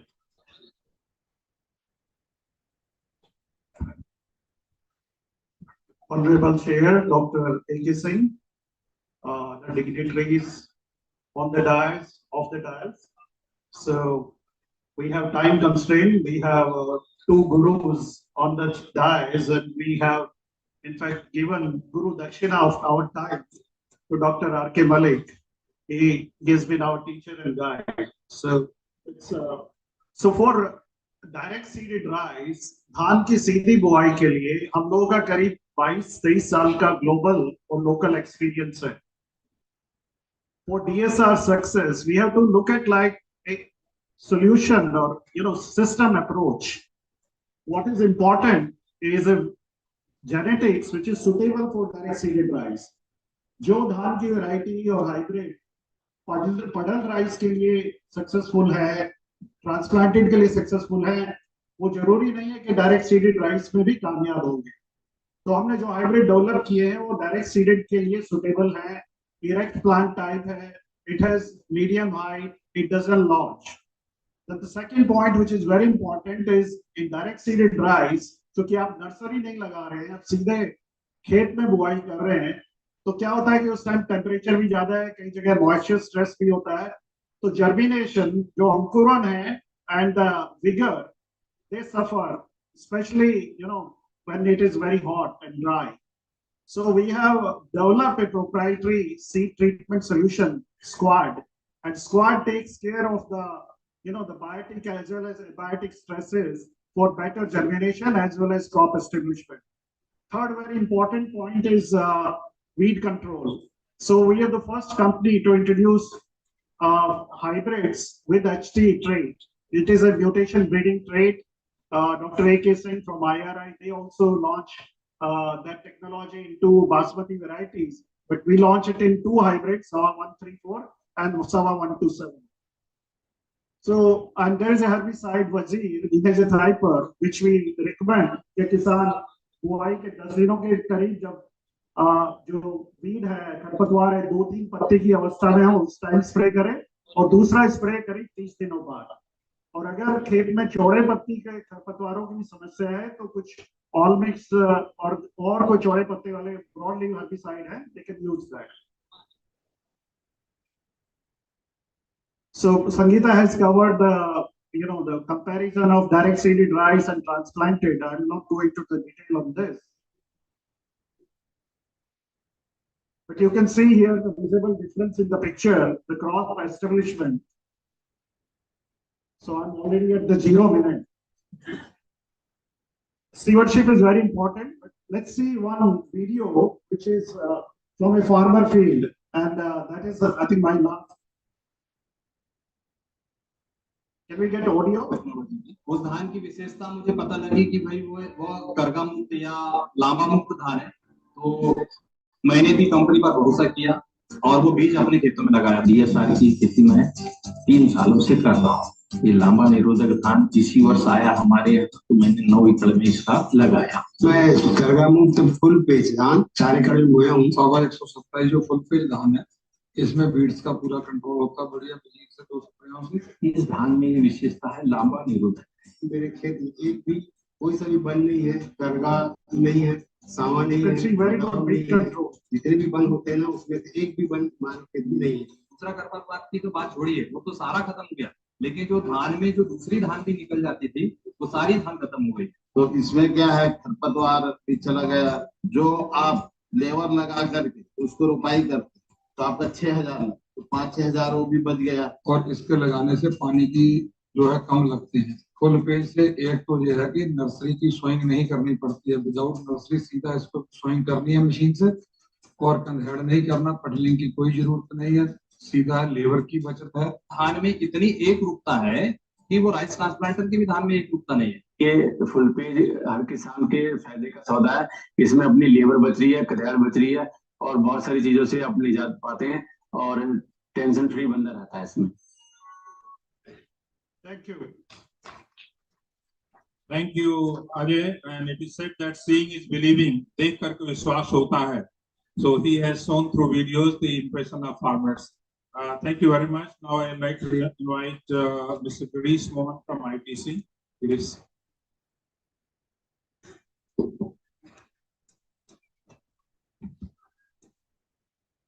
Respected session chair, dignitaries on the dais and off the dais. For the sake of saving time, I'll be very brief. I'll try to give you the perspective of a practitioner. I'm not a scientist, but we'll try to make you understand how a private company, provided vision is to work with a farmer and do a business on a long term, can work on climate smart agriculture. For us, ESR is part of our Climate Smart Village program, for which we co-developed framework with CCAP program of CJIR. One of a component of Climate Smart Agriculture, one of a component of Climate Smart Village is Climate Smart Agriculture, where we promote DSR. And this slides explain the approach we take for promoting DSR. Number one, the fulcrum of a program is farmer economics, because for farmer, doesn't matter whether the GST is being saved or not saved. What farmer is interested is how much he or she will gain after adopting any practice. So that becomes a communication, the fulcrum of a communication of our program, and entire focus is on farmer resilience and farm economics. There are 5 components in which we focus while promoting DSR. One, farmer capability building, for which apart from promoting farmer field school, we also have a concept of creating champion farmer, at least 4 farmer per village. And these are the farmers who influence other farmers. These are early adopters. Round the year engagement, because farmer is interested in farming system, entire system, not just in DSR. What is going to happen after DSR is equally important, and we realize in paddy wheat system, zero tillage with the DSR works best. Continuous hand-holding, and that's where probably we realize that most of the extension program, most of the climate smart agriculture program fail, because farmers should know who he or she should contact whenever there is a need. We ensure that through our own extension staff, plus we have a concept of promoting Krishi Sakhi, which are basically government promoted Sakhi. So I have 0 minutes already here. On 4th component, give me 30 seconds. 4th component is enabling ecosystem, which helps farmer to adopt the practice that we want to promote. So one is custom hiring center, and yesterday someone was discussing about the Uber model. While we don't have app, but we have exactly done what Uber does for pooling of car. So what we do is we identify machines and help the machine owners to work out a business plan, because we are from a business background, so we understand how to a machine owner can become a business person and also provide services to others. And in this, he or she also earns. We have something called ITC Mass, which is a meta market platform that we have created, which not only helps farmer to have advisory, but also helps farmer to sell the trade and sell the product. And finally, the partnership. We have many partners through which we could scale up our program to almost this year we reached to 2 lakh farmers with almost 1.5 lakh hectares. Most of this is in UP. 55,000 hectares is in 4 districts of UP. I think this was already covered by Atari. They have done an impact assessment of our program. Nuts, there is a institute called the Nuts. They have also done an independent assessment. They found that out of 4 models, our model is working best, because one, we have an ecosystem approach. Second, we are there around the year with the farmer to handhold them. We are looking forward to have a partnership with the MP government. We have done a partnership for climate smart agriculture for 36 districts. We are very keen to have such partnership in UP as well. Given the opportunity, our 2030 target is to reach out to 4 million acres across the country in climate smart agriculture. And we are hopeful with the partnership approach, we'll be able to achieve this target. Thank you so much for listening and giving this opportunity.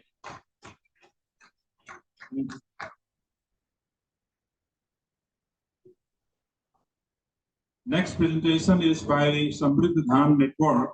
It's a joint presentation along with Government of Uttar Pradesh. I will request Dr. Anjali Sunil Paranis to kindly make the presentation.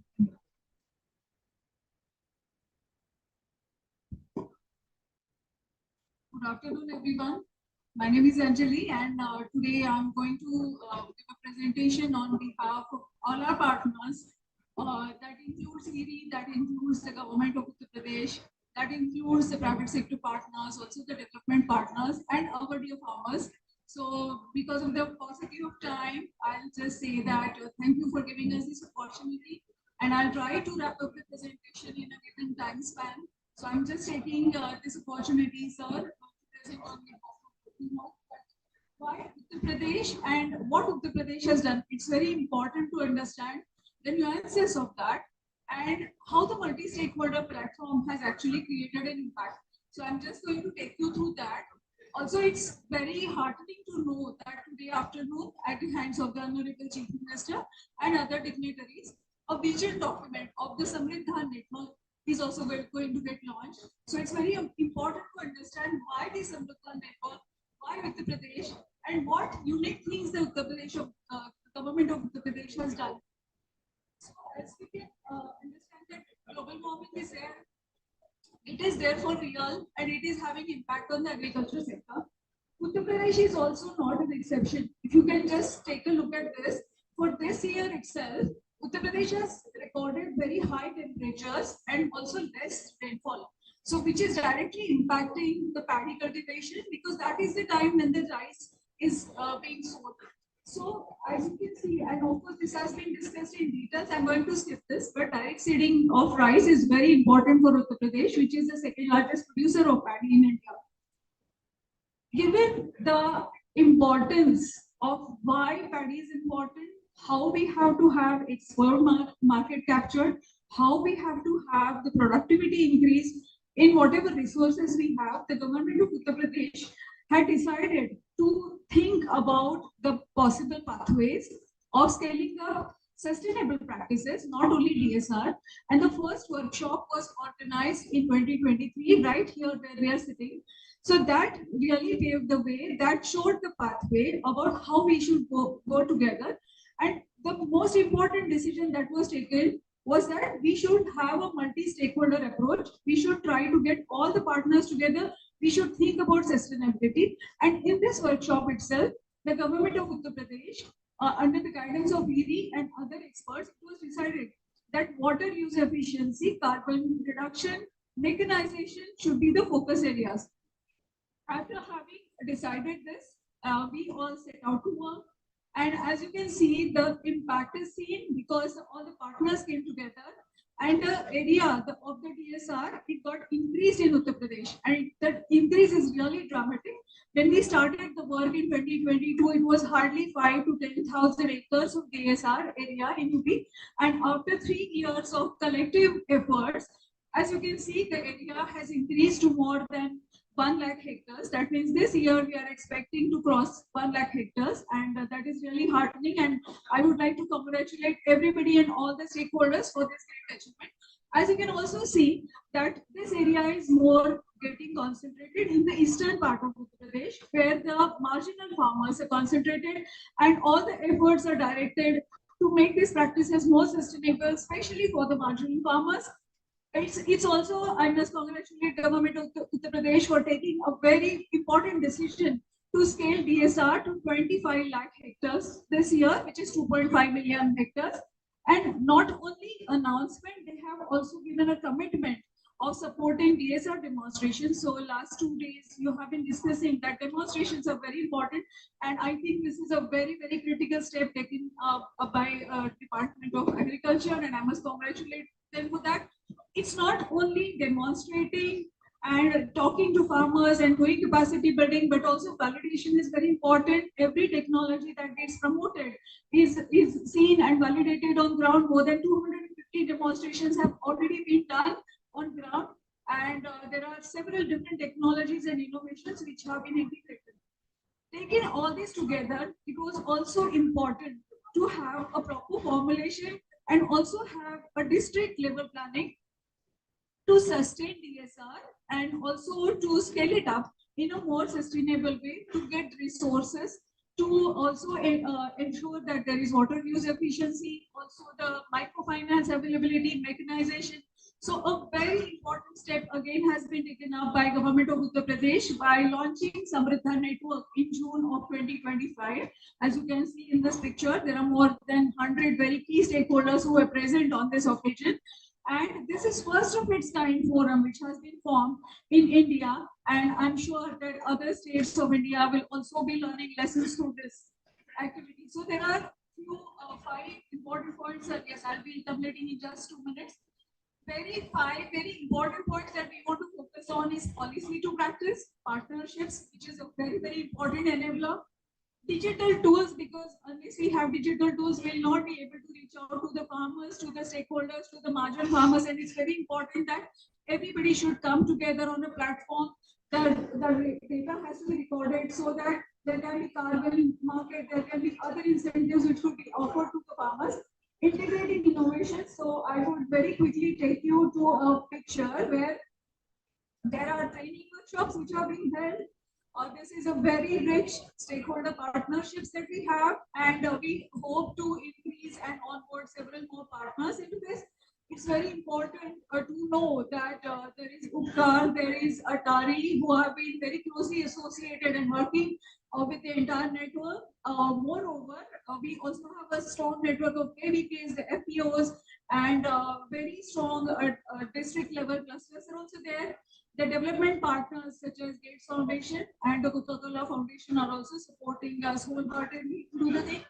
It's very important to have external innovations, but at the same time, the on-ground innovations also need to be captured and they need to be recognized. In November of last year, the Honorable CM of Uttar Pradesh recognized innovative farmers by understanding that they have done something very differently, which could be very easily scaled up and replicated. So recognizing innovations and linking markets is going to be another very important aspect of Samriddha Network. Farmers would definitely get benefited if they get better exposure. And with Department of Agriculture, we are working very closely to make sure that the market linkages, the premium price is also given to the farmers. With this, I would like to thank everybody, especially the Director General of IRI, the officials of Department of Agriculture, the farmers, and everybody who is present here, and especially our private sector partners too. So thank you very much. If there is any other information that you seek, we'll be very happy to provide that. And I'll just maybe request the ADA Rice, if he wants to come and just add a few points. Thank you very much. We are really running against the time, please. Thank you, Anjali. All the points are covered in this PPT. 2 more points I like to include that. There are some policies point that we are going to scale up this DSR technology in coming years through the central sponsored scheme like the Integrated Rice Development Program. In this year, we have conducted more than 1,300 hectares demonstration, where we are giving 9,000 per hectares subsidy in inputs form. And next year, we are scale up into 2,300, and we also conducting some field days and farm schools where the farmers are invited to see the crops, to learn the technology and adopt. So that is our policies, and we are monitoring the progress, and we have some good example that the farmers this last year he has demo in DSR. Then he planted the beans crops, and the earning of the crops, additional crops, 2 lakh in one season through the urea crops. So that is innovation also doing the farmers drip irrigation as a using as a water management in the DSR. So many innovative technology, innovation farmers are doing. That's the point I would like to add. Thank you very much. Thank you so much, all the speakers. So now we are at the end of the session. So to conclude, may I request our chair of the session, Dr. Ekesi sir, to give the closing remarks. Thank you very much, Honorable Director General Giri, Dr. Pinto, Director General International Potato Center, Dr. Simon Heck, Principal Secretary Agriculture, Sri Ravind Kumarji, and Director ISAR Varanasi, Dr. Sudhanshu, Director Upar, Director General Upar, Dr. Sanjay Singh, all the distinguished panelists और सभी किसान भाई, बहुत महत्वपूर्ण मुद्दे पे चर्चा की गई और कोई ऐसा मुद्दा नहीं है जो कि बचा है इन सभी वक्ताओं के बोलने के बाद. It has been discussed that the direct seeded rice program should be linked with carbon credit. Now, if we take the target of 2 million hectare by 2030, the total carbon credit value generated will be 800 crores. And that's a huge amount. Likewise, if we go for the water saving with 2 million hectare at the rate of 30%, the total water saving, which is estimated is 10 lakh crores liters of water will be saved by taking DSR to 2 million hectare. Likewise, the transplanting cost, which is around 4,000 rupees per acre, and if you take for 2 million hectare, 2,000 crores is the transplanting cost, which is a net saving. Then, of course, the fuel for pumping water, running tractor, greenhouse gas emission, all these contribution that happens to environmental pollution can be curtailed, and that can be given a weightage कि जब हम चावल direct seeded rice से पैदा करते हैं, so this rice should be sold as low carbon rice. Some companies have already come forward. Consumers should also be willing to pay a rupees or 2 extra per kg for low carbon rice when it is launched in the market. That becomes extremely important. Mapping the area for direct seeded rice, district-wise map for UP for this 2 million hectare. We are talking about what are those areas at block level that needs to be done on priority, and the sowed irrigation facility in this 2 million hectare, because the sowing has to happen before the onset of monsoon. So if you don't have a pre-sowing irrigation or post-sowing irrigation provisions, it will not be possible to push up direct seeded rice. You must understand that DSR हर समस्या का समाधान नहीं है, हर जमीन के लिए, हर जलवायु के लिए नहीं, इसलिए हमको चिन्हित करना जरूरी होगा. अब हम आते हैं सरकार की तरफ से पॉलिसी के ऊपर. तो कुछ राज्य हैं जिन्होंने बहुत अच्छी पहल की है. Particularly the state of Haryana is currently giving 4,500 rupees per acre incentive to farmers who are doing direct seeded rice. So that means almost 12,000 rupees per hectare is the incentive given to farmers who are doing direct seeded rice. If that has to be brought in terms of value, then in 2 million hectare at the rate of 10,000 rupees per hectare, this works out about 2,000 crores per annum.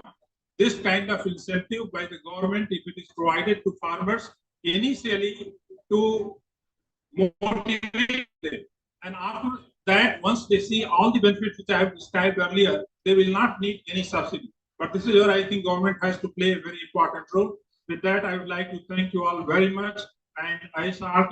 Sudhanshu for giving this opportunity. Thank you very much.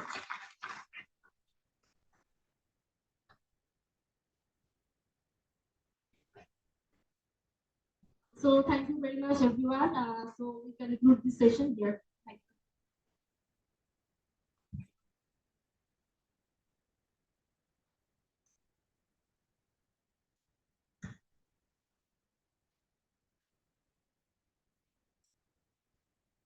Just some announcement, quick announcement to help you all. Honorable, the most crucial part of this two things are coming up. Honorable Chief Minister Yogi Adityanath ji will happen 30 minutes from now. The security, you might have already noticing that they have already taken over these premises to sanitize or harden off everything. So my request would be everyone to sit on the place where you are sitting for the next 15-20 minutes and probably avoid visiting outside until very necessary. Outside, then it will be difficult to get into enter inside. किसान भाइयों से specially मैं अनुरोध करना चाहूंगा कि जो आप क्योंकि थोड़ी देर में ये 3:30 बजे के आसपास माननीय योगी जी आ रहे हैं, तो आप सभी अपनी जगह पे अपनी स्थिति बनाए रखें और कोशिश करें कि जब तक तो बहुत जरूरी ना हो बाहर ना निकले, क्योंकि उसके बाद आपको अंदर आने में शायद समस्या हो. Stage and other things will be remodeled now or on later. So just you can relax and take some time. Probably if any specific discussion or anything happened, that might be also do after this session that ends 4:30, so we can have some time at that time. Thank you.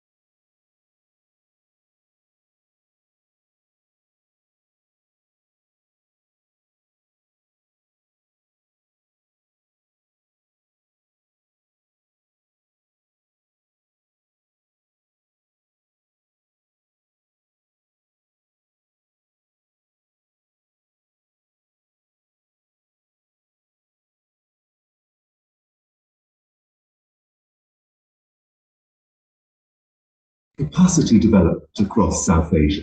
Located in Uttar Pradesh, it is the state's first international agricultural research center, working with the Government of India and the state government. The center comprises 3 units: the Center of Excellence in Rice Value Addition, the Center of Excellence in Sustainable Agriculture, and the Center of Education, Innovation and Research for Development. Through its Rice Value Addition program, the center has identified premium quality and nutrient-rich heritage rice varieties across India, including Kala Namak accessions, Adam Chini, Jeera Battis, low GI, highly aromatic, soft and sticky rices for domestic and export market. Introduced low GI varieties like DRR Tarn 81 and Erie 125. Varanasi में स्थित international rice research institute का regional centre ultra low glycaemic index को इस वाले चावल पर काम करता है and developed novel rice-based ready-to-eat products with ISO accredited labs for quality, nutrition, and safety testing. At the forefront of innovation, the speed breeding facility, inaugurated by the Honorable Prime Minister in 2021, accelerates biofortified, low GI, and climate-resilient rice. Along with one-day genome assemblies at our next-gen computational biology facility, these advances have enabled over 140 rice variety releases. At ISAR, the seed system works together with national breeding and scaling partners to test and deliver improved rice varieties like climate resilience, direct seeded system, nutrition, and higher yield. By partnering with state seed corporations, private agencies, farmer groups, and individual growers, ensuring faster seed replacement, varietal turnover, and better access to quality seed. Scientists from the Geospatial Intelligence Unit working globally to design satellite-based solutions, from DSR monitoring, suitability, stress, and rice fallow mapping, to digital MRV, greenhouse gas estimation, and AI-driven tools for precision agriculture. Rice fallow suitability atlas for 6 states were released by Honorable Agriculture Minister Shivraj Singh Chauhan during NSC 2024, underscoring its national importance. ISARC is advancing climate-smart agriculture through its mechanization hub, providing sowing to post-harvest and residue management solutions. In partnership with NARAS, it has also developed patented machines for DSR. Research on nanofertilizers and regenerative practices is shaping sustainable futures for the Eastern Indo-Gangetic Plains.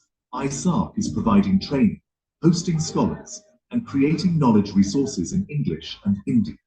The ministry and DBT-supported initiatives are empowering women farmers, youth, and scientists with new opportunities. ISARC's impact is amplified through partnerships with more than 300 partners across South Asia and Africa, and Memorandum of Understanding with Uttar Pradesh's 6 agricultural universities. High-level recognition from the Honorable Prime Minister and Chief Minister further reinforces ISARC's role as a trusted partner in agricultural transformation. In 2024, the centre hosted India's largest National Seed Congress with over 700 participants. And in 2025, it proudly hosts the Direct Seeded Rice Conclave, marking 150 years of Uttar Pradesh's Agriculture Department, with a bold mission to scale DSR to 2 million hectares by 2030, boosting productivity by 30% and ensuring food, climate, and environmental security. We thank the Government of India and Uttar Pradesh for the continued trust and opportunity to serve as a hub of science, innovation, and partnerships, contributing India's leadership in the global food basket.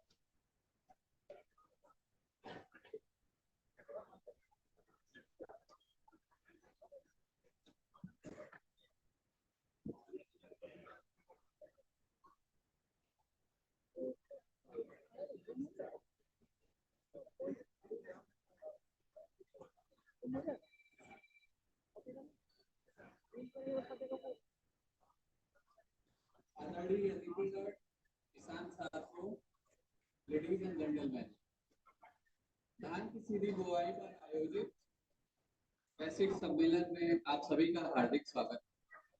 मुझे ये बताते हुए बहुत ही हर्ष हो रहा है कि माननीय मुख्यमंत्री जी अपने गंतव्य स्थान से निकल चुके हैं और बहुत जल्द ही वो यहाँ पे उपस्थित होंगे।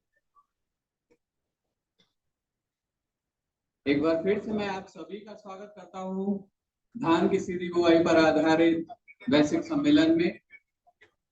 5 से 10 मिनट में माननीय मुख्यमंत्री जी का आगमन यहाँ पे हो जाएगा, तो आप स्थान पे बैठे रहे।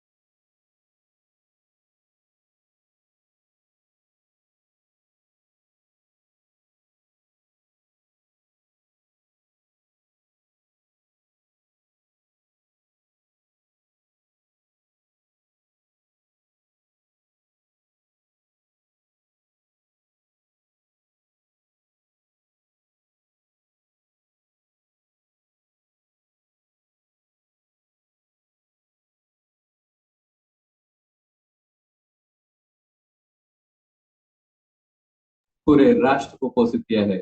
एक बार फिर से जोरदार तालियों से अभिनंदन करिए सारे सभी अतिथियों का और माननीय मुख्यमंत्री श्री योगी आदित्यनाथ जी।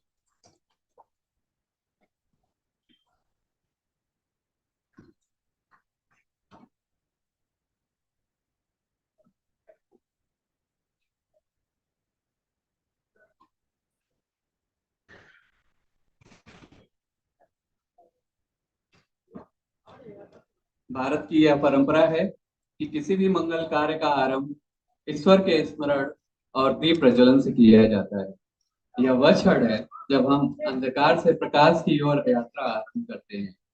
मैं निवेदन करता हूँ माननीय मुख्यमंत्री जी तथा मंच पर उपस्थित सभी विशिष्ट अतिथिगणों से कृपया दीप प्रज्वलन कर इस आयोजन का औपचारिक शुभारंभ करें। संतोष नीचे करो। आइए चले अंधकार से प्रकाश की ओर, पृथ्वी से आकाश की ओर, पदार्थ से सूक्ष्म की ओर, प्राणी से परमात्मा की ओर। एक प्रयास अज्ञान से ज्ञान की ओर। दीप प्रज्वलन जो ज्ञान, प्रगति और आशा का प्रतीक है,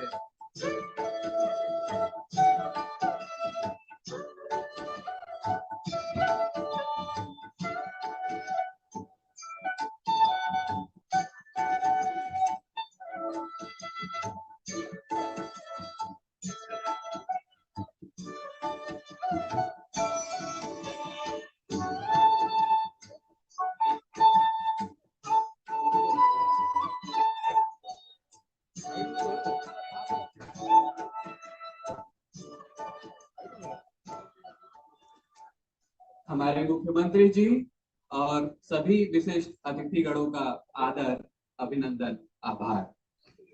अब हम कार्यक्रम के सबसे विशेष क्षण पर पहुंच चुके हैं, स्वागत एवं अभिनंदन।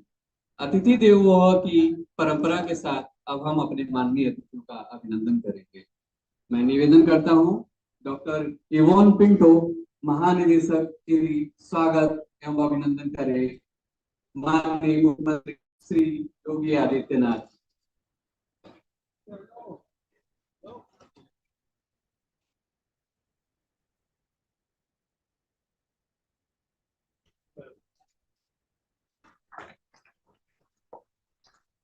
एक बार जोरदार तालियों से अभिनंदन करें।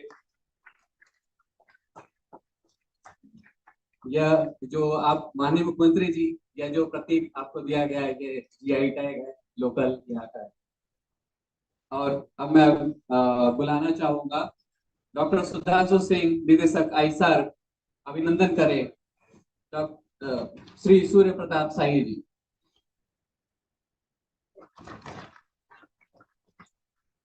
अभिनंदन करें श्री रविंद्र जायसवाल जी, राज्य मंत्री स्वतंत्र प्रभार, स्टाम्प तथा न्यायालय, शुल्क एवं पंजीयन, उत्तर प्रदेश। अभिनंदन करें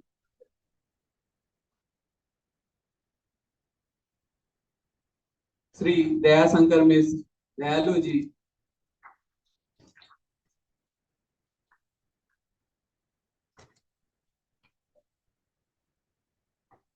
श्री दयाशंकर मिश्र, दयालु जी, माननीय राज्य मंत्री स्वतंत्र प्रभार, आयुष तथा खाद्य सुरक्षा एवं औषधि प्रशासन, उत्तर प्रदेश। अभिनंदन करें श्री बलदेव सिंह औलख जी, माननीय राज्य मंत्री कृषि शिक्षा एवं अनुसंधान, उत्तर प्रदेश सरकार।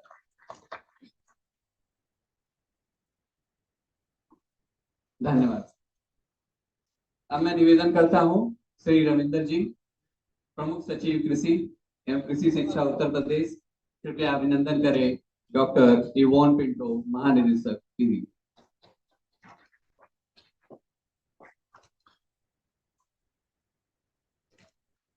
डॉक्टर साइमन हेग, महानिदेशक सी।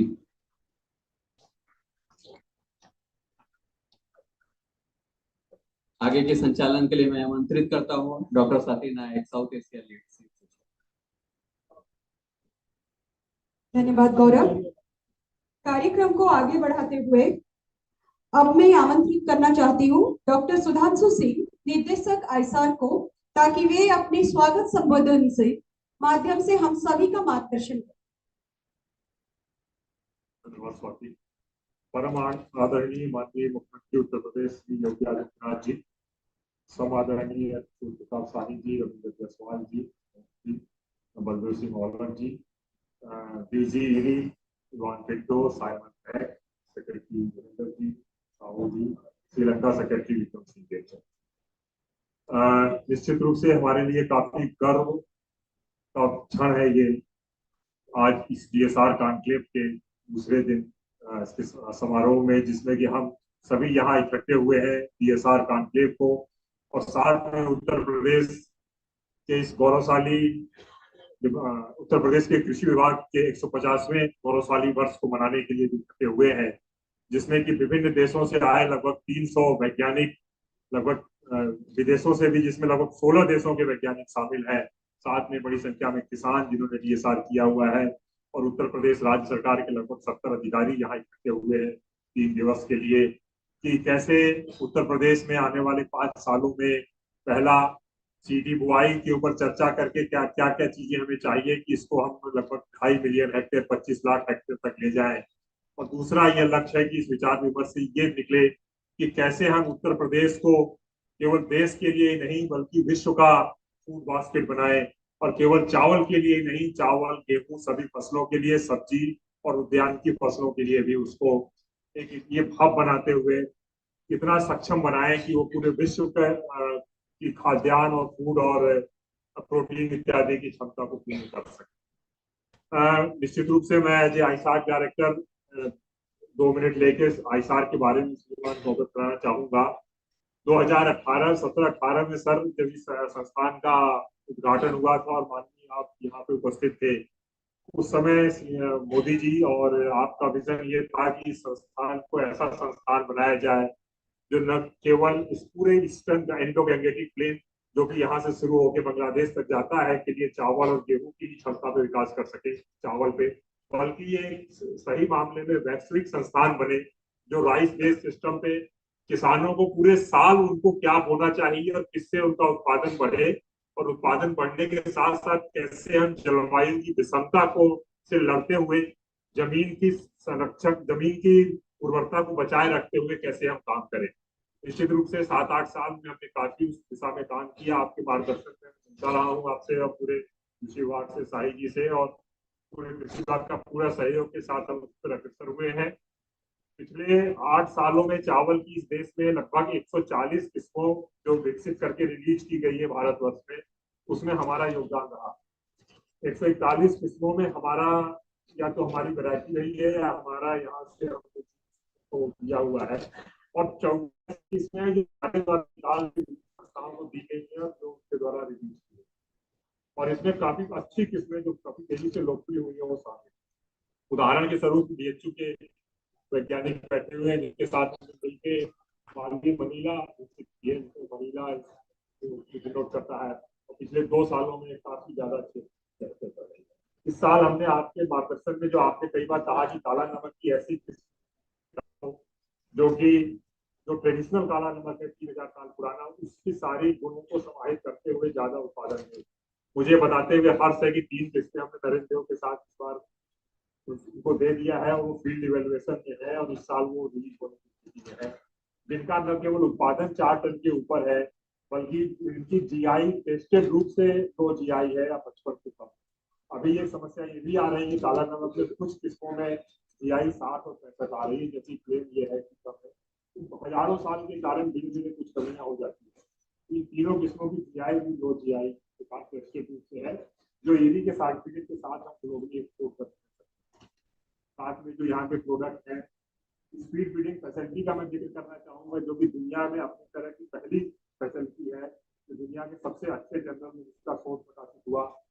हमारे मुख्यालय ने इसको रिप्लिकेट किया और तत्कालीन डीजी ने कहा कि ये समय आ गया है कि रिवर्स इनोवेशन हो रहा है, जो भारत और साउथ एशिया से इनोवेशन जा रहा है और विश्व उसको फॉलो कर रहा है। भारत सरकार के साथ जो फैसिलिटी बन रही है उसकी जिम्मेदारी हमको दी गई है कि टेक्निकली हम कैसे उसको गाइड करें, कैसे इस तरह से कई इनोवेशन से मैं समय ले लूंगा, लेकिन उस दिशा में हम काफी काम कर रहे हैं कि कैसे इस सेक्टर को ग्लोबली बनाया जाए। विशेष रूप से साउथ एशिया के दूसरे देश है, श्रीलंका की सेक्रेटरी यहाँ है, नेपाल से काफी करीबी हम काम कर रहे हैं। साल में एक बार वो यहाँ आते हैं सेक्रेटरी नेपाल और भारत की चर्चा करते हैं कि कैसे ईडी और साउथ एशिया सेंटर उन देशों के विकास में भी योगदान। और जो आपका बार बार अनुरोध रहा है कि सर इन सब तकनीकियों को लैब तक नहीं साबित रखा जाए, किसानों के खेत में ले जाया जाए, ये बताते हुए हर्ष है कि इस साल अकेले हमने DSR का लगभग 30,000 हेक्टेयर में डिमॉन्स्ट्रेशन किया है और हम अपने कोशिश कर रहे हैं। ज्यादातर केरीके में हमने डिमॉन्स्ट्रेशन लगा दिए जिसमें हम वैरायटी का कैपिटेरिया DSR 0 विलेज पे काफी बुआई कर रहे हैं। और इस साल के जो प्रारंभिक रिजल्ट आ रहे हैं DSR के कारण लगभग 6 टन से 9 टन के बीच में प्राप्त हो रहा है, जो कि डिपार्टमेंट ऑफ एग्रीकल्चर और केरीके और उसके द्वारा निश्चित रूप से काफी उत्साहवर्धक परिणाम आ रहे हैं जो कि कृषि विभाग के माध्यम से इसी के साथ कई ऐसी चीजें भी हैं जो कि हम नई चीजें कर रहे हैं, जैसे लो GI और अल्ट्रा लो GI बात आ जाएगा इस साल टेस्टिंग के जरिए किसानों को अगले साल तक पहुंचाने में सक्षम होंगे।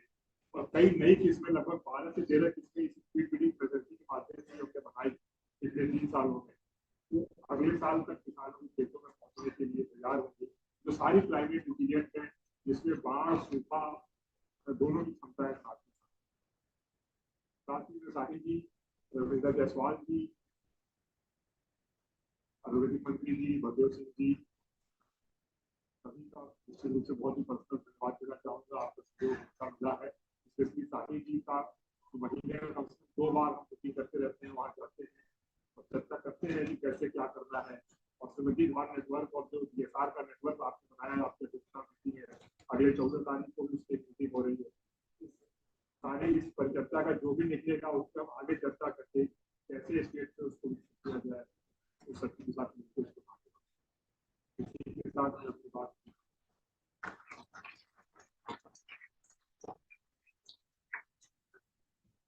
Just for Honorable Director General ERI and Honorable Director General SEEP, I would like to summarize what ISAT Director emphasized. He emphasized ISAT's contribution in the region and how our Director General is fostering innovation for South-South cooperation, including improvement of Kala Namak, improving low GI rice research, DSR scaling network, and several breeding and seed system scaling intervention. Thank you, sir.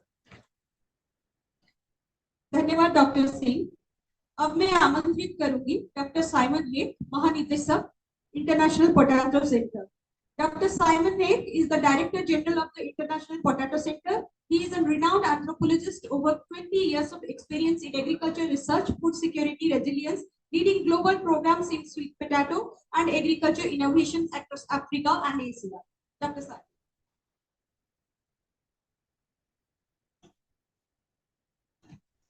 Honorable Chief Minister of Uttar Pradesh, Shri Yogi Adityanath ji, Honorable Minister of Agriculture, Shahid ji, Honorable Ministers, Secretaries, officials of Government of Uttar Pradesh and Government of India, Director General of IRI, Dr. Yvonne Pindo, distinguished participants in this global conclave, scientists, representatives of private sector, representative of farmers, ladies and gentlemen, dear colleagues.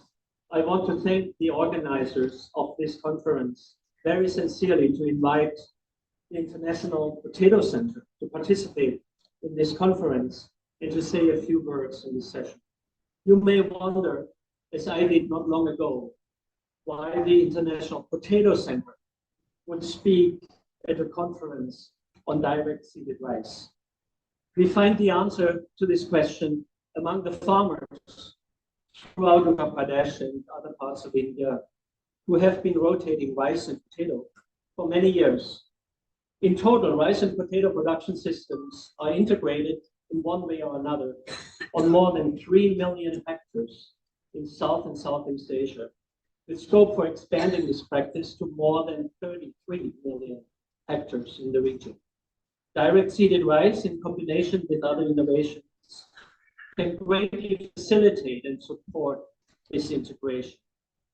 I want to commend the International Rice Research Institute and the government of Uttar Pradesh on recognizing this important opportunity and inviting us to collaborate as indeed our scientists have been doing for some years now. Uttar Pradesh is in many ways the ideal location for this collaboration. The state is not only a leading rice producer, it is also centrally important for potato production in India. Uttar Pradesh contributes more than 33% or 24 million tons annually to national potato production, making India the second largest potato producer in the world. The state in the heart of one of the world's largest potato production zone, stretching the entire length of the Indo-Gangetic Plains. While potato production continues to grow between 3 to 5% annually, in Uttar Pradesh, like elsewhere in India, this growth still comes largely from area expansion, whereas yields and productivity have only increased incrementally. Clearly, we need to and we can do better than that. Increased investments in science and technology will be essential for future food security and sustainable economic gain in all of agriculture, and potato is no different. You will now understand why we at the International Potato Center are so grateful to the government of Uttar Pradesh and the government of India for their leadership and their generous support to establish the new SIP South Asia Regional Center in Agra in the western part of Uttar Pradesh. This new center, approved this July, will be a world-class regional and global platform for science and innovation in potato and other root and tuber crops. The purpose of the center is to turn India and South Asia into a global leader in root and tuber crop science and innovation, while at the same time generating direct benefits to the farmers, consumers, and enterprises here in Uttar Pradesh.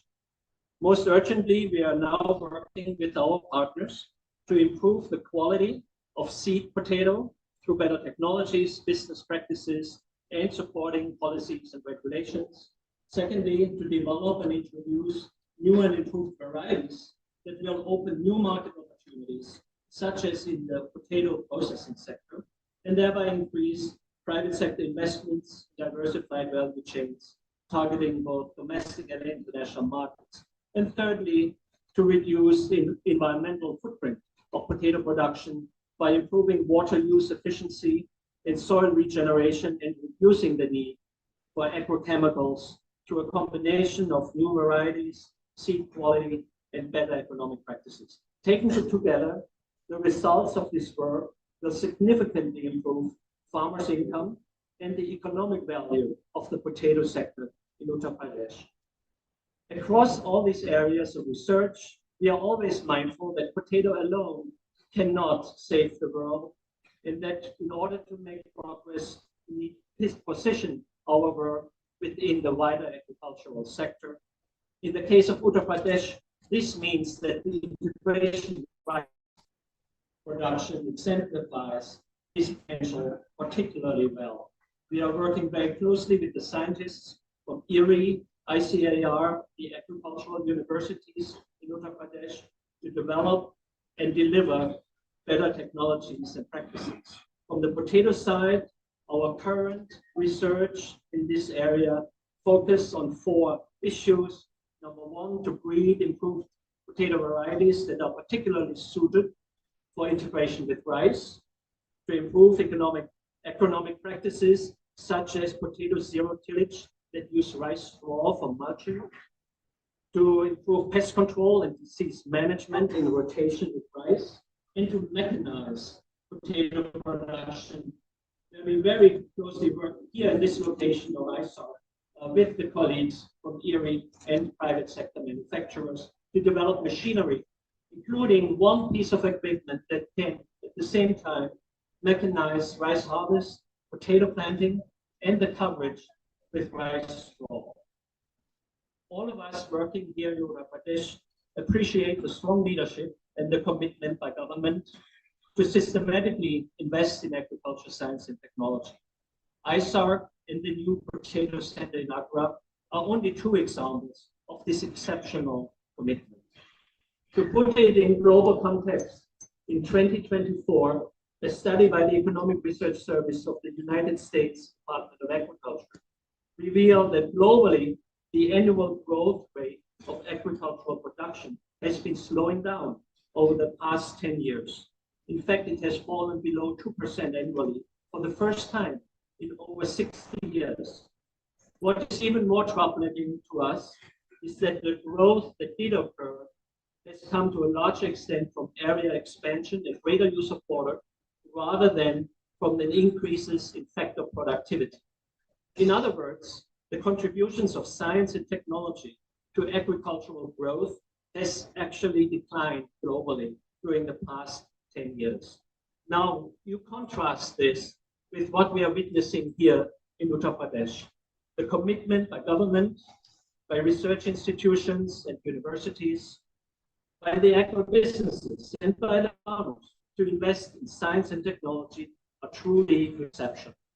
The International Potato Center is very honored to be invited to join this concerted commitment, and we look forward to working with all of you. This year also marks the 50th anniversary of our presence in India.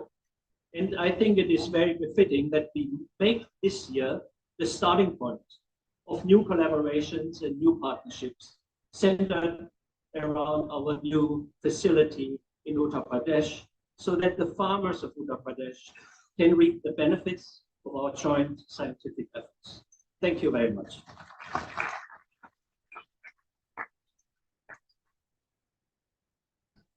Thank you doctor Simon.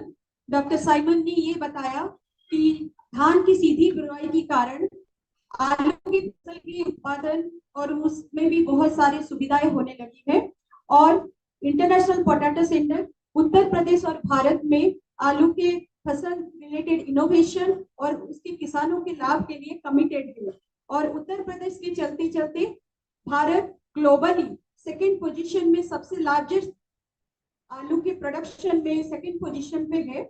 और आईसार की तरह वाराणसी में आईसार की तरह आगरा में सीसार जो potato की regional centre बनी है, वो आगे जाके इस रीजन के और पूरे भारतवर्ष के किसान के लिए एक वरदान साबित होगा। थैंक यू डॉक्टर साहब। नाउ मूविंग ऑन, हम सुनेंगे डॉक्टर इवन पिंटो, महानिदेशक इंटरनेशनल राइस रिसर्च इंस्टीट्यूट से। She is the force behind this concept and this conclave.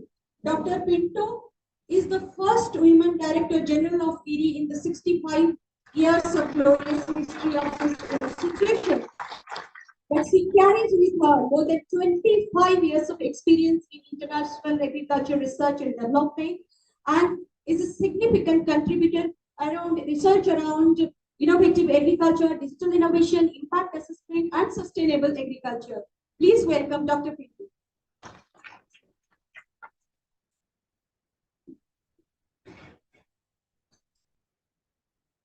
Namaste. At the outset, I wish to offer my hearty congratulations to the government of Uttar Pradesh and the people of this great state on the 150th anniversary of the Uttar Pradesh Agriculture Department. This celebration is not only about the department's legacy, but also about the resilience of millions of farmers who make Uttar Pradesh the food heartland of India. I feel privileged to join this occasion and extend my warmest greetings to the Honorable Chief Minister, Sri Yogi Adityanath Ji, Honorable Agriculture Minister, Sri Surya Pratap Shahi Ji, Honorable State Minister Sri Ravindra Jaiswal Ji, Dr. Daya Shankar Dayalu Mishra Ji, Shri Baldev Singh Akula Ji, and all of the dignitaries present, ladies and gentlemen. I also welcome to this event our international partners, including Sri Vikarama Singha, Secretary of the Ministry of Agriculture, Livestock and Land and Irrigation, Government of Sri Lanka, Dr. Conclave, General Director of Agriculture, Ministry of Agriculture, Forestry and Fisheries, Cambodia, Dr. Nguyen Van Vo, former Director of Vietnam Academy of Agricultural Science, and of course my brother, Dr. Simon Heck, the DG of the International Potato Center. IRI's global mission is to ensure rice-based food agri-systems that contribute to food and nutritional security, climate resilience, and farmer prosperity. For over 6 decades, we have worked with partners worldwide to deliver innovation from stress-tolerant and high-yielding varieties to healthier rice, tackling hidden hunger, as well as mechanization and digital tools. India has always been central to this mission. The establishment of ISA in Varanasi is a strong symbol of partnership with the government of India and Uttar Pradesh. It recognizes and localizes global science with impact and positions the state as a leader in rice innovations. Over the past 8 years, ISARC has partnered with more than 53 national agricultural research and extension systems, contributing to the release of 141 rice varieties, including specialty rice such as Kalanak and the low GI rice. These not only improve resilience and nutrition, but also preserve heritage and create new opportunities, especially for women and youth, through rice-based value-added products. As we look ahead, Uttar Pradesh's vision of becoming a global food basket by 2030 is both ambitious and achievable.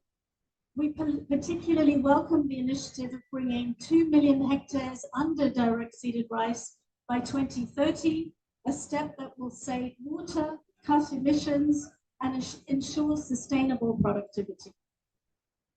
On this historic milestone, let us celebrate both the legacy of resilience and the promise of transformation.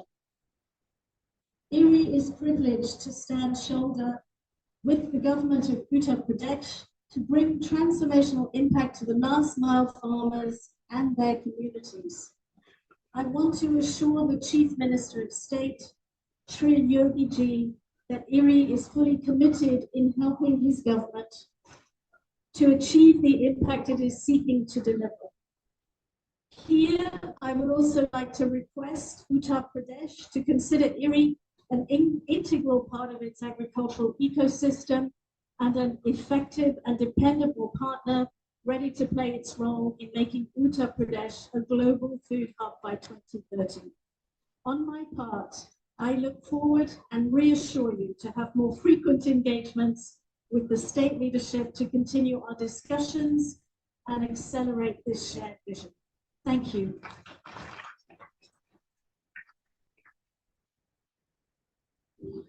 धन्यवाद doctor Pinto. Doctor Pinto ने ये बताया कि कैसे eerie Bharat सरकार और उत्तर प्रदेश सरकार की पार्टनरशिप ने हम कमिट किया है इस क्षेत्र के कृषि और कृषि प्रणाली के तरफ, और हम आगे कैसे बढ़ते रहेंगे साथ मिलकर। अब हम इस समारोह के अगले महत्वपूर्ण चरण की ओर बढ़ते हैं।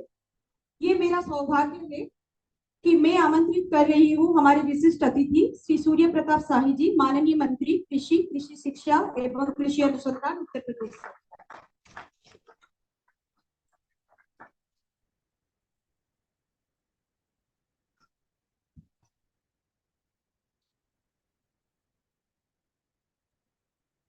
कृषि विभाग की 185वीं वर्षगांठ उत्तर प्रदेश को 2030 तक वैश्विक फूड बास्केट बनाए जाने के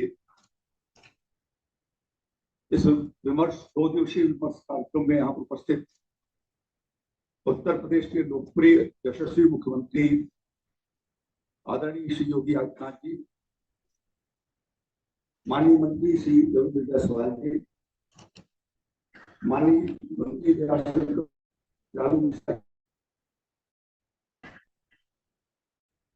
इस कार्यक्रम में विशेष रूप से उपस्थित इनके डायरेक्टर जनरल डॉक्टर कियोन पिंटो जी, सिप के डायरेक्टर जनरल डॉक्टर साइमन टेक साहब, उत्तर प्रदेश के प्रमुख सचिव कृषि श्री रविंद्र जी, श्रीलंका के कृषि सचिव श्री विक्रमा सिंघे जी, भारत सरकार के संयुक्त सचिव श्री साहू जी, यहाँ उपस्थित देश भर के विभिन्न संस्थानों से आए हुए सभी वैज्ञानिकगण, अंतरराष्ट्रीय संस्थानों से भी आए हुए सभी वैज्ञानिकगण, सभी अधिकारीगण, निजी क्षेत्र के साझेदार संस्था के प्रतिनिधिगण, विभिन्न मीडिया संस्थानों के पत्रकार मित्रों, अन्नदाता किसान भाइयों और बहनों,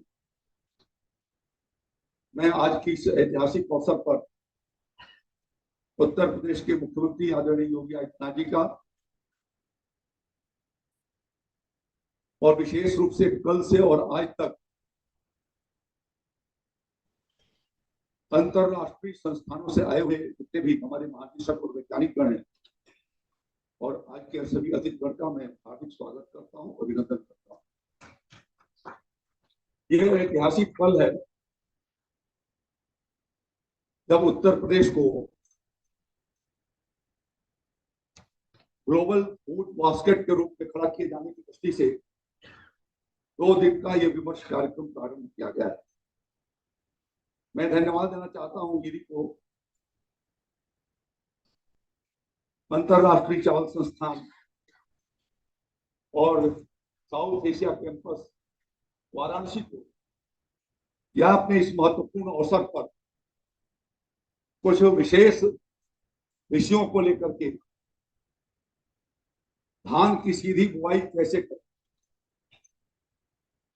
मुझे याद आता है कि जब हम लोग बचपन में थे तो उस समय पूरे उत्तर प्रदेश में सीधी बुआई हुआ। समय और काल परिस्थितियों ने बदला।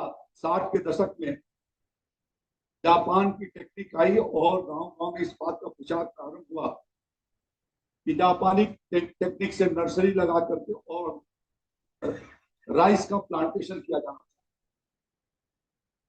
और एक बदलाव मैंने अपने आंखों से इसे एक 50-60 साल की इतिहास देखा। आज फिर से प्रकृति उसको रिवर्स कर रही है और हम अपने ओरिजिनल रास्ते की ओर जाने की ओर हम बढ़े हैं। और जब अब वैज्ञानिकों ने इस बात को कहा है कि जिस तरीके से जलवायु परिवर्तन हो रहा है, तापमान की वृद्धि हो रही है, वर्षा अनिश्चित हो गई है, कहीं ज्यादा कहीं कम कहीं बहुत ज्यादा, और इन सब कारणों से आज किसानों के सामने बहुत बड़ी चुनौती आई हुई है। दूसरी ओर मीथेन गैस, कार्बन डाइऑक्साइड के उत्सर्जन, इनको भी लेकर के वैज्ञानिकों ने चिंता करते हुए अब इस बात को फिर से गिरी और विश्व समुदाय के अनेक संस्था इस बात की प्रयास कर रही हैं कि हमको सीधी बुआई की ओर चलना चाहिए।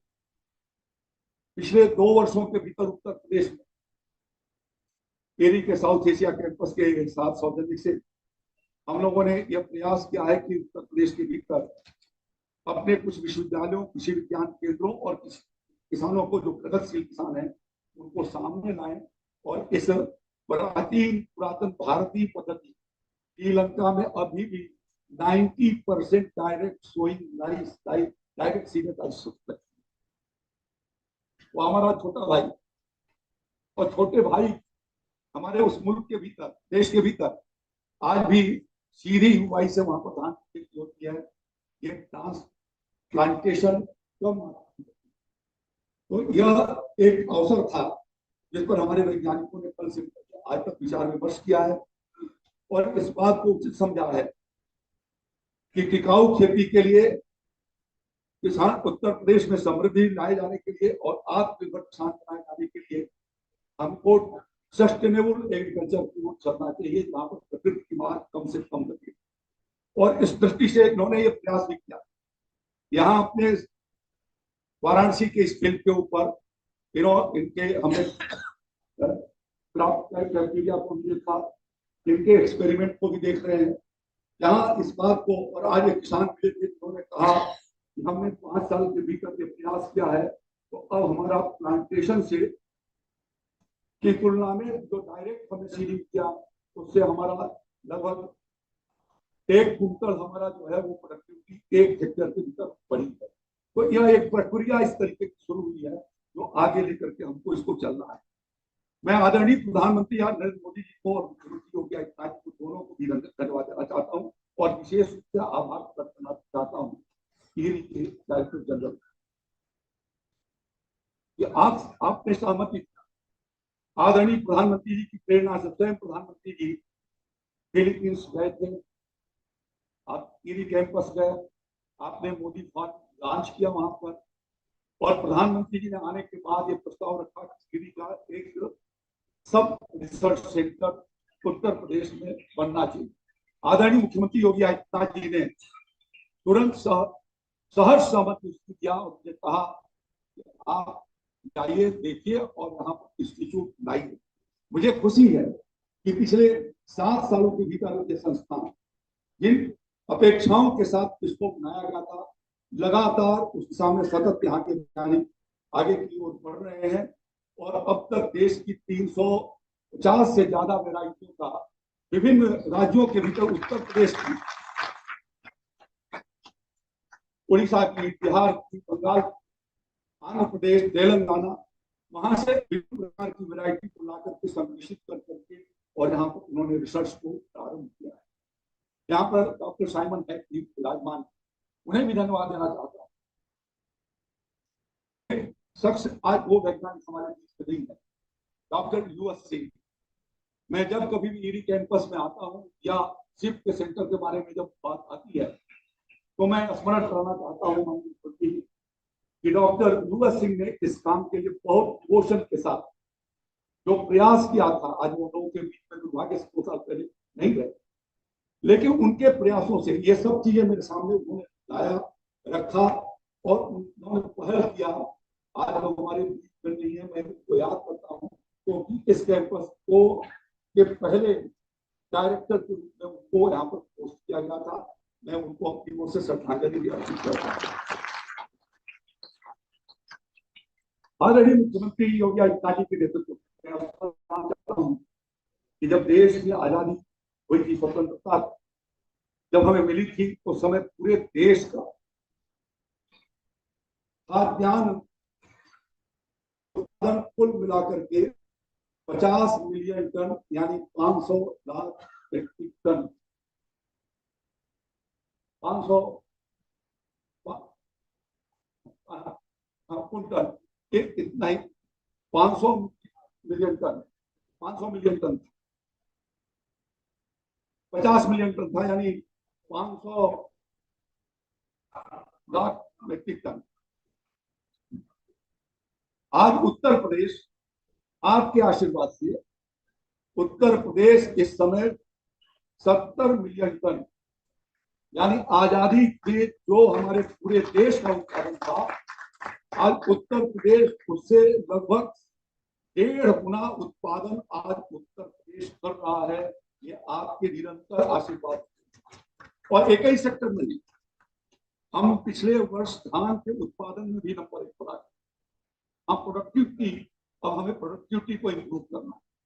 प्रोडक्टिविटी को इम्प्रूव किए जाने के लिए हमारे वैज्ञानिक प्रयास कर रहे हैं, हमारे विश्वविद्यालय और कृषि विज्ञान केंद्र प्रयास करते हैं और बहुत सारे किसान भाई भी प्रयास करते हैं। हम गेहूं के उत्पादन में, सब्जियों के उत्पादन में, दूध के उत्पादन में, ये आदरणीय योगी आदित्यनाथ जी की प्रेरणा है और उनका मार्ग अनवरत जो उनके द्वारा जो मॉनिटरिंग की जाती है, उसका सतत समीक्षा की जाती है, उसके परिणाम स्वरूप आज उत्तर प्रदेश देश का हृदय प्रदेश के रूप में खाद्यान्न के मामले में आज देश का एक बहुत बड़े स्तंभ के रूप में तैयार हुआ। हम आगे आने वाले दिनों में जो प्रधानमंत्री जी ने अपने संबोधन में महाराष्ट्र में इस बात को कहा था कि जब प्रधानमंत्री किसान सम्मान निधि की 19वीं किस्त जारी की,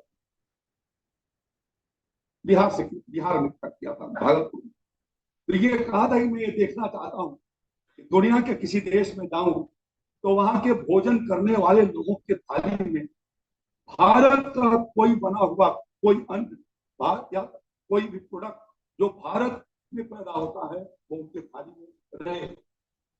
उत्तर प्रदेश प्रधानमंत्री जी के उस संकल्प को पूरा करने के लिए योगी आदित्यनाथ जी ने तय किया कि हम $1 बिलियन इकॉनमी 2030 के पहले 2047 में $3 ट्रिलियन इकॉनमी का आपने लक्ष्य रखा हमारे। हम लोगों ने उसके भीतर उत्तर प्रदेश का एग्रीकल्चर तय किया है। हम $1 बिलियन इकॉनमी का स्टेट 2047 के भीतर एग्रीकल्चर सेक्टर, और इसके लिए हम लोगों ने 22 साल हमारे पास है, उसके लिए 22 संकल्प रखा है, जिसमें से एक DSR भी है। हम DSR 2 लाख हेक्टेयर से बढ़ा करके इसको 20 लाख हेक्टेयर, और आज हमारे डायरेक्टर बहुत साइड पे था, हम 25 लाख हेक्टेयर, तो उस दिशा में आगे की ओर बढ़ना। और ये मैं समझता हूं कि ये जो विचार विमर्श आपका हो रहा है कल से आज,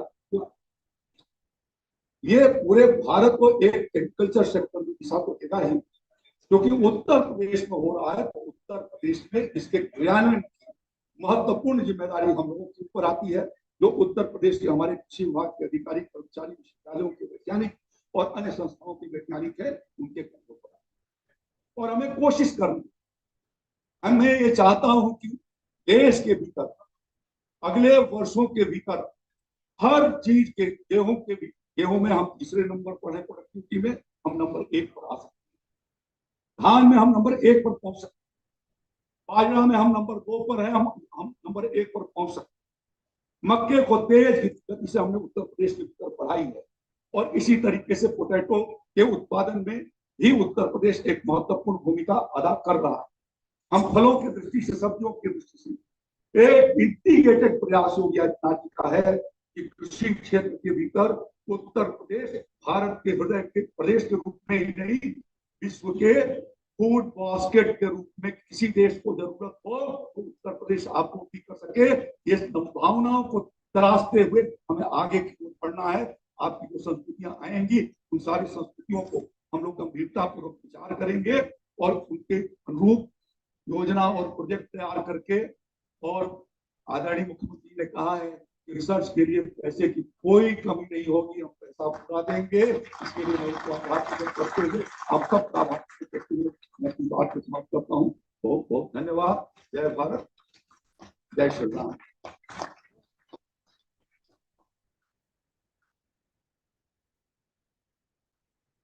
Many thanks, Sanjit. Your experience and insights always strengthen our vision and commitment towards Uttar Pradesh and India. You appreciated the role what SIP and ERI played. So far, you highlighted about the pre and post green revolution scenarios and how Uttar Pradesh is all set to become global food basket in coming years. We are here with you to support in these endeavors. अब हम पहुंचते हैं इस समारोह के एक अंतिम अत्यंत महत्वपूर्ण क्षण पर। माननीय मुख्यमंत्री उत्तर प्रदेश श्री योगी आदित्यनाथ जी स्वयं किसानों को बीज मिनी किट वितरण करेंगे। आज इस अवसर पर जिन किसानों को मुख्यमंत्री जी अपने कर कमलों से ये मिनी किट प्रदान करेंगे, उनके नाम है श्री दिनेश कुमार, ग्राम मिश्रीपुर, बीज मिनी किट का नाम सरसों। श्री जगदीश प्रसाद सिंह, ग्राम विष्णुपुर, बीज मिनी किट का नाम सरसों।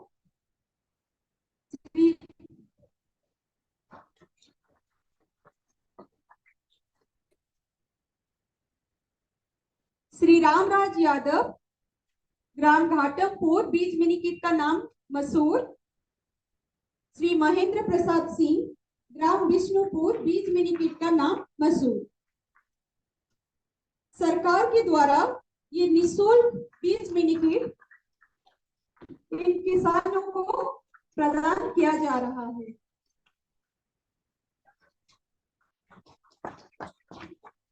These mini kits are made to encourage the cultivation of oilseed and pulses in the state of Uttar Pradesh and contains different improved varieties.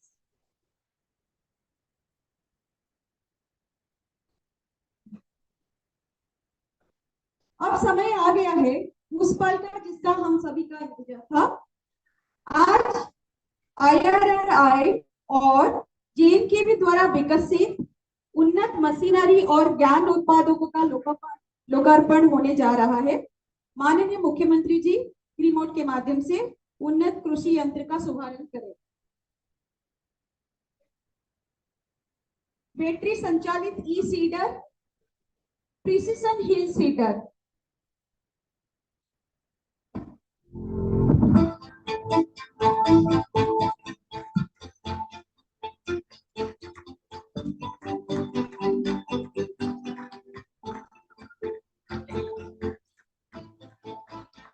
E cedar कम वजन वाला, कम कंपन तथा परिरहित उपकरण है जिसके श्रम भार घटना है और बड़े क्षेत्र में दक्षता के साथ बुआई संभव होती है। प्रिसिशन हिल सीडर बीज और उर्वरक का एक साथ सटीक प्लेसमेंट करता है तथा नियंत्रित फरो निर्माण द्वारा जल निकासी एवं जड़ विकास को अनुकूलित करता है।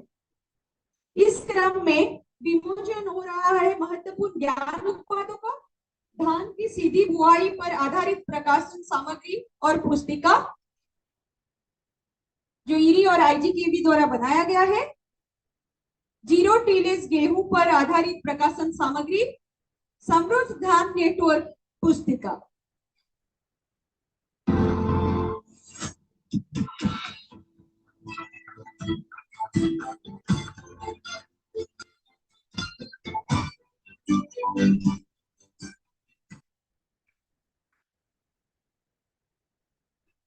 और अब इस गरिमामय अवसर पर मैं पूरे सम्मान के साथ आमंत्रित करती हूँ हमारे मुख्य अतिथि श्री योगी आदित्यनाथ जी, माननीय मुख्यमंत्री उत्तर प्रदेश को, कि वे अपने मार्गदर्शी विचारों से हमें सभी का प्रेरित करें।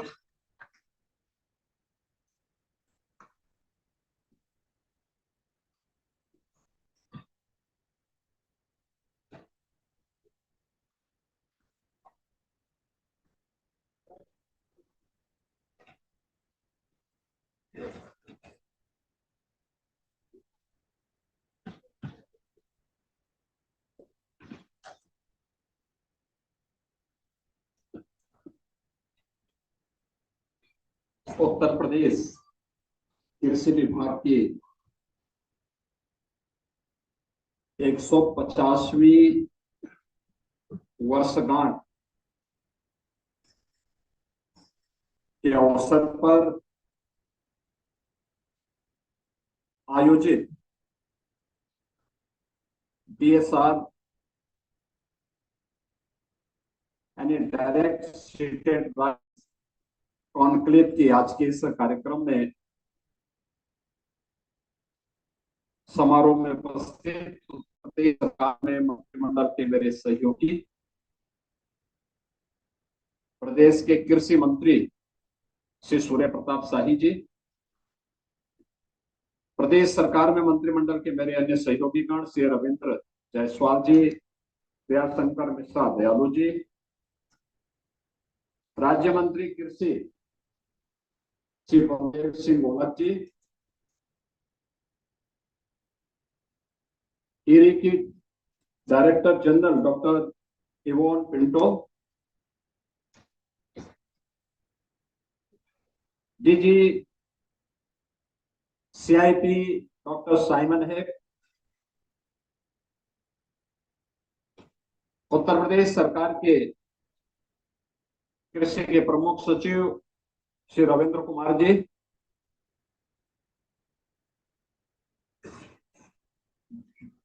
ज्वाइंट सेक्रेटरी भारत सरकार श्री अजीत कुमार साहू जी,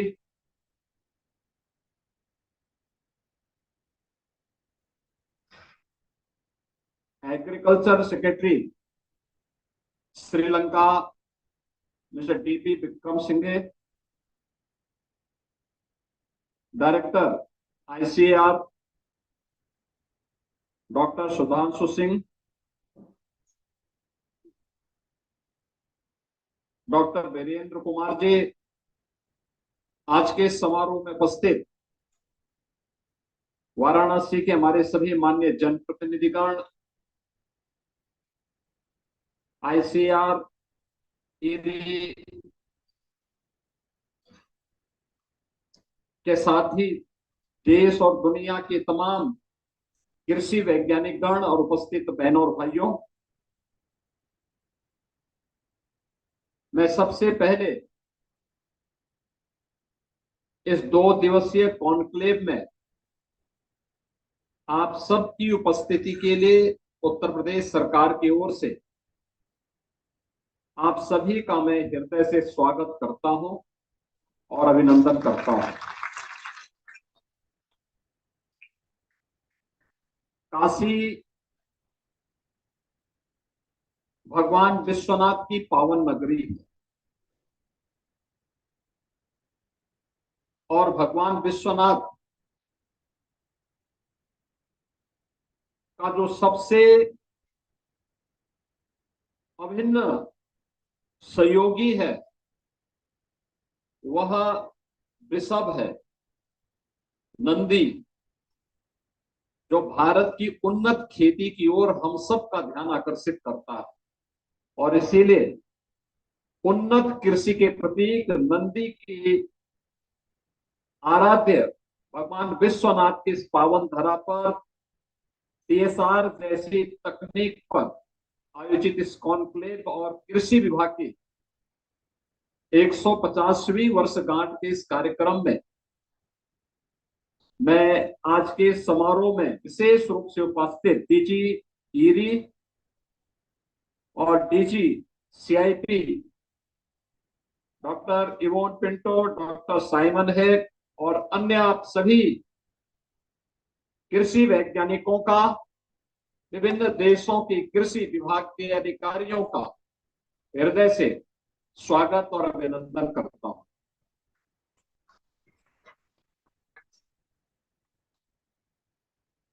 जब हम खेती किसानी की बात करते हैं तो वास्तव में ये आज की नई देन नहीं है।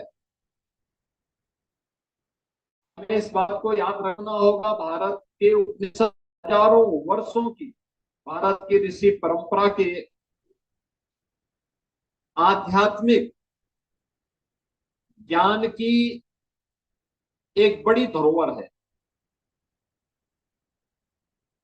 हमारा उपनिषद कहता है कि अन्नम बहुकुर्वी तद व्रतम, यानी हजारों वर्ष पहले भारत का ऋषि कहता था कि अन्न बाहुल्य का संपादन, यानी अन्न को बड़ी मात्रा में पैदा करो, और यही हमारा संकल्प होना चाहिए। यह भारत का ऋषि हर भारतीय के लिए कहता रहा, हर नागरिक के लिए कहता रहा। और भारत की ऋषि की वाणी के अनुरूप अच्छी कृषि के लिए जो 3 चीजें बहुत महत्वपूर्ण होती हैं, प्राकृतिक उर्वरता खेती में हो, सिंचाई की बेहतर व्यवस्था हो और पर्याप्त मात्रा में धूप हो। और इन तीनों की दृष्टि अगर आप देखेंगे तो भारत अत्यंत उर्वरा भूमि है। भौगोलिक दृष्टि दुनिया को अगर आप देखेंगे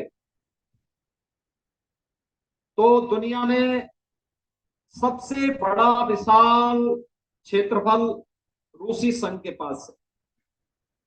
नंबर 2 पर चीन आता है, नंबर 3 पर अमेरिका के पास, यूएस के पास, number 4 Canada, number 5 Brazil, number 6 Australia और नंबर 7 भारत। ये भौगोलिक दृष्टि से। लेकिन कृषि की दृष्टि से आप देखेंगे तो दुनिया के अंदर जितना भी भूभाग है, इसमें से मात्र 10% भूभाग ऐसा है जो कृषि योग्य है। लेकिन दुनिया के अंदर सबसे अधिक भौगोलिक क्षेत्रफल में कृषि योग्य उर्वरा भूमि किसी के पास है, वह भारत के पास है। अकेले भारत के पास 17 करोड़ हेक्टेयर लैंड कृषि योग्य है और यूएस क्षेत्रफल में भारत से कई गुना बड़ा, लेकिन उसके पास भी लगभग कमोवेश यही क्षेत्रफल है। बाकी अन्य देश इससे काफी कम आते हैं। लेकिन जितना भी कृषि योग्य भूमि है दुनिया के अंदर, उसमें सिंचित भूमि की संख्या बहुत कम है लोगों के पास। अगर आप दुनिया के अंदर देखेंगे तो भारत दुनिया का एक ऐसा देश है जिसके पास 60% भूमि ऐसी है जिसके पास सिंचाई की बेहतरीन व्यवस्था है या सिंचाई की सुविधा जहां पर मौजूद है। दुनिया के अंदर बहुत सारे देशों में अगर आप जाएंगे कृषि योग्य भूमि है लेकिन उनके पास सिंचाई की सुविधा नहीं, उतनी अच्छी नहीं है। लेकिन भारत इस दिशा में भी बहुत सौभाग्यशाली है कि उसके पास इस सुविधा, प्रकृति प्रदत्त सुविधा पहले से है या उसके द्वारा हजारों वर्षों की इस विरासत के तहत तैयार भी की गई है। और यही कारण रहा है कि भारत के अंदर खाद्यान्न के उत्पादन के लिए प्राचीन काल से ही भारत का ऋषि ही नहीं, भारत का कृषि उस योग्य थी और भारत का कृषक, भारत का अन्नदाता किसान और भारत का कृषि वैज्ञानिक भी उतना ही आग्रही रहा। तो जो कृषि वैज्ञानिक आज हम कहते हैं या जिसे आज वैज्ञानिक कहते हैं, यही प्राचीन काल का भारत का ऋषि रहा, कोई ऋषि अलग नहीं है। जो ज्ञान की धरोहर जिसके पास मौजूद है किसी भी क्षेत्र में, और केवल ज्ञान विज्ञान का ही नहीं है, वो एग्रीकल्चर के फील्ड में हो सकता है, शिक्षा के क्षेत्र में, स्वास्थ्य के क्षेत्र में, जीवन के किसी भी क्षेत्र में जो कुछ अलग से दे रहा, लीक से हट करके कुछ नया दे रहा है, वही ऋषि है। और भारत की ऋषि परंपरा ने सदैव से इसका सम्मान किया है। अगर भारत के अंदर आप देखेंगे तो उत्तर प्रदेश इस मामले में सर्वाधिक सौभाग्यशाली। मैं यहाँ पर जो हमारे कृषि वैज्ञानिक देश और दुनिया से आए हैं उन सबका ध्यान इस बारे में आकर्षित करना चाहूंगा कि भारत के अंदर कृषि योग्य भूमि कुल भारत के क्षेत्रफल का हमारे पास जो हिस्सा आता है मात्र 11% आता है। उत्तर प्रदेश के पास 11% भूभाग है और भारत की 17% जनसंख्या इसमें निवास भी करती। 25 करोड़ की आबादी अकेले उत्तर प्रदेश में निवास करती। लेकिन उत्तर प्रदेश इस 11% भूमि में देश का कुल खाद्यान्न का 21% उत्पादन करता है। भारत के खाद्यान्न उत्पादन 21% योगदान अकेले उत्तर प्रदेश करता है। और उत्तर प्रदेश ने इस दिशा में पिछले आजादी के बाद पिछले 75 वर्षों में एक लंबी छलांग लगाई, एक लंबी छलांग लगाई। पिछले 11 वर्षों में देश के अंदर कृषि और कृषि के क्षेत्र में क्रांतिकारी परिवर्तन हुए।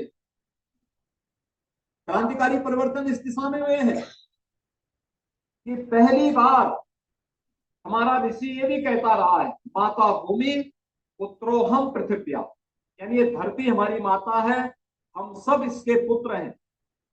लेकिन हम खेती बाड़ी करते थे लेकिन धरती माता के स्वास्थ्य का ध्यान नहीं रखते थे। प्रधानमंत्री मोदी जी ने पहली बार सॉयल हेल्थ कार्ड अनिवार्य किया देश के अंदर और भी फ्री में देश के सभी किसानों के लिए। भारत के अंदर किसानों को कृषि बीमा के साथ जोड़ा।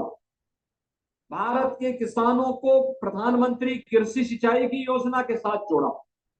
भारत के अंदर लागत का 1.5 गुना एमएसपी अन्नदाता किसानों को देने की गारंटी प्रधानमंत्री मोदी जी ने दी।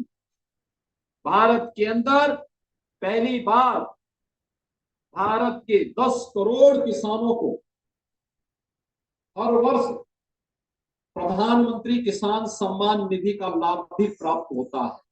यह अकेले भारत होगा जो अपने अन्नदाता किसानों को इस प्रकार की सुविधा का लाभ देता है। और उसी दिशा में आगे बढ़ते हुए उत्तर प्रदेश ने जो देश की आबादी का सबसे बड़ा राज्य है, देश के फूड बास्केट के रूप में जिसे आगे बढ़ाने के लिए हमारे पास तमाम प्रकार की संभावनाएं हैं, उस उत्तर प्रदेश के अंदर 11% भूभाग में हम देश के अंदर 21% खाद्यान्न का उत्पादन करते हैं। इसमें हमारे अब तक 4 कृषि विश्वविद्यालय राज्य सरकार की ओर से, 2 कृषि विश्वविद्यालय भारत सरकार की ओर से, एक निजी कृषि विश्वविद्यालय और 89 कृषि विज्ञान केंद्र तो इसमें सहयोग कर ही रहे थे। 2018 में प्रधानमंत्री मोदी जी की अनुकंपा से यहाँ पर ईरी का यह सेंटर वाराणसी में खुल करके इसने एक बड़ी भूमिका का निर्वहन हमें दिया किया, उत्तर प्रदेश के लिए किया है, देश के लिए किया है। मैं देखता हूं डॉक्टर सुधांशु लगातार किस फील्ड में क्या काम हो रहा है, राइस के लिए कौन सी नई वैरायटी उपयोगी हो सकती है, क्लाइमेट चेंज के इस दौर में हम कौन सी वैरायटी को लें और कौन सी उपयोगी हो सकती है, इन सब के बारे में निरंतर कार्य कर रहे हैं। और उसका लाभ उत्तर प्रदेश के हमारे कृषि वैज्ञानिकों के साथ साथ कृषि संस्थानों को और उत्तर प्रदेश के विभिन्न संस्थानों के साथ साथ देश के तमाम कृषि संस्थानों को इसका लाभ हमें वर्तमान में प्राप्त हो रहा है। और मैं धन्यवाद दूंगा प्रधानमंत्री जी को कि आज उत्तर प्रदेश देश का पहला राज्य है जिसके पास सर्वाधिक कृषि विश्वविद्यालय भी है, क्योंकि 5वां विश्वविद्यालय हम एक और कृषि विश्वविद्यालय बनाने जा रहे हैं। लेकिन साथ साथ 2 इंटरनेशनल सेंटर भी, रिसर्च सेंटर भी हमारे पास राइस का वाराणसी में और पोटैटो का आगरा में उन्होंने स्वीकृत किया। International rice research institute Varanasi 2018 से सफलतापूर्वक कार्य कर रहा है और आज यहां पर हमारे पास DG CIP doctor Simon Heck भी आए हैं। आगरा में इंटरनेशनल पोटैटो सेंटर की स्थापना करने के लिए उन्होंने जो रुचि दिखाई है, मैं उनका भी और DG eerie doctor Yvonne Pinto का भी हृदय से धन्यवाद देता हूं कि उन लोगों ने उत्तर प्रदेश में रुचि लेकर के उत्तर प्रदेश की कृषि को आगे बढ़ाने के लिए अपना योगदान दिया है। मित्रों, भारत में संभावना पहले से, और मैं उसके बारे में आपको थोड़ा सा इसके बारे में बताना चाहूंगा कि क्या संभावनाएं थी। तब केमिकल फर्टिलाइजर, पेस्टिसाइड का उपयोग भारत के अंदर नहीं होता। उस समय भी भारत की कृषि की क्या स्थिति थी, अगर हम उस पर थोड़ा सा ध्यान दें तो मुझे लगता है कि हमें बहुत कुछ जानने सीखने को मिलेगा। और वह इसलिए मिलेगा कि कम लागत में अधिक उत्पादन, यह आज की आवश्यकता है। कैसे हम इस दिशा में प्रयास कर सकते हैं, कैसे भारत का प्राचीन वैज्ञानिक करता था और कैसे हम आज उसको फिर से ला सकते हैं। डीएसआर पद्धति, जिसके बारे में भी हमारा कृषि मंत्री जी बता रहे थे हमारे, कि पहले यह पद्धति ही हम यहाँ लागू करते थे क्योंकि इसमें कम पानी भी लगता है और उत्पादन भी ठीक ठाक होता था। याद रखना, जब भी हम अपने यहाँ इनोवेशन को, रिसर्च एंड डेवलपमेंट को छोड़ देंगे, हमारे आगे बढ़ने की संभावना उतनी ही क्षीण हो जाएगी। और यही कुछ हमारे साथ होता रहा। एक समय था जब भारत ने प्रगति की, लेकिन धीरे धीरे करके जब हम लोगों ने उसमें इनोवेशन को, रिसर्च एंड डेवलपमेंट को बाधित किया या उसको आगे बढ़ाने में हम चूके, तो हम पिछड़ते गए। परिणाम हम सबके सामने। आज हमारे सामने जो चुनौती, उन चुनौतियों का सामना करते हुए हमें कार्य करना होगा। भारत के अंदर प्राचीन काल से आप देखेंगे, जिस काला नमक चावल की बात हो रही, जिस पर ईरी भी यहां पर वाराणसी का सेंटर भी काम कर रहा है, यह 3000 वर्ष पहले भगवान बुद्ध ने इस चावल को दिया था, जिसको भगवान बुद्ध के ही प्रसाद के रूप में हम लोग जिसकी ब्रांडिंग कर रहे हैं। 1 डिस्ट्रिक्ट 1 प्रोडक्ट में भी हम लोगों ने काला नमक चावल को सिद्धार्थनगर जनपद के एक प्रोडक्ट के रूप में इसको हम लोगों ने आगे बढ़ाने का काम किया। धान की खेती की जब बात होती है तो उत्तर प्रदेश में लगभग इसका 8000 वर्ष पुराना इतिहास है उत्तर प्रदेश के अंदर, और उस प्रकार की वैरायटी उत्तर प्रदेश के अंदर मिली है जिनके बारे में आप कह सकते हैं कि इतना पुराना धान उत्तर प्रदेश के अंदर उस समय भी धान की खेती होती थी और यहाँ के वैज्ञानिक किस रूप में कार्य करते थे, उसका थोड़ा सा मैं एक उदाहरण आप सबको देना चाहूंगा जिसके बारे में हमारे यहाँ के किसानों ने किया है। खासतौर पर दुनिया के अंदर, भारत के अंदर अगर आप देखेंगे तो कैसे खेती होती थी, इसके प्रमाण हमारे यहाँ मौजूद हैं 2 प्रकार से, कुछ तो शिलालेख के माध्यम से और कुछ विदेशी प्रयोग जो ऑब्जर्वर्स थे अलग अलग कालखंड में जिन्होंने भारत का दौरा किया था, उन्होंने भारत की खेती के बारे में क्या उल्लेख किया है। जैसे ईस्वी सन 900 से 1200 के बीच में तंजावुर के शिलालेख में उल्लेख मिलता है कि प्रति हेक्टेयर वहां धान की खेती 15 से 18 टन प्रति हेक्टेयर का उत्पादन में धान की खेती करते थे। आप सोचिए आज से 1000 वर्ष पहले। दक्षिण कर्नाटक में, दक्षिण अर्काट में वहां के शिलालेख में है 11वीं सदी में, यानी 11वीं 12वीं सदी में 14.5 टन प्रति हेक्टेयर धान की खेती उन लोगों ने उस समय वहां लेते थे। रामनाथपुरम तमिलनाडु के शिलालेख में है 1325 में, उस समय उन्होंने 20 टन प्रति हेक्टेयर का धान का उपज वहां पर पैदा करने की सामर्थ्य वहां की खेती में। 1807 में कोयम्बटूर में जो यूरोपीय ऑब्जर्वर ने वहां पर जो लिखा है 13 टन प्रति हेक्टेयर धान की उपज वहां पर पैदा होती थी। 1770 में चेंगलपट्टू में जो ब्रिटिश ऑब्जर्वर ने वहां पर लिखा है 9 टन प्रति हेक्टेयर धान की उपज वहां होती थी। और 1993 में अगर पंजाब के लुधियाना का आप देखेंगे तो उन्होंने कहा है कि वहां पे प्रति हेक्टेयर 4.3 टन गेहूं और 5.5 टन प्रति हेक्टेयर धान की उपज एक वर्ष में 1 हेक्टेयर खेती में पैदा होती थी। यह उत्तर प्रदेश, यह देश के अंदर का एक सिनेरियो हमें अलग अलग कालखंड में देखने को मिलेगा कि उस समय बिना किसी उसके हम लोग भारत के अंदर इस सभी कार्य करते थे। एक 17वीं ईस्वी में फ्रांसाय वर्नियर, यह एक ऑब्जर्वर आए थे जिन्होंने बंगाल की खेती के बारे में उन्होंने उल्लेख किया। उन्होंने कहा है कि देखिए दुनिया के अंदर ये मान्यता है कि मिस्र की खेती सबसे उत्तम मानी जाती है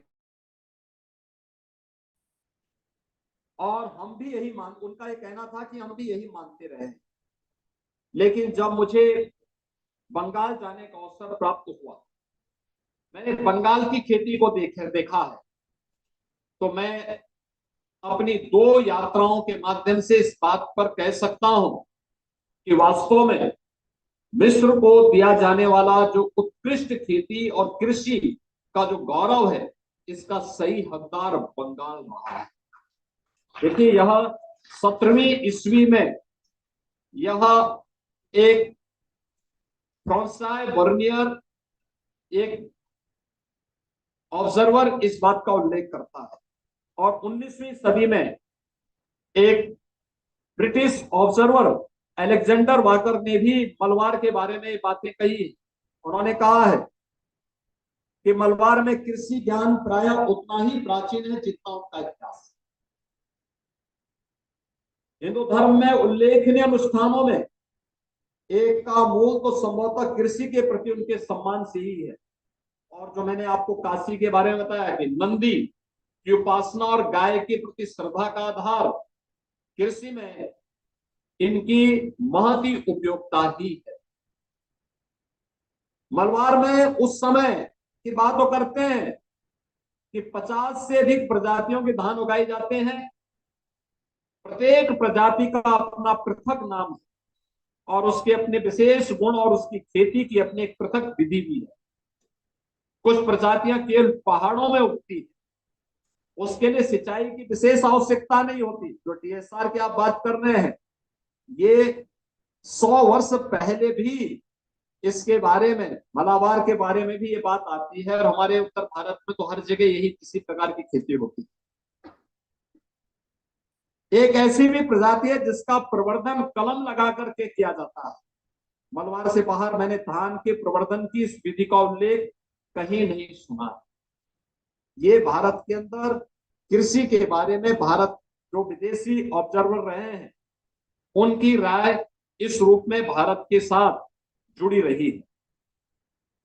अगर हम उत्तर प्रदेश की बात करते हैं तो वास्तव में यह उत्तर प्रदेश के अंदर इसकी संभावना बहुत ज्यादा है, क्योंकि उत्तर प्रदेश देश का एकमात्र ऐसा भूभाग होगा जिसके पास आज के दिन 80% से अधिक भूमि ऐसी है जो सिंचित भूमि है और जिसमें बेहतर सिंचाई की सुविधा हमारे पास मौजूद है। अत्यंत उर्वरा भूमि है, सिंचाई की प्रचुरता है और धूप की भी प्रचुरता यहाँ पर हमें मिलती है। यानी 12 माह में से 11 माह तो हमें बेहतर धूप मिल जाता है। बहुत अच्छी धूप मिलती है, अच्छी बरसात भी है, अच्छा पानी है, हमारे पास ग्राउंड वाटर भी है और सरफेस वाटर भी। हर 5 कोस में आपको एक नदी मिल जाएगी। हर प्रकार से धान्य से बहुल्य क्षेत्र। और इसमें अगर आप देखेंगे कि हमारे पास उत्तर प्रदेश के अंदर जो खाद्यान्न की स्थिति है, खाद्यान्न के लिए दलहनी फसलों और गन्ना आलू के लिए यहाँ पर सभी प्रकार की फसलों के लिए बहुत उपयोगी भूमि है। धान लगभग 70 लाख हेक्टेयर और 100 लाख हेक्टेयर में गेहूं की खेती यहाँ पर उत्तर प्रदेश में होती है। 29 लाख हेक्टेयर में हम गन्ना की खेती भी उत्तर प्रदेश के अंदर करते हैं। दलहन और तिलहन में भी एक बड़ा क्षेत्रफल हमारे पास उत्तर प्रदेश के अंदर मौजूद है। उत्तर प्रदेश के अंदर अगर हम 2000 यानी 1950-51 में देखें, आजादी के तत्काल बाद देखें, तो हमारे पास कुल उस समय 170 लाख हेक्टेयर खेती यहां पर खेती बाड़ी के लिए उपयोग में होती थी, जिसमें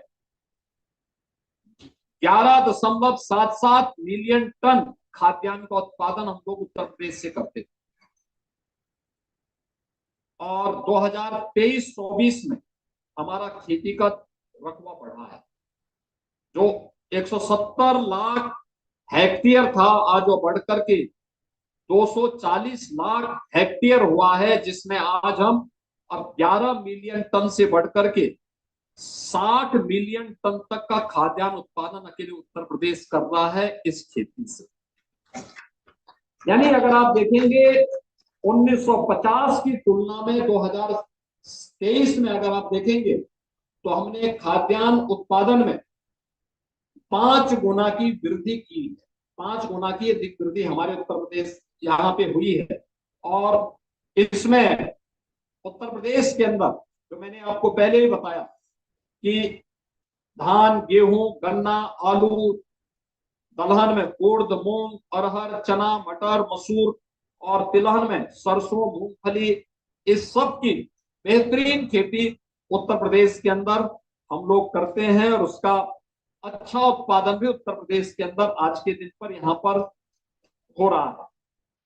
मेरा ये मानना है कि हमें इस दिशा में आगे प्रयास करने चाहिए, लगातार प्रयास करने चाहिए।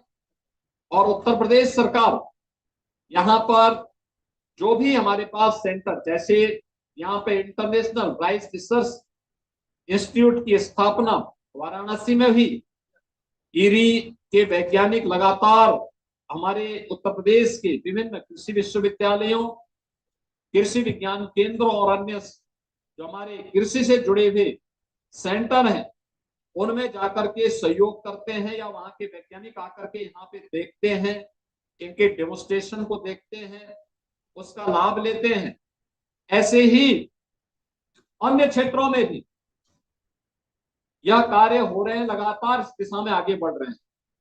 मैं विश्वास करूंगा कि आज इस कॉन्क्लेव में यहाँ पर DGCIP डॉक्टर साइमन हेग भी यहाँ पर उपस्थित हुए हैं, और मैं चाहूंगा कि आगरा में जो हमारा इंटरनेशनल पोटैटो सेंटर स्वीकृत हुआ है, यह बहुत शीघ्र चालू हो। आवश्यकता होती है तो मैंने उनको ऑफर किया है कि कानपुर में हमारा चंद्रशेखर आजाद कृषि विश्वविद्यालय है, कृषि विश्वविद्यालय से इसको आगे बढ़ाया जा सकता है। तात्कालिक इंफ्रास्ट्रक्चर हम उनको वहां उपलब्ध करवाएंगे। अगर आप उसको आगे बढ़ाने के लिए तैयार होंगे तो उत्तर प्रदेश सरकार इसमें पूरी मदद करेगा, जिससे हमारे अन्नदाता किसानों को बेहतरीन तकनीक उपलब्ध हम कराने में मदद कर सकें। उत्तर प्रदेश के अंदर हम लोग अच्छी खेती के लिए अच्छे सीड चाहिए, अच्छे बीज चाहिए,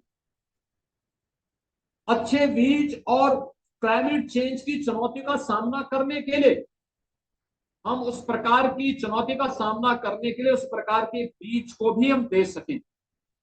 हम लोग लखनऊ में पूर्व प्रधानमंत्री स्वर्गीय चौधरी चरण सिंह जी के नाम पर एक सीड पार्क की भी स्थापना लखनऊ में कर रहे हैं। 250 एकड़ क्षेत्रफल में हमारा यह कार्य लखनऊ में प्रारंभ होने जा रहा है, और मैं चाहूंगा ये सभी मिलकर के एक साथ कार्य प्रारंभ कर देंगे। अगर अच्छा बीज हो, क्लाइमेट चेंज का मुकाबला करते हुए हम समय पर किसान को तकनीक दे सकें, समय पे बीज उपलब्ध करवा सकें, समय पर उन्हें सभी प्रकार की जानकारियां उपलब्ध करवा सकें, तो मेरा यह मानना है कि उत्तर प्रदेश आज जितना खाद्यान्न का उत्पादन कर रहा है, इससे भी 3 गुना अधिक उत्पादन करने की सामर्थ्य उत्तर प्रदेश की धरती रखती है।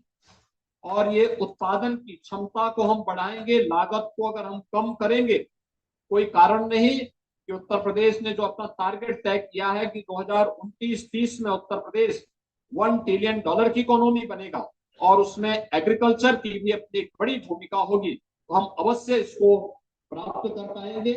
मुझे पूरा विश्वास है कि आज यहाँ पर जैसे ईरी और CIP के इंटरनेशनल सेंटर स्थापित हुए हैं या होने जा रहे हैं, ऐसे ही अन्य हम सेंटर ऑफ एक्सीलेंस विकसित करके अपने अन्नदाता किसानों को बेहतरीन सुविधा उपलब्ध करवाने में मदद कर पाएंगे। और कोई कारण नहीं कि उत्तर प्रदेश भारत का फूड बास्केट न बन जाए, अवश्य बन सकता है। और भारत ही नहीं, वैश्विक फूड बास्केट के रूप में उत्तर प्रदेश को आगे बढ़ाने में हम पूरा योगदान देंगे। इन शब्दों के साथ मैं एक बार फिर से यहाँ पर आए हुए सभी अपने उन वैज्ञानिकों का जो विशेष रूप से क्लाइमेट चेंज की चुनौती, DSR जैसी पद्धति और अन्य एग्रीकल्चर के सामने आने वाली उन चुनौतियों का मुकाबला करने के साथ साथ हमें किस प्रकार की परिस्थितियों का सामना करते हुए कार्यक्रम आगे बढ़ाने हैं, इस पर चिंतन कर रहे हैं।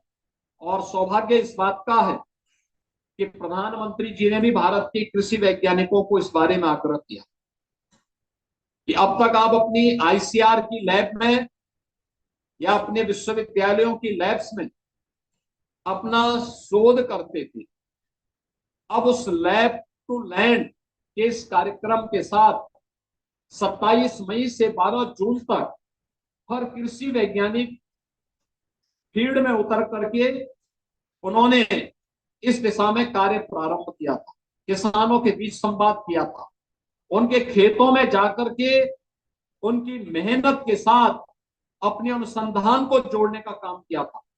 तो लैब टू लैंड के इस कार्यक्रम के साथ हमारे सभी वैज्ञानिक जुड़ेंगे तो उसके बेहतरीन परिणाम आ पाएंगे।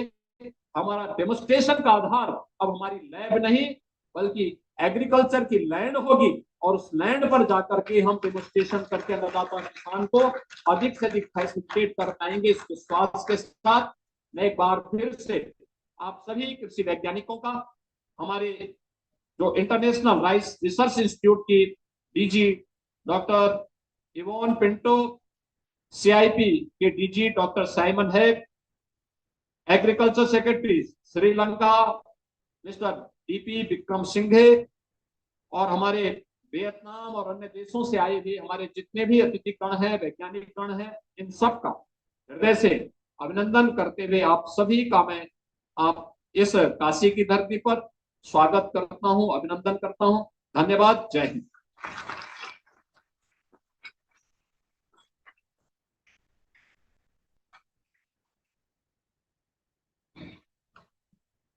धन्यवाद माननीय मुख्यमंत्री जी, आपके प्रेरक विचारों और मार्गदर्शन के लिए, साथ ही इन महत्वपूर्ण नवाचारों और उत्पादों का लोकार्पण करने के लिए भी। अंत में मैं आमंत्रित करना चाहती हूँ धन्यवाद ज्ञापन के लिए श्री बलदेव सिंह औलख जी, माननीय राज्य मंत्री।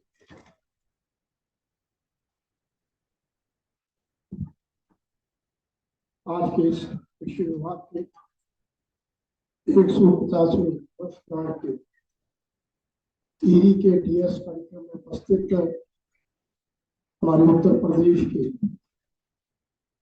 यशस्वी, उत्तर प्रदेश को उत्तम प्रदेश बनाने वाले ऐसे हमारे माननीय मुख्यमंत्री जी, कृषि मंत्री आदरणीय सूर्य प्रताप शाही जी, ईडी के महानिदेशक डॉक्टर इवोन पिंटो जी, सीआई के महानिदेशक डॉक्टर साइमन हैग जी, हमारे प्रदेश के माननीय मंत्री आदरणीय रविंद्र जायसवाल जी, आदरणीय दयालु शंकर दयालु जी, हमारे प्रमुख सचिव रविंद्र जी, और सभी अधिकारीगण, मेरे सामने बैठे सभी वैज्ञानिकगण। आज मुझे अपार गर्व है कि आज मैं वाराणसी स्थित ईडी के दक्षिण एशिया क्षेत्र केंद्र में उपस्थित हूँ। यहाँ पर हम उत्तर प्रदेश के कृषि विभाग की 150वीं वर्षगांठ पर गौरवशाली यात्रा का उत्सव मना रहे हैं, और यह ज्ञान, सेवा और नवाचार की धरोहर है। यह ऐतिहासिक उपलब्धि है। हमारे पूर्वजों उन लाखों किसानों को समर्पित है जिन्होंने उत्तर प्रदेश के देश का अन्न भंडार बनाने में वर्षों पर्यंत सहयोग दिया है। जब मैं पिछली बार यहाँ पर केंद्र में आया था तो यहाँ पर धान आधारित प्रणालियों पर किए जा रहे अनुसंधान से अत्यंत प्रेरित हुआ, और चाहे वे काला नमक हो और चावल को प्रोत्साहन या पौष्टिक चावल आधारित उत्पादों का विकास हो, ये नवाचार न केवल हमारी विरासत को संरक्षित करते हैं बल्कि युवाओं और महिलाओं को, उद्यमियों को कृषि व्यवसाय के अवसर पर भी सृजित करते हैं। मैं अपने हमारा ये लक्ष्य स्पष्ट है कि वर्ष 2030 तक उत्तर प्रदेश को न केवल भारत का अन्न भंडार बनाना बल्कि वैश्विक स्तर पर प्रदेश की अन्न भंडार के रूप में भी पहचान स्थापित करना। इसका अर्थ है कि आर्थिक उत्पादन करना, सतत उत्पादन कराना, और यह सुनिश्चित करना कि हर एक किसान विज्ञान, तकनीकी और उचित बाजारों से लाभान्वित हो। मैं माननीय मुख्यमंत्री जी के मार्गदर्शन से हम राष्ट्रीय और अंतर्राष्ट्रीय संस्थानों विशेषकर के साथ साझेदारी को भी सुदृढ़ कर रहे हैं। अंत में मैं कृषि विभाग की 150वीं वर्षगांठ के अवसर पर आइए हम सब अपने सच्चे राष्ट्र निर्माता अर्थात किसानों के प्रति पुनः समर्पित हो। जब प्रयोगशालाओं में विज्ञान हो, खेतों में मशीनें होंगी, हमारे जल भंडार सुरक्षित होंगे, हर किसान के हाथ में ज्ञान होगा, तब उत्तर प्रदेश वर्ष 2030 तक विश्व के अन्न भंडार के रूप में प्रतिस्थापित होगा। मैं फिर यहाँ पर आए मैं सभी अपने अतिथियों का आभार व्यक्त करता हूँ, और खास करके डॉक्टर साटू जी का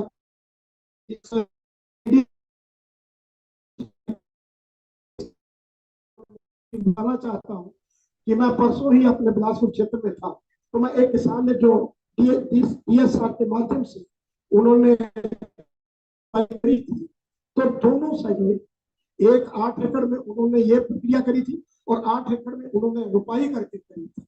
तो दोनों मशीनें लगी हुई थी, तो शाम तक उनके पास रहा और दोनों को जब तुलाया गया 8 एकड़ के बीज को और एक क्विंटल पर एकड़ उनका बीज जो डीएसआर से था वो ज्यादा निकला और उसमें लाभ हुआ। ये जो कल्पना है ये बहुत अच्छा, किसानों को लाभ है।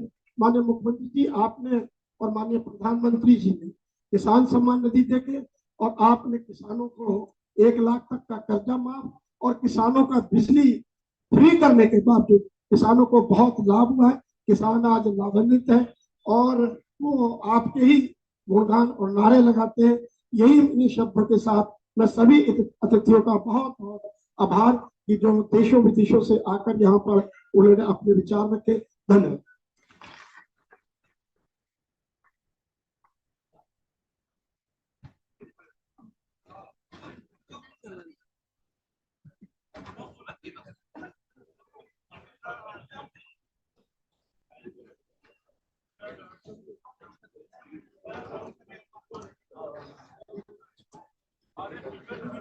कृषि विभाग के अधिकारी जहाँ रुक जाएंगे, कृषि विभाग के अधिकारी सब रुक जाएंगे एक 5 मिनट के लिए।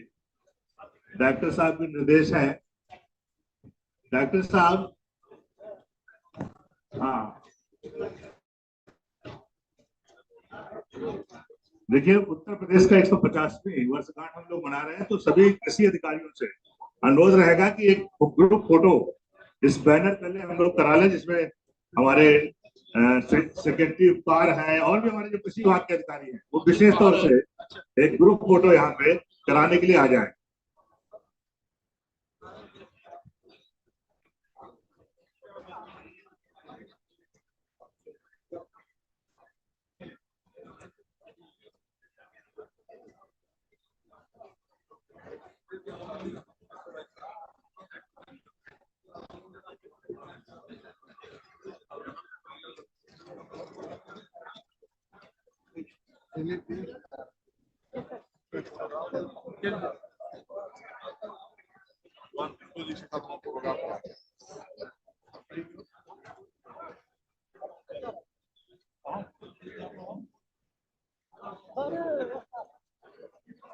बड़ा खतरनाक घटना घट गई है।